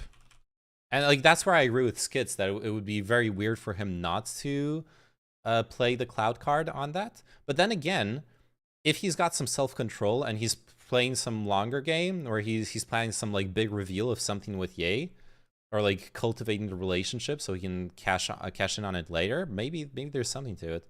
But like his reaction, Nick's reaction to what Kanye said was absolutely like, okay, I never mind. I'm not like gonna find the clip, but his reaction to it, what Kanye said was like crazy. This as well. On Nick's Telegram, he said he wouldn't be streaming for a week, and he just now cryptically posted a walking emoji. Wait, what's that got to do with anything? Now we know why he dropped Trump, not for logical reasons, but riffed off Kanye and his fake connections. Oh, wait, what? Oh, Fuentes is good friends with... Oh, okay, sorry, this is the whole thread. Ye seen with popular conservative live streamer Nick Fuentes as Ye leaks his presidential announcement. Video. Nick Fuentes is good friends with Milo. Yeah, they all riff together. Oh, because he's walking in the back. Oh, shit. Okay, that's actually pretty damn sus. Yeah, he is just like walking in the background. That is pretty sus. Alright, let's continue this real quick. Oh, no. The same night Nick posts this, Ye is spotted at the Waldorf in Beverly Hills with Milo Yiannopoulos. TMZ posts a story the following morning. With no context, Fuentes reposts Right Wing Watch's tweet, speculating that Nick may have been involved in some way with this meeting, referring back to the Ye posts in Nick's Telegram, in no way confirming or denying. Now, I could be getting trolled by Fuentes. He's a massive Ye fan, and it could entirely be possible Nick posted the Ye stuff in his Telegram coincidentally, while in LA, the same night Ye's seen with an Oddcast right-wing operative in LA. Dude, if Ye is actually working with Nick Fuentes, that destroys any fucking charitability I could have had for him after the Lex Friedman interview. In the Lex Friedman interview, Ye agrees that it's bad to be anti-Semitic. You cannot ally yourself with Nick Fuentes and like have any defense for that stuff. That would be insane, but totally on brand for Ye. What a brave thing to say. I know, right? Come here for the hottest steaks. Shit. It's possible. It's possible that it's Nick Fuentes. I don't know if I would say it's certain though. It is just a blurry still. All right. That being said, I'm gonna end the stream here. I wanted to play Valorant. It's guaranteed now, 1000%. I wanted to play Valorant tonight, but I got distracted by the Dark Tide. It's actually a series of blurry images. That's true. It is a series of blurry images. But it very much fits Fuentes and friends to take advantage of some mentally ill celebrity. And that it absolutely does, for sure.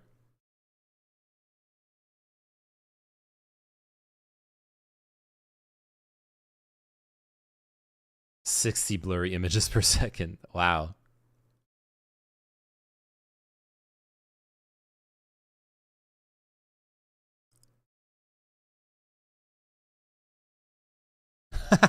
Okay, I know, yo, Nept. Skits 2, I know you guys play Overwatch. What do you think about Junker Queen's, like, 5 fingers animation? Because everyone's up in arms about it. I don't even think it matters that much, but everyone's like, wow, this is terrible. Such bad animation. Why are they up in arms? Apparently, this is the worst piece of CGI animation ever done in the world. It's a crime against all 3D art. It is stiff. It is like the arm movement is like a fucking robot, but to me it doesn't really break my my suspension of disbelief.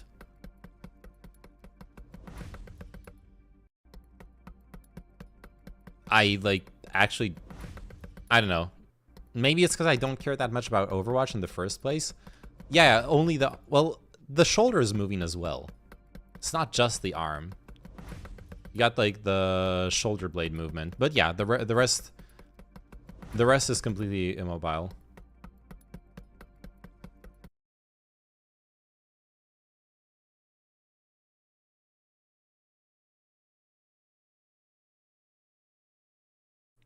Sounds like she's built different. Exactly. She's just built different. You don't understand.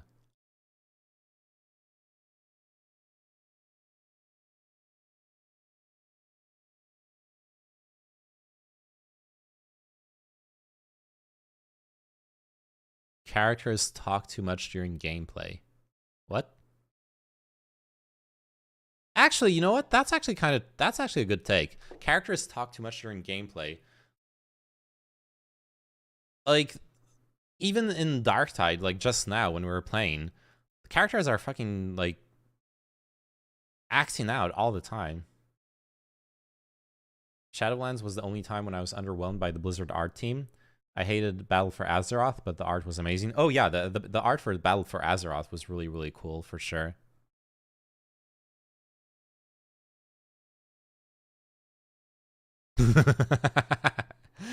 Donald Trump, his reinstated Twitter account. He's got, oh, it's Elon Musk posting this too. he's got his fucking Truth Social thing, okay? He's got his Truth Social thing. He's got methadone for his heroin addiction. I think he'll be able to resist if he really wants to. You saw the Jaina song? This is so good. It rings a bell, but I'm not sure. Let's see.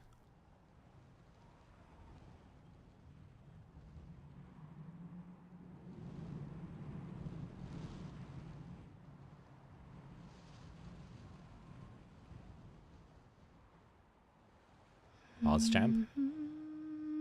Like, such good art for such an underwhelming expansion is truly sad.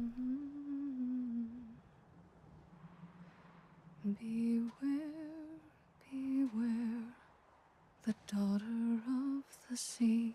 Oh, yeah, I remember this song. I've heard it before.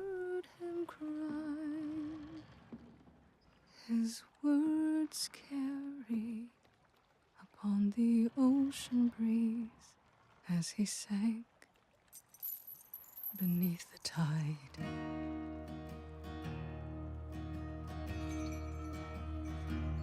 Those blood-soaked shores of Kalimdor, where sailors fought and died. Yeah, this is like giving me shivers. That advice when you have to kill your father, Sag. Is that what happened in the story? Spoilers much?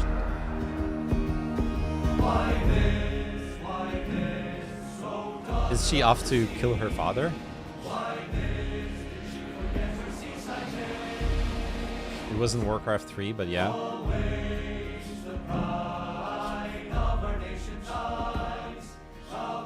DJ Peppa.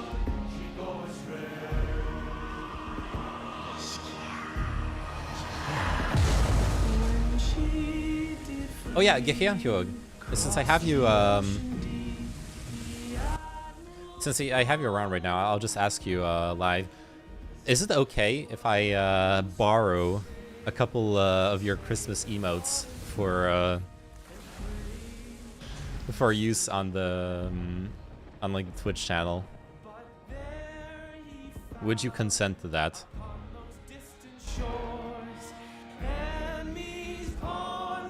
Sure. Sag not asking for mine, or yours, Nep, if you're okay with it. I was just thinking of Gehianhyog since he did like a lot of them. But thanks. I appreciate it. Jaina's father was an admiral in the kingdom. I see.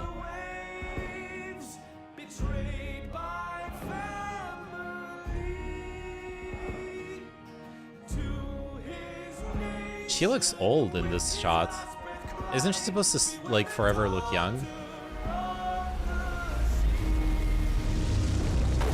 Oh, the Peppo Good is yours, okay.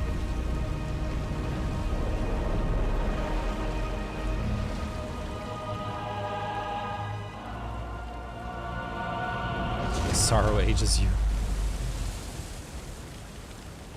Oh, it wasn't just the hair color. Like, I know her hair is silver. It's the... I guess it's like the camera angle or whatever. It makes her, like, cheeks look hollow and sunken in. But it could be, like, a representation of sorrow and not elderliness.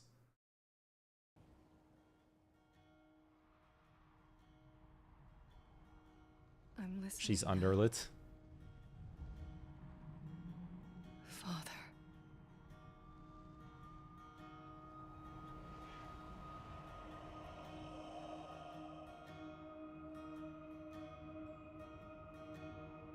I heard,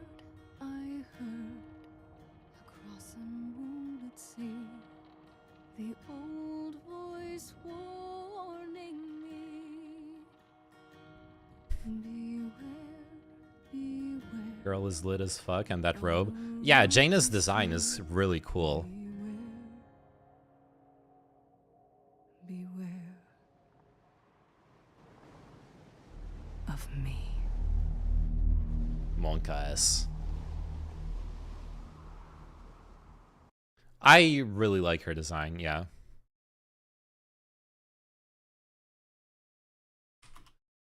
I'm still sad they fucked up Warcraft 3 Remastered. Yeah, that is sad. I mean, they managed to make her look as if she aged a little bit, but she still looks like... She's still like, in the MILF, in the like young MILF range, you know? Young looking MILF range.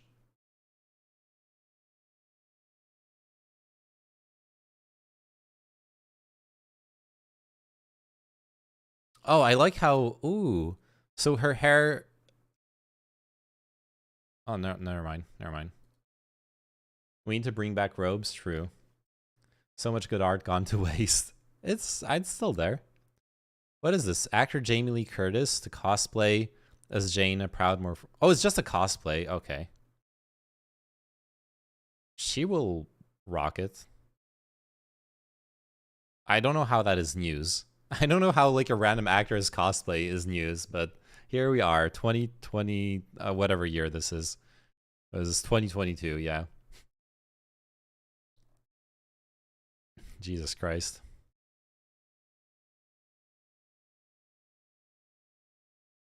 Oh, yeah, she used to be blonde. Okay, yeah, so I guess that's how she aged.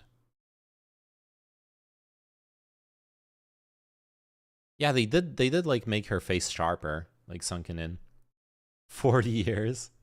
Is she 40 years old?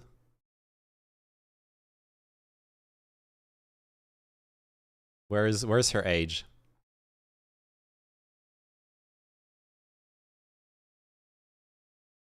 Oh no, there's so many instances of mage in this, oh no. Locations, powers and abilities, quests, relationships, quotes.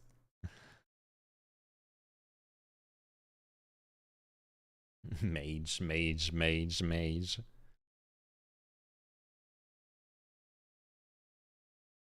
Look at her. Look at how hot she is. We all wanted to hit this, okay, when we were teenagers.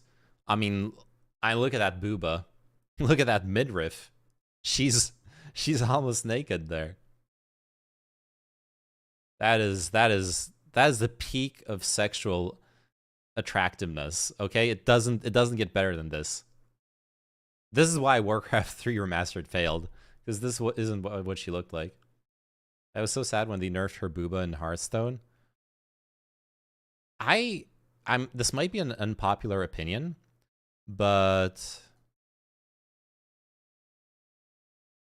I feel like perk, firm, and smaller booba is based. Like her having booba that are slightly tighter and like perky and stuff, I like that, okay? Only reason I played mage in Hearthstone. The reason I played mage in Hearthstone was because I could be a huge asshole with like freezing everything. Like how can you hate this? Come on. How can you not like this? If Boobas have more than 2 polygons, I'm not interested exactly. Or I guess this could be pre-nerf Booba. Probably. Jaina holding her dead father. Warcraft 3 animations. Left cards are the new ones.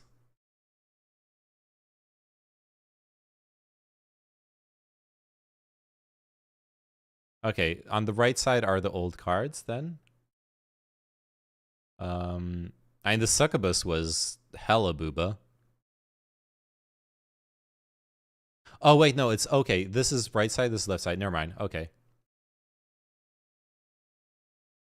So Mistress of Pain becomes Queen of Pain.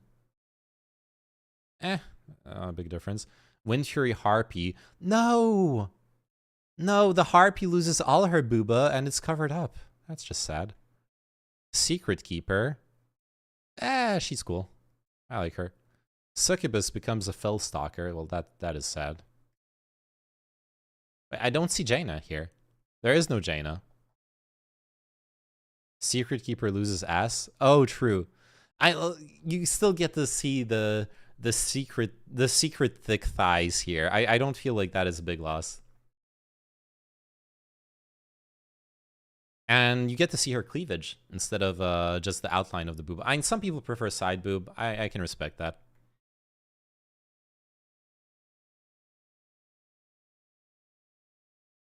Oh shit. Okay.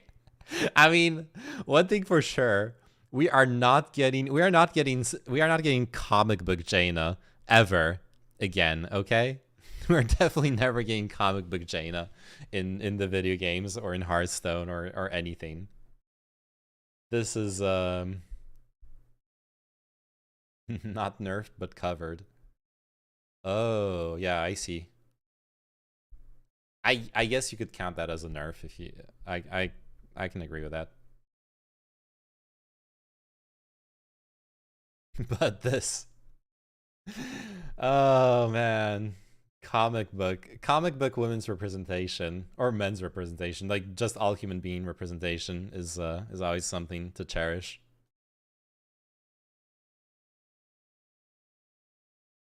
Man, she looks like 13 years old here. People weird. Jaina and the Violet Cathedral. Okay. Jaina and the Frozen Halls. Raw fire. Jaina and the Frozen Halls, a scene in the game. Okay. She got that midriff. She's drowning. Okay, yeah, this is the this is the art for the Hearthstone class avatar. To be fair, it's raining. Why would she, dude? Why wouldn't she cover up? It's raining. It's cold. Like the metal is gonna just suck the heat out of her. I get it. Now that I see the context of this picture, that's like a storm raining in the sea. She's a water mage though. Are water mages immune to ice and cold? No, they aren't. When I was playing a frost mage, I didn't magically take less damage from other people's frost bolts. She has to have all her clothes off to get closer to the elements. Oh, is that what's going on? Okay. That explains it, I guess. She breathes through her skin. Yes. Absolutely.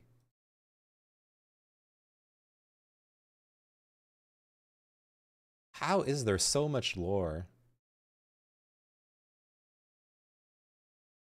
I do like how we see her model evolve in World of Warcraft, by the way. Like, it gets more detailed. Her face changes, her hair changes. We can see her, like, age and stuff. Oh, this is from a novel. Mists of Pandaria.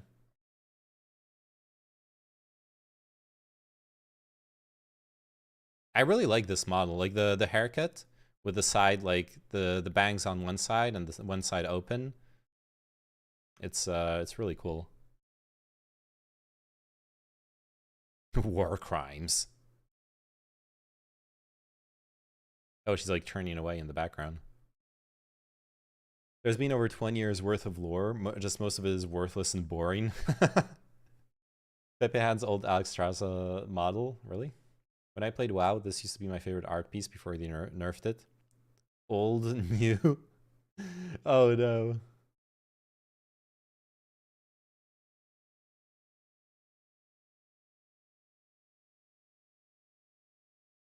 Okay, now this is the tight booba outline, right? This is what I was talking about.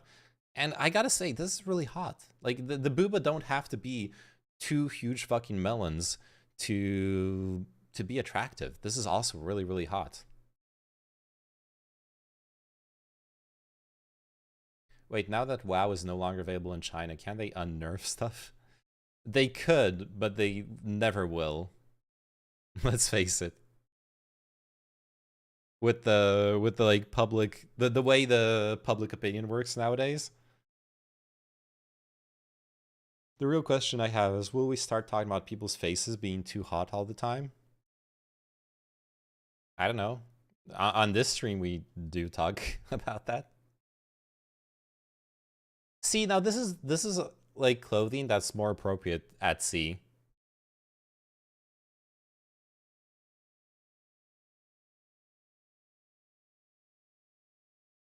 I respect that.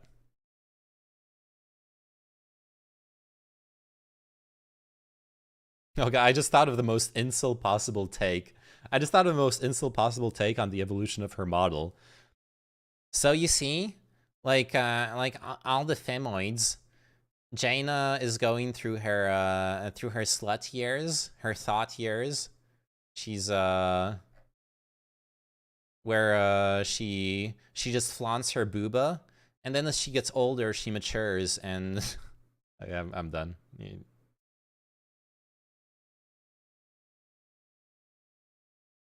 Like, people will talk about unrealistic body standards and such, and then oh yeah, cock carousel. Yeah, that's a beautiful image for forever. Yeah, and now that she's ridden on the cock carousel, she plays pretend, tries to be respectable. But we know she's got that. She's ridden the carousel. She's got that those beef jerky pussy. Like, people will talk about unrealistic body standards and such, but then every actor or character is basically a model. Yeah, we're a trad wave Jaina face, exactly. We're a long way away from like having ugly characters. I guess that is something I really liked in Darktide, honestly, is that there is no conventionally beautiful possibility in the character creation in the Darktide character generation. There's a lot of options, and they're all like fucked up human beings. I actually think that's really cool and fits like the bro with fuck my Ogren is hot as fuck. Yeah, it fits the like feel of the universe and everything. I think that was a good decision. There are no heroes in Warhammer 40k. Most of the time, the ugly characters are ugly for a reason. Yeah. Aren't some groups trying to change that? Is that a term? Yeah, the term is lookism, right? I've noticed it a lot in manga, or like comic books as well. There is a basic problem where making the character ugly requires more detail. Oh, you were talking about cock carousel. Yeah, cock carousel is actually a term used in like incel red pill circles to describe their idea of how like women in their 20s will have sex with like 150 different people, and that is what they call the cock carousel. Like riding one cock and then another one. I actually never look at those groups, and that's probably for the best. I don't know, it feels pretty weird to just focus on being exceptional on some attributes. On being exceptional and some attributes being bad, and on others you're like, whatever.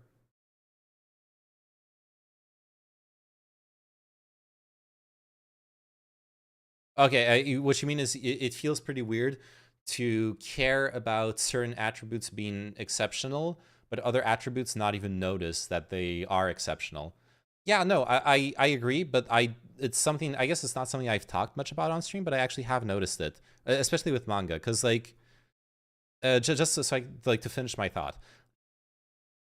Draw a classic anime face that's unblemished and that will be always like beautiful. It's like the hair is a lot of lines, but the face itself is like 7 fucking lines, right? The face is 7 lines, and that's it. And to make the face ugly, you either need to fuck with the proportions, but even that, like, could just be a bad, could just be a bad manga artist. To actually make the face ugly, you need to add detail. And since those are extremely like productivity-driven industries where you just got to shit out a chapter every week or every month, etc., they just don't do detail. They don't do detail that isn't very, very easy to draw. So it's actually so rare to have genuinely ugly characters because it's so much more work. I don't even think, obviously there is a lot of prejudice that goes into it too, but I think that it's also just like really simple business dynamics. It's so much more work to make a character unattractive.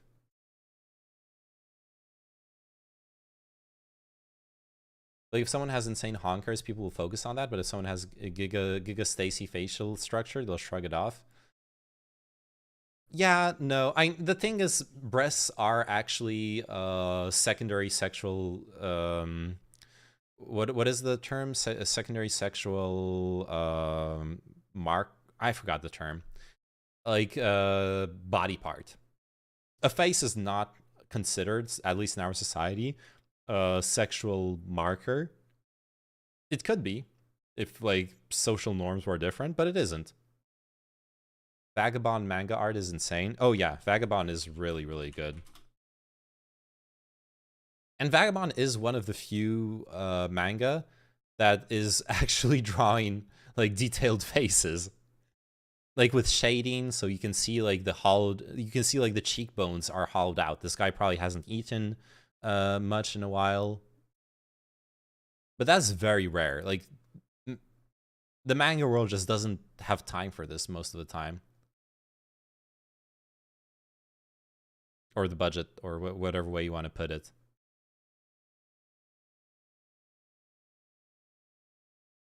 And it does make them look much more human than those like perfect Giga Stacy, Giga Chad versions of faces. Even if those are still like conventionally attractive or normal faces, the authors don't like killing themselves. Okay, true. But yeah, like here you actually have like the main character is pretty attractive, but he's not like unrealistically attractive, and the other characters are just look normal, I guess. But often the argument isn't about sexualization, but of unrealistic standards. Depends, right? When it comes to video games, like back during Gamergate, the arguments were all about sexualization. Like when we're talking. You're right that I talked about unrealistic standards for a second back there, but like what Nice showed with the changes to World of Warcraft art, all those changes were about sexualization, right? Covering up Jaina's boobs in the Hearthstone avatar, that's just about sexualization. Or the what was it? Like this sexualization.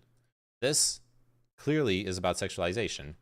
All of those changes are clearly like here the booba even get bigger.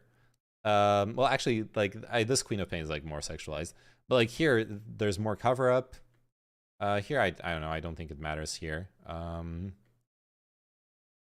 Like a lot of those changes are about sexualization. But what I said was about unrealistic standards, so I understand where you're coming from, obviously.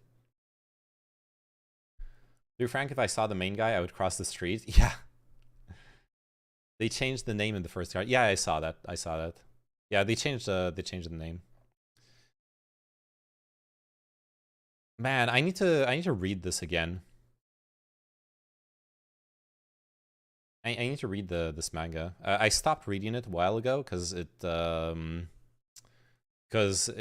I was waiting for updates, whatever, so I just forgot it even existed. but it's so good. I should just like reread it from the start. So I don't really remember what happens in it anyways. Yeah, I'm fine with that. Sexualization needs to be fitting to context, but people will also just look sideways at certain body types while ignoring faces. Yeah, and I agree. I agree with you.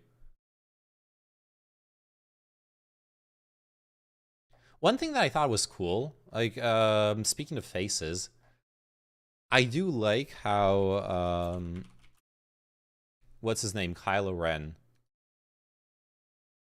I do like how, I mean, he's still obviously a really attractive person, but he's attractive in this unconventional way. And I think that's a good way forward when it comes to, like, opening up the diversity of faces and opening up, like, what society deems attractive as a face, is to find those people who have those, like, unconventionally attractive faces. Like, Kylo Ren has that, like, weird asymmetrical chin and all that stuff going on, but, like, everyone loves him. And I see that as a good thing. I don't know what you think about it, but I don't know, that's just kind of opening up your palette to a different kind of hot. Yeah, but that is good. That is a good thing. If you open up your palette to a different kind of hot, suddenly this person who you thought was unattractive or just moderately attractive, maybe they have a little bit of that. And suddenly you're open to seeing that beauty in them. I think being open to seeing like different types of beauty is the key to like being more accepting of all of like different body types and stuff. I could be wrong, but that's where I stand right now.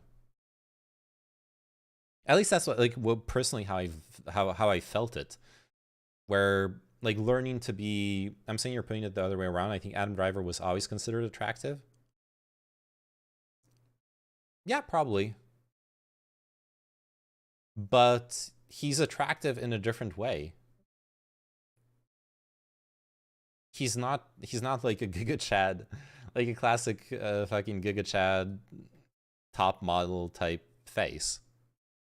Is my point.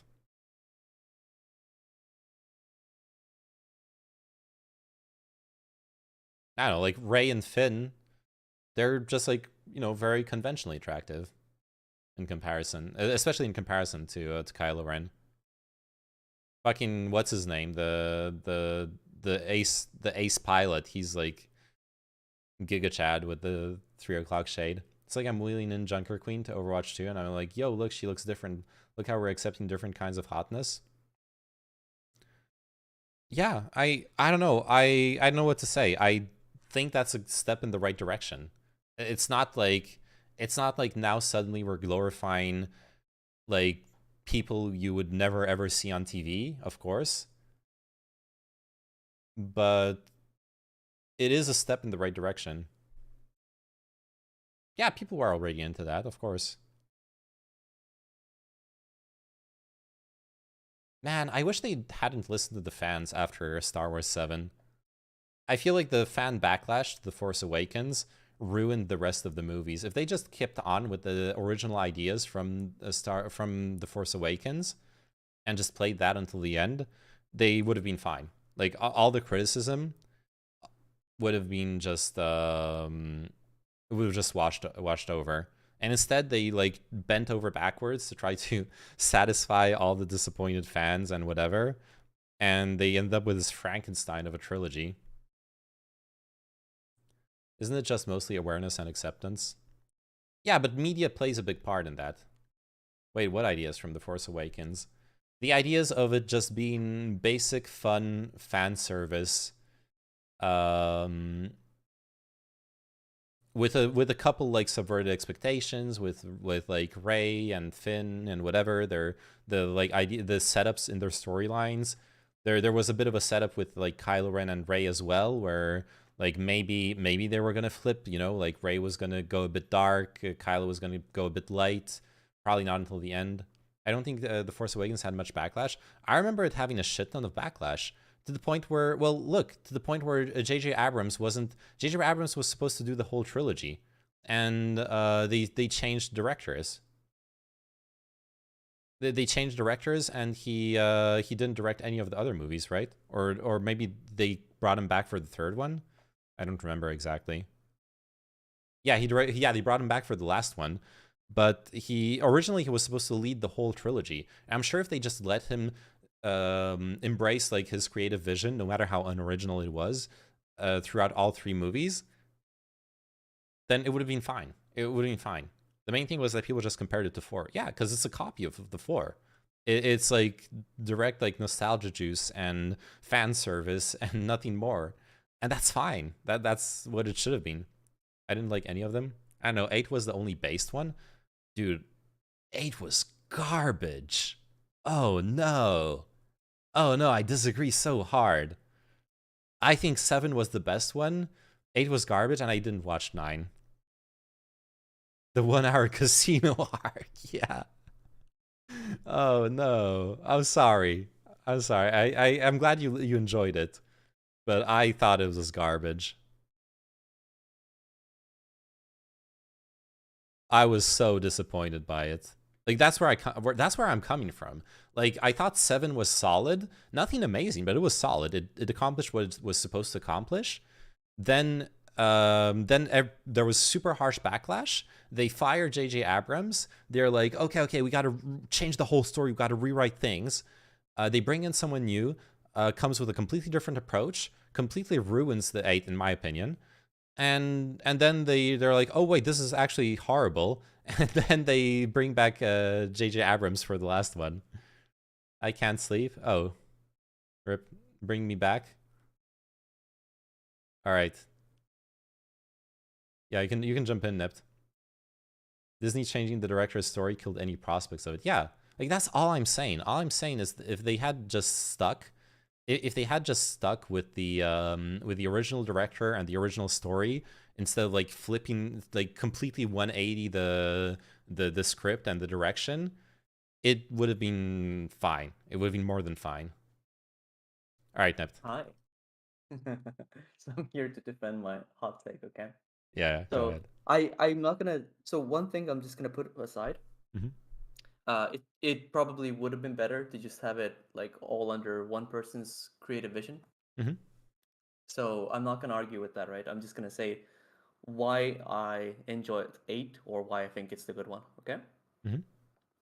So 8 does this one thing which completely shocked me, is that I was watching a Star Wars movie and I was like, wow, I'm actually surprised, like positively surprised by what I'm seeing in a Star Wars movie, which is crazy. Because what 8 did with the Jedi, do you remember? Mhm.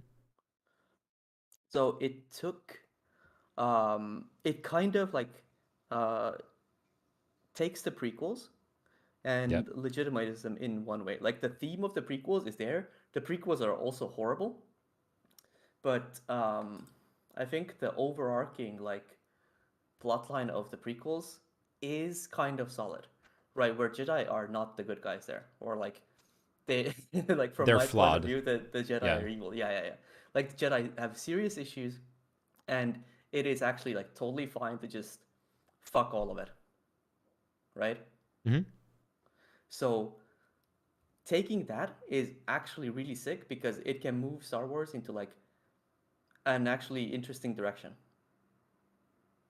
Because there's like a lot more new stuff that you can do now instead of like rehashing. Good versus evil. Yeah. Yeah. I Like- get what you mean. Oh, sorry. Go ahead. Yeah, no, go ahead. No, I was gonna respond. I see what you mean, and on one hand, I agree. Like I much prefer nuanced stories, even in fantasy and science fiction. I much prefer the like gray versus gray than good versus evil.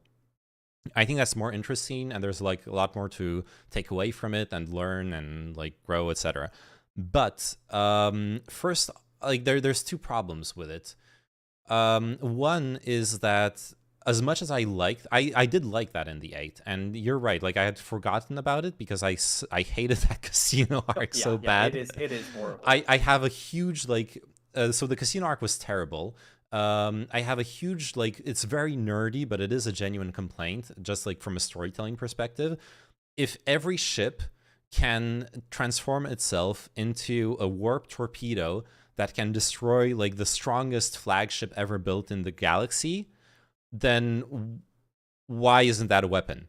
You know, like every ship should have warp torpedoes. That it makes no sense that it's like this one-off thing that happens once, even though it's the strongest weapon ever shown in any single like Star Wars movie outside of a Death Star. Except logistics-wise, it's even more powerful because it's much easier to operate. Right, a smaller ship can destroy any bigger ship, and you can just like turn the piloting on autopilot, so no loss of life. I mean, that's a very nerdy complaint, but it's a very real one. Like, it makes no sense in the world building that can happen. Yeah, for sure. But I think that's also like, of the problems that Star Wars has, that is like one of the easiest to fix. Like, if you had to remake 8 again, you can remake that easily. Yeah, you just like remove that whole scene and Yeah, they destroy the exactly. ship in a Like, there's, different like- way. Yeah. There's like a lot of things that in 8 where like execution-wise or like the beat-by-beat storyline-wise, they fuck up like massively. I know that. You know that. Yeah. But in terms of the themes, I think they did like an excellent job, and I think that's like one of the few times that in Star Wars I'm actually pleasantly surprised by it. So I think And- for that reason alone, I rate 8 much higher than 7 and 9. Okay. But there's one more thing I want to add, but I want to add it not so much from my personal perspective, because like I said, I actually don't mind Star Wars transitioning from like good versus evil story to a gray versus gray story. But have you watched there are those like really nerdy video essays on YouTube about the Gray Jedi, or there's this YouTuber that does like super hard, like super deep philosophical like analysis of the ideologies in Star Wars. I forgot their name. Oh yeah, there I found it. The Philosophy of Kreia, Critical Examination of Star Wars. Like it's Shit, Kodor, boys. yeah, this guy. I think the one I watched.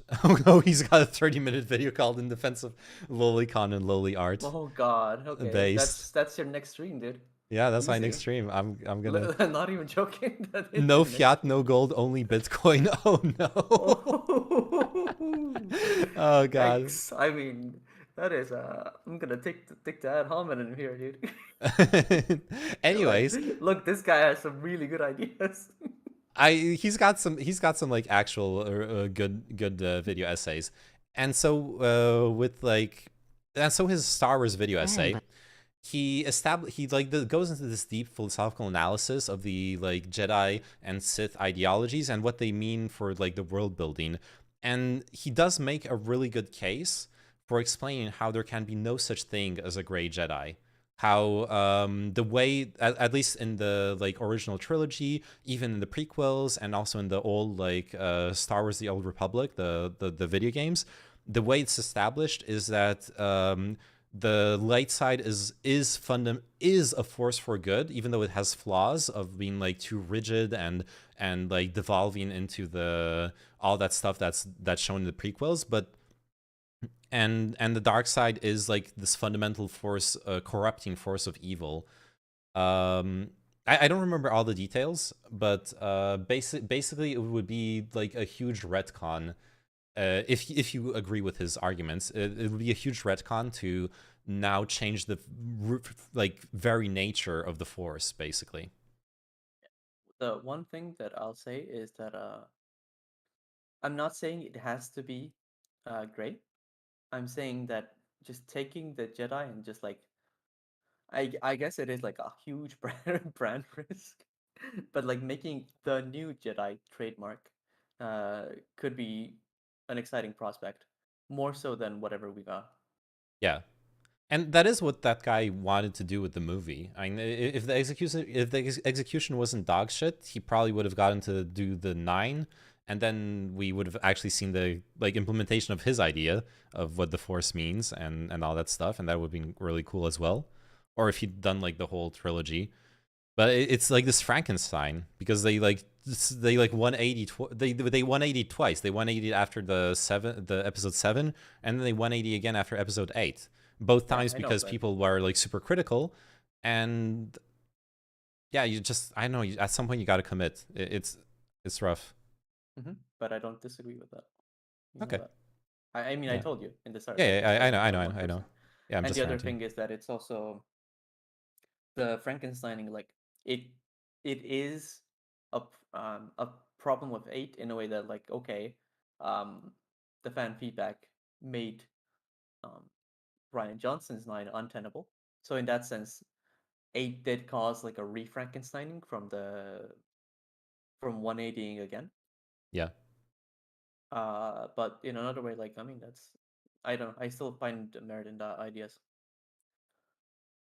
Yeah, I get that. And honestly, until I'd seen this guy's video essay, in my mind, the Force always was capable of doing the gray thing, right? I saw it in like a very Eastern philosophy way, the like yin and yang, where it was basically a mistake of the Jedi and the Sith of seeing it only as like extremes, and not understanding that you can like draw power from anger, but then also draw power from the light side, and like find a balance in all things, just like how in yin and yang, the force for death is also the force for change. The force for life is also the force of like I don't remember all the associations, but basically like too much of one thing is actually the evil, and it's the balance that is the good, instead of good versus evil. And I always thought that would be really, really interesting to see in the Star Wars universe. But then, like, once again, this guy makes like a really interesting philosophical argument on why that's impossible. Yeah. Although I would imagine that a lot of what he's basing it off of is existing lore or extended universe lore, which we know Disney said fuck you to. So well, specifically he focuses a lot on the lore of the Star Wars: The Old Republic games, because he focuses on the character of Kreia, and if I recall correctly, he also uses this. There is this character from the. Oh yeah, here he goes into some like prequel memes as well. There is this character from the animated series. I forgot what's the name. The like really popular one. Ahsoka? Yeah, with well, the one Ahsoka comes from. The original one. The Clone Wars?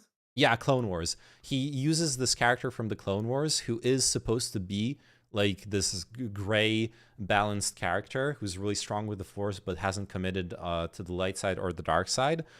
He uses a couple of situations in the Clone Wars that are used as examples of like grayness with the Force, but and like deconstructs them and shows how they actually are examples of inaction. Like the character who is really strong with the Force but hasn't committed to either side, in reality he's just a recluse on a planet who does nothing, and he never leaves. And in the end, I think it's actually Ahsoka who like calls him out on that and calls him like a bitch ass pussy and like leaves because he's like never going to do anything with his life and all his Force powers. Like, for example, one thing you could do, like, I'm just spitballing here, like one thing you could do is that maybe they do try the gray thing, and for reasons like, or similar reasons to what was outlined, the film series explores why that's not possible, and they recreate the new Jedi trademark, you know. That would be interesting as well. Yeah, way, in my opinion, way more interesting than whatever we've got. Yeah, absolutely. Oh shit, Elysium is here. Oh god, he's gonna wreck me, dude. So what you're saying is that centrists are shit, exactly. Yeah. Oh yo, Elysium, have you seen this video? The like philosophy of Kreia meme?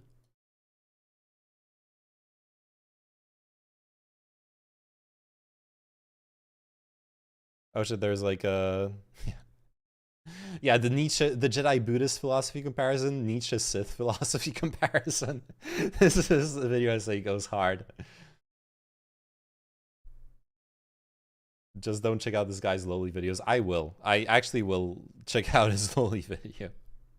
I'm not sure if you're able to on YouTube. Actually, I mean, it is a YouTube video. So it is a YouTube video, yeah. But he watched it after KOTOR 2, but don't remember it in detail. God, not the lowly.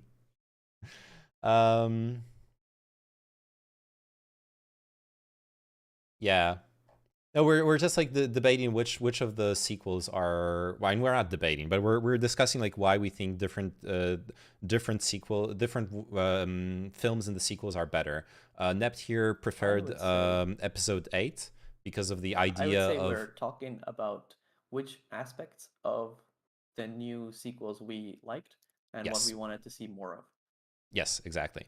Nept here explained that he prefers the he really likes in the 8 the fact that like further showing how flawed the Jedi can be, and like nuancing the whole like Jedi good Sith evil thing, graying it up a bit, which is why we're talking about like gray Jedi and stuff. And I personally, my favorite is Episode 7 because I guess I didn't even go into detail in it. For me, in Episode 7, I just really liked the basic characters and the basic character development. And that's pretty much what I look for in that kind of movie. I want the... I went in expecting nothing, and I got cool characters with like what I perceived as interesting character arcs. Rey is a bit of a Mary Sue, but I mean, so is anyone in who's the main character in this universe. Luke was a fucking Gary Stu. Like, who cares? So, I mean, they could have like snuck in a couple more training montages, but whatever. I didn't care that much. I like, for personality wise, they actually do evolve, and I thought that was cool. I got a spicy one for you. What do you think of Rey's heritage? Okay, so I didn't see episode 9, but if I recall correctly, because I think I got spoiled on it, she turns out to be like Skywalker or something. Palpatine. Oh, she's like Palpatine's daughter. Oh, I mean, okay. I think that's dumb because I liked in episode 7, like going back to episode 7 and stuff that I liked in it. The fact that it's set up that she's just like a nobody, and that we're kind of leaving this whole system of space nobility, and everyone's like someone's step cousin or brother or whatever, and that is why they're important. I thought that was fun. Thank like you. I liked You that. just made my argument for me because I like that too, but that was in 8. In 7, it's a mystery. In 8, it's revealed that she's a nobody. Right. Oh, right. You're right. Yeah. Right. In 7, it's a mystery. I wonder where J.J. Abrams originally wanted to take it. Like before, like when he was writing 7, or did he already think she was Palpatine's granddaughter? I don't know. I wonder if he has any idea. Honestly. Yeah. It might be just like laying the tracks as he goes, you know. Yeah. Like the way he wrote Lost. Yeah, he has no clue where he's going. Yeah. But I totally also hate that. Like it's all the same families. Like you go, oh, gotta go to Tatooine, dude. Yep. I can't wait for tomorrow's stream. I don't know, guys. Lilies might be pretty cool. I mean, I'll bite the bullet on that. I haven't seen any evidence that that like loli stuff harms anyone. And if someone shows me evidence, then yeah, sure, like let's fucking ban it. But I haven't seen any evidence that it harms anyone. And if it doesn't harm anyone, I'm not against it. When you said I'm gonna bite, when you said I'm gonna bite the bullet on that one, I was like, oh shit, I wanna be in the stream. I don't wanna be involved in it. Get me out of here. Not the lilies. He wanted her to be a Wookiee. Yes, Rey is actually 1/8 Wookiee. That would be fun. Yeah. There's a scene where she reaches up and you see her insanely hairy armpits, and she's like, "Oh, you're part Wookiee." Yeah. Came out. Yeah, that would have been so cool. She's like, yeah, like her midriff or whatever goes up, and it's just like a huge bunch of hair. All right. Have a good one, bud. See ya. All right. I am but Have a a good night. mirror. Thanks for the chat. Bye bye. All right, Elysium, you still there? You got anything? He is still here. Hit him with the question mark. Elysium, got anything to add? The floor is open.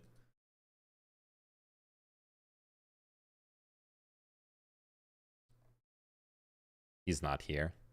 Fuck. I used to hang out with my uncle Chewbacca back in Tatooine. Oh no.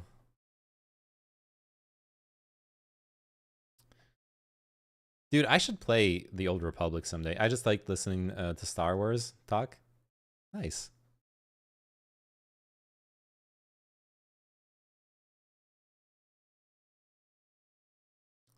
Oh yeah, there's a new map in CS:GO. I think I have the Old Republic in here. Yeah, I have the original one. I tried playing it. He will never play the Old Republic. Let's install it on my other drive because I'm like never launching it. You can only play it if after you finish Disco Elysium on stream. I'm never finishing Disco Elysium on stream. Oh god. That game's fucking garbage for stream content. I'm sorry. Like maybe one day if I have like hundreds of viewers then it doesn't matter, but I can't. It's so bad. If I ever finish it, it will be in my own time. It's like the Deus Ex type stream game, right? As far as I know, you can play it on a phone nowadays. I'm gonna save it for my next conference or something. Nice. Actually, maybe I should do that. It is a great game. Yeah, Disco Elysium is great and it's really fun. But I don't know why anyone would watch it or want to watch it. I could like there is stuff I can do to make games entertaining. I can't do that for Disco Elysium and enjoy the game at the same time. It's just impossible. There's no gameplay to like focus on or whatever.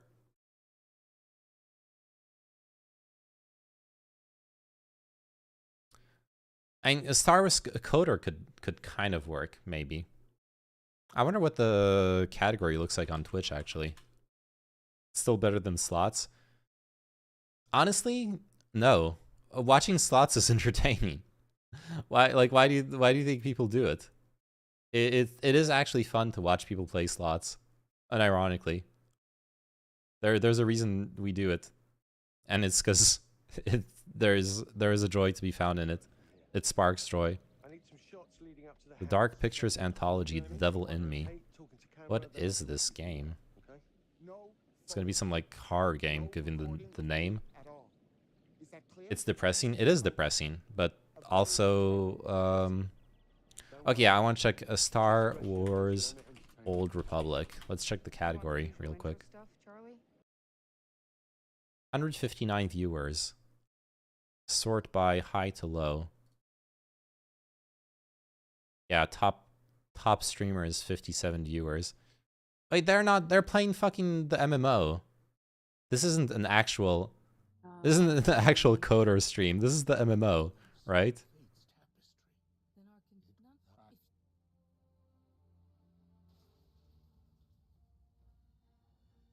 Yeah, that's the MMO. That's the Old Republic.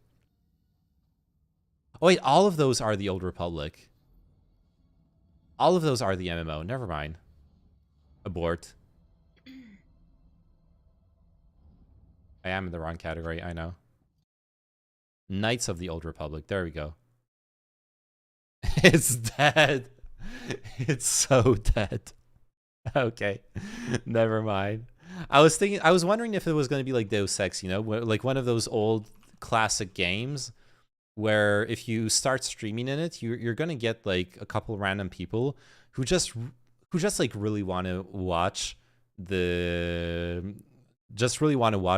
old ass game. And they're going to like be happy that someone's streaming it at least. But there's zero people in there. It's a VTuber playing Deus Ex. You need a lock. She's got a pizza on her head. For, like, doors I would be the new rising star of the category, yeah. Side of a door, you still need it. God, I forgot how dark this game is. Is that not silly? What is she doing? You gotta be smarter than the dumb Oh. My mom's room. And look, her favorite. Oh, she's pretty close to the end, I think. If this is where I think it is. This? The hours she would spend just sitting at that table and staring up at her priceless treasure. Weapon modification reload. Let's see. Dear Nicolette, at some point it may become. You can put it on your Tinder. #1 most popular coder streamer. True. Real talk. Baldur's Gate 3 when it releases would be a banger. It could, but man, I don't think so at all either. Yeah. It's a really, like, RPGs are really rough to stream. There's so much dialogue, and even like my way of playing them, I it could be feasible if I change my way of playing and I just zoom through the game to like just do gameplay. The Divinity streams were not banging. Yeah, I mean, to be fair, like I enjoyed playing Divinity with Turnet, but we weren't really doing entertainment content.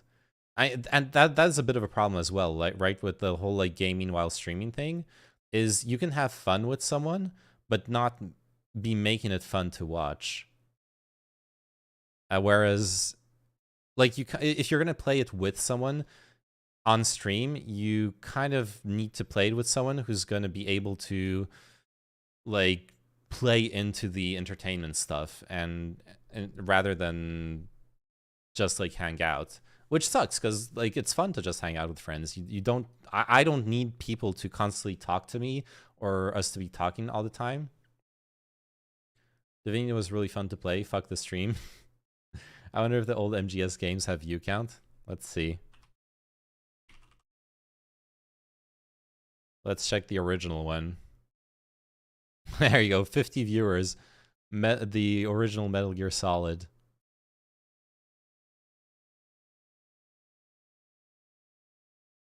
$34 viewers on this guy's stream.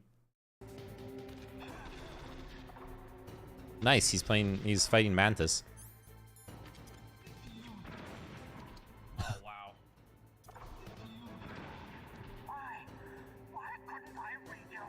Revengeance at 75. I do actually want to play Revengeance someday. Revengeance looks so fun. Like all the memes and everything. I need to play it. But yeah, Baldur's Gate 3, I could try it. I could try it. Oh, there's one more problem with Baldur's Gate though. I would really want to finish Baldur's Gate 1 and 2 first. I would love to, if I could find my old Baldur's Gate 1 playthrough and finish it, and then import the save game into Baldur's Gate 2 and finish that, I would be so fucking stoked. Time to start streaming them now. Oh god, I mean, it's probably not gonna happen. I'll be honest with you. I think I have them here. Owned games. There we go. I got Baldur's Gate 2 here. Oh, I don't even have the one. Yo, Witcher 3. Speaking of games, dude, I've never played Witcher 3, and I have it. I bet you've never played Pillars either. No, I haven't. And I never finished Dragon's Age Origins either. Witcher gameplay is so boring. Why do people like it then? Oh man, I never finished Dragon Age either. Or Planescape Torment.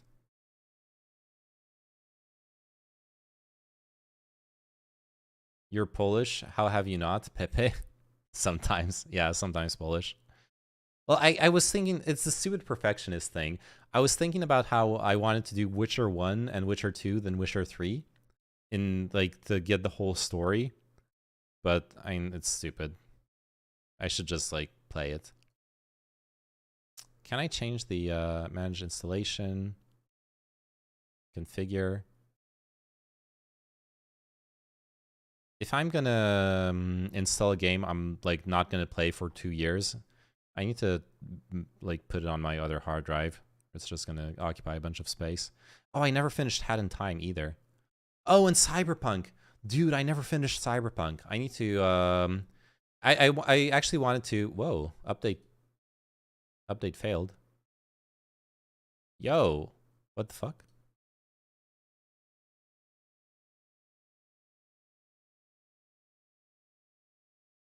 Do I have to like install the DLC or something? How do I get it? How do I get the DLC?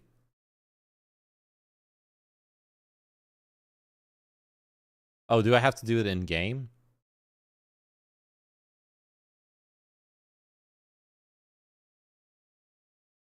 Whatever. Yeah, I need to finish Cyberpunk someday. I was thinking of maybe starting a new playthrough and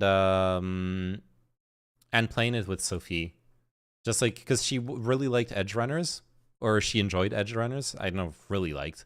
We both thought the same thing was like we both saw the same flaws in it, but we both enjoyed Edge Runners, and she was stoked to like explore that world. So playing Cyberpunk would be fun. Yodels, hey Scoopster, how are you doing? Oh, there's so many games to play, so little time. Oh, Factorio update. Now that's another game I'm never finishing. And I might have to like just uninstall and reinstall. Time to get her to read the books. There are books.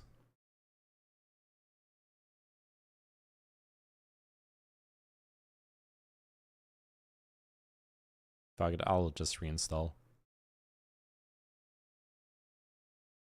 Yo, okay, I can, yeah, let's set up a folder on my D drive games. Perfect.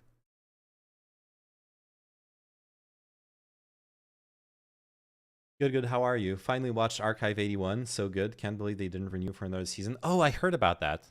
I heard about Archive 81. I don't remember what it is actually. Isn't it? It's like Black Mirror, right? Archive 81 is an American supernatural horror streaming television TV series. Oh no, never mind. Someone was telling us about how. Oh, Sophie told you to watch it. Yeah. I haven't watched it yet. It's culty horror. Okay. Yeah, I'm doing good. I'm in the new apartment. It's dank. It's really nice actually. Really cool change of pace from the previous one. So yeah, I'm all set up pretty much. Though I think I'll still move some stuff around. I want to have the like streaming shrine more in the camera's view. So I'm gonna have to like move the keyboard and stuff. I think there is a category of games which require such long extended concentration that I don't know if I'll ever play them, especially if they're old and the engagement is not as tight. Yeah, I feel you.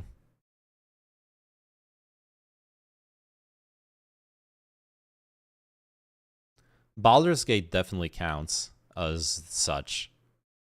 It's a very like especially the first one, but even the second one, those are like very annoying games to play, honestly. I remember grinding my way through the first one, and I never finished it, but I got relatively far. I think I was like halfway through.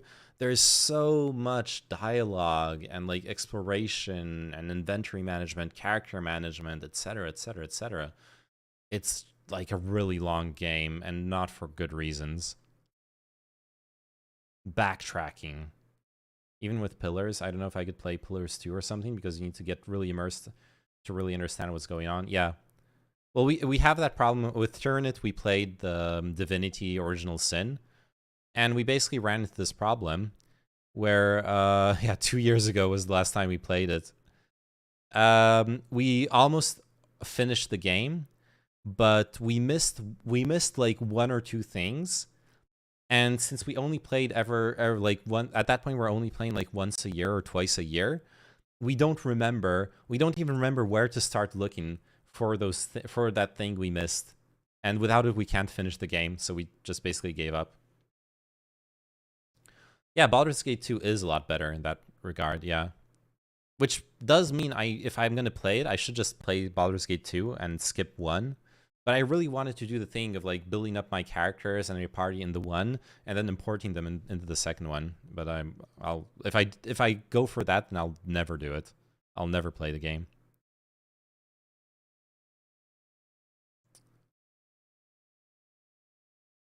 Your character isn't any better mechanically. No, it's not about the mechanics. It's about so I don't know how far that goes, but my understanding is that my understanding is that it's kind of like Mass Effect, where the decisions you made in the previous games have consequences in the two, but I could be wrong on that. Like, I really wanted to see those consequences personally. That's a pipe dream for a person more disciplined than us. Know our limits. That's true. That's actually a good lesson. Know your limits. Don't try to do things that you know you're gonna give up on. Or not that way. Don't try to do things in a way that's gonna make you give them up. That's the right sentence. Sorry.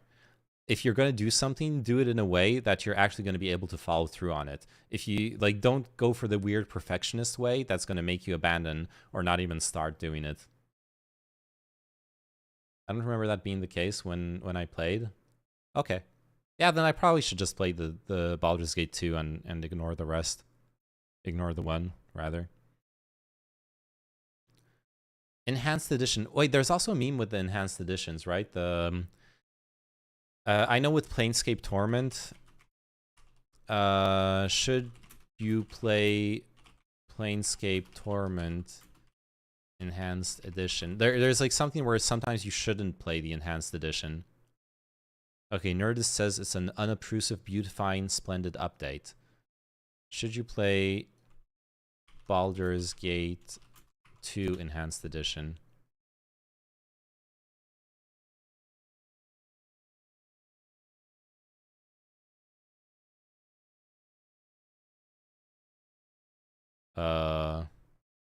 Question mark? Should I play Baldur's Gate 1? Yes, firstly, the story continues. Secondly, it's one big story of how your character starts out as nobody wearing a dress and carrying a stick, and gradually becomes super powerful. You lose a lot by jumping in halfway through. Man, Baldur's Gate 1 is so boring, though. Or at least parts of it are so boring. It's a good game still.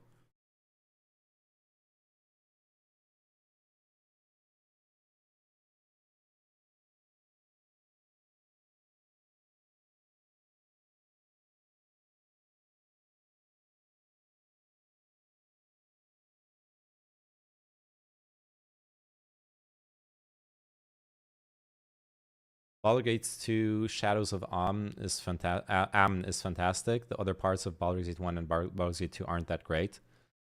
Yeah. I don't know. It's just cool to have the like complete experience, but yeah.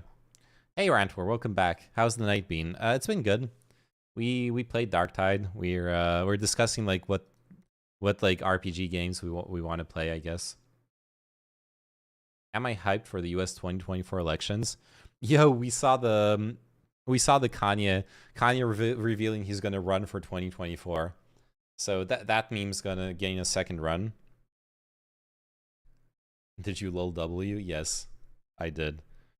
But also, I saw a pretty credible theory that Nick Fuentes is gonna be part of Kanye's election bid. Yeah, you saw it too. Yeah, what a shit show, man. I like that removes all credibility from Kanye pretending he's not anti-Semitic. Kanye West running for president in 2024 with Nick Fuentes and Milo Yiannopoulos as advisors wasn't on my bingo card. Yeah. Oh damn, a debate between Kanye, Trump, and DeSantis is going to be amazing. That would be beautiful to see. That is true. That would be next level politics entertainment. Polixtainment. But seriously, that tweet hits. Yeah, it does. You're right.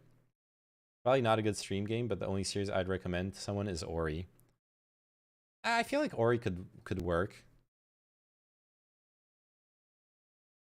Platformers have something that I think is works pretty well for a stream, as long as like have good energy, right, to hype it up. Is DeSantis even running now that Trump announced? I would hope so. I think DeSantis has way better chances.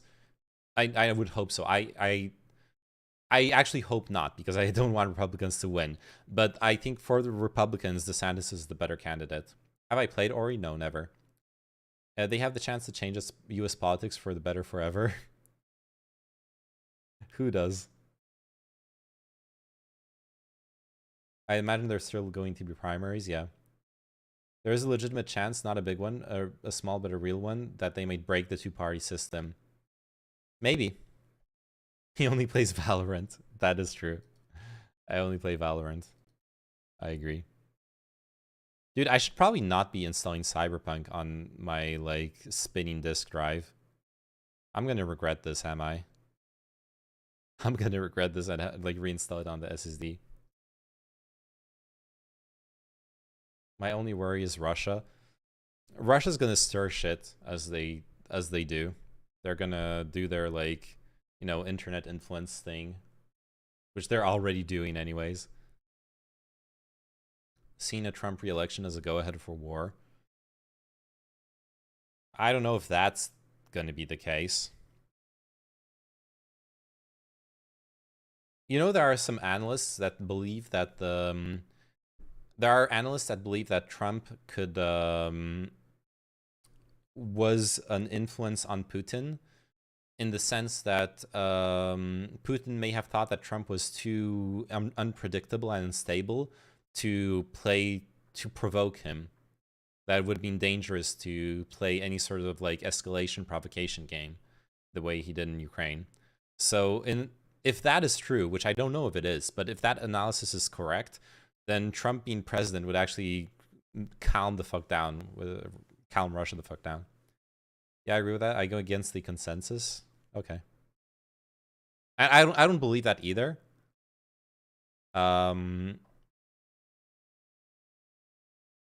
Always a good idea, yeah.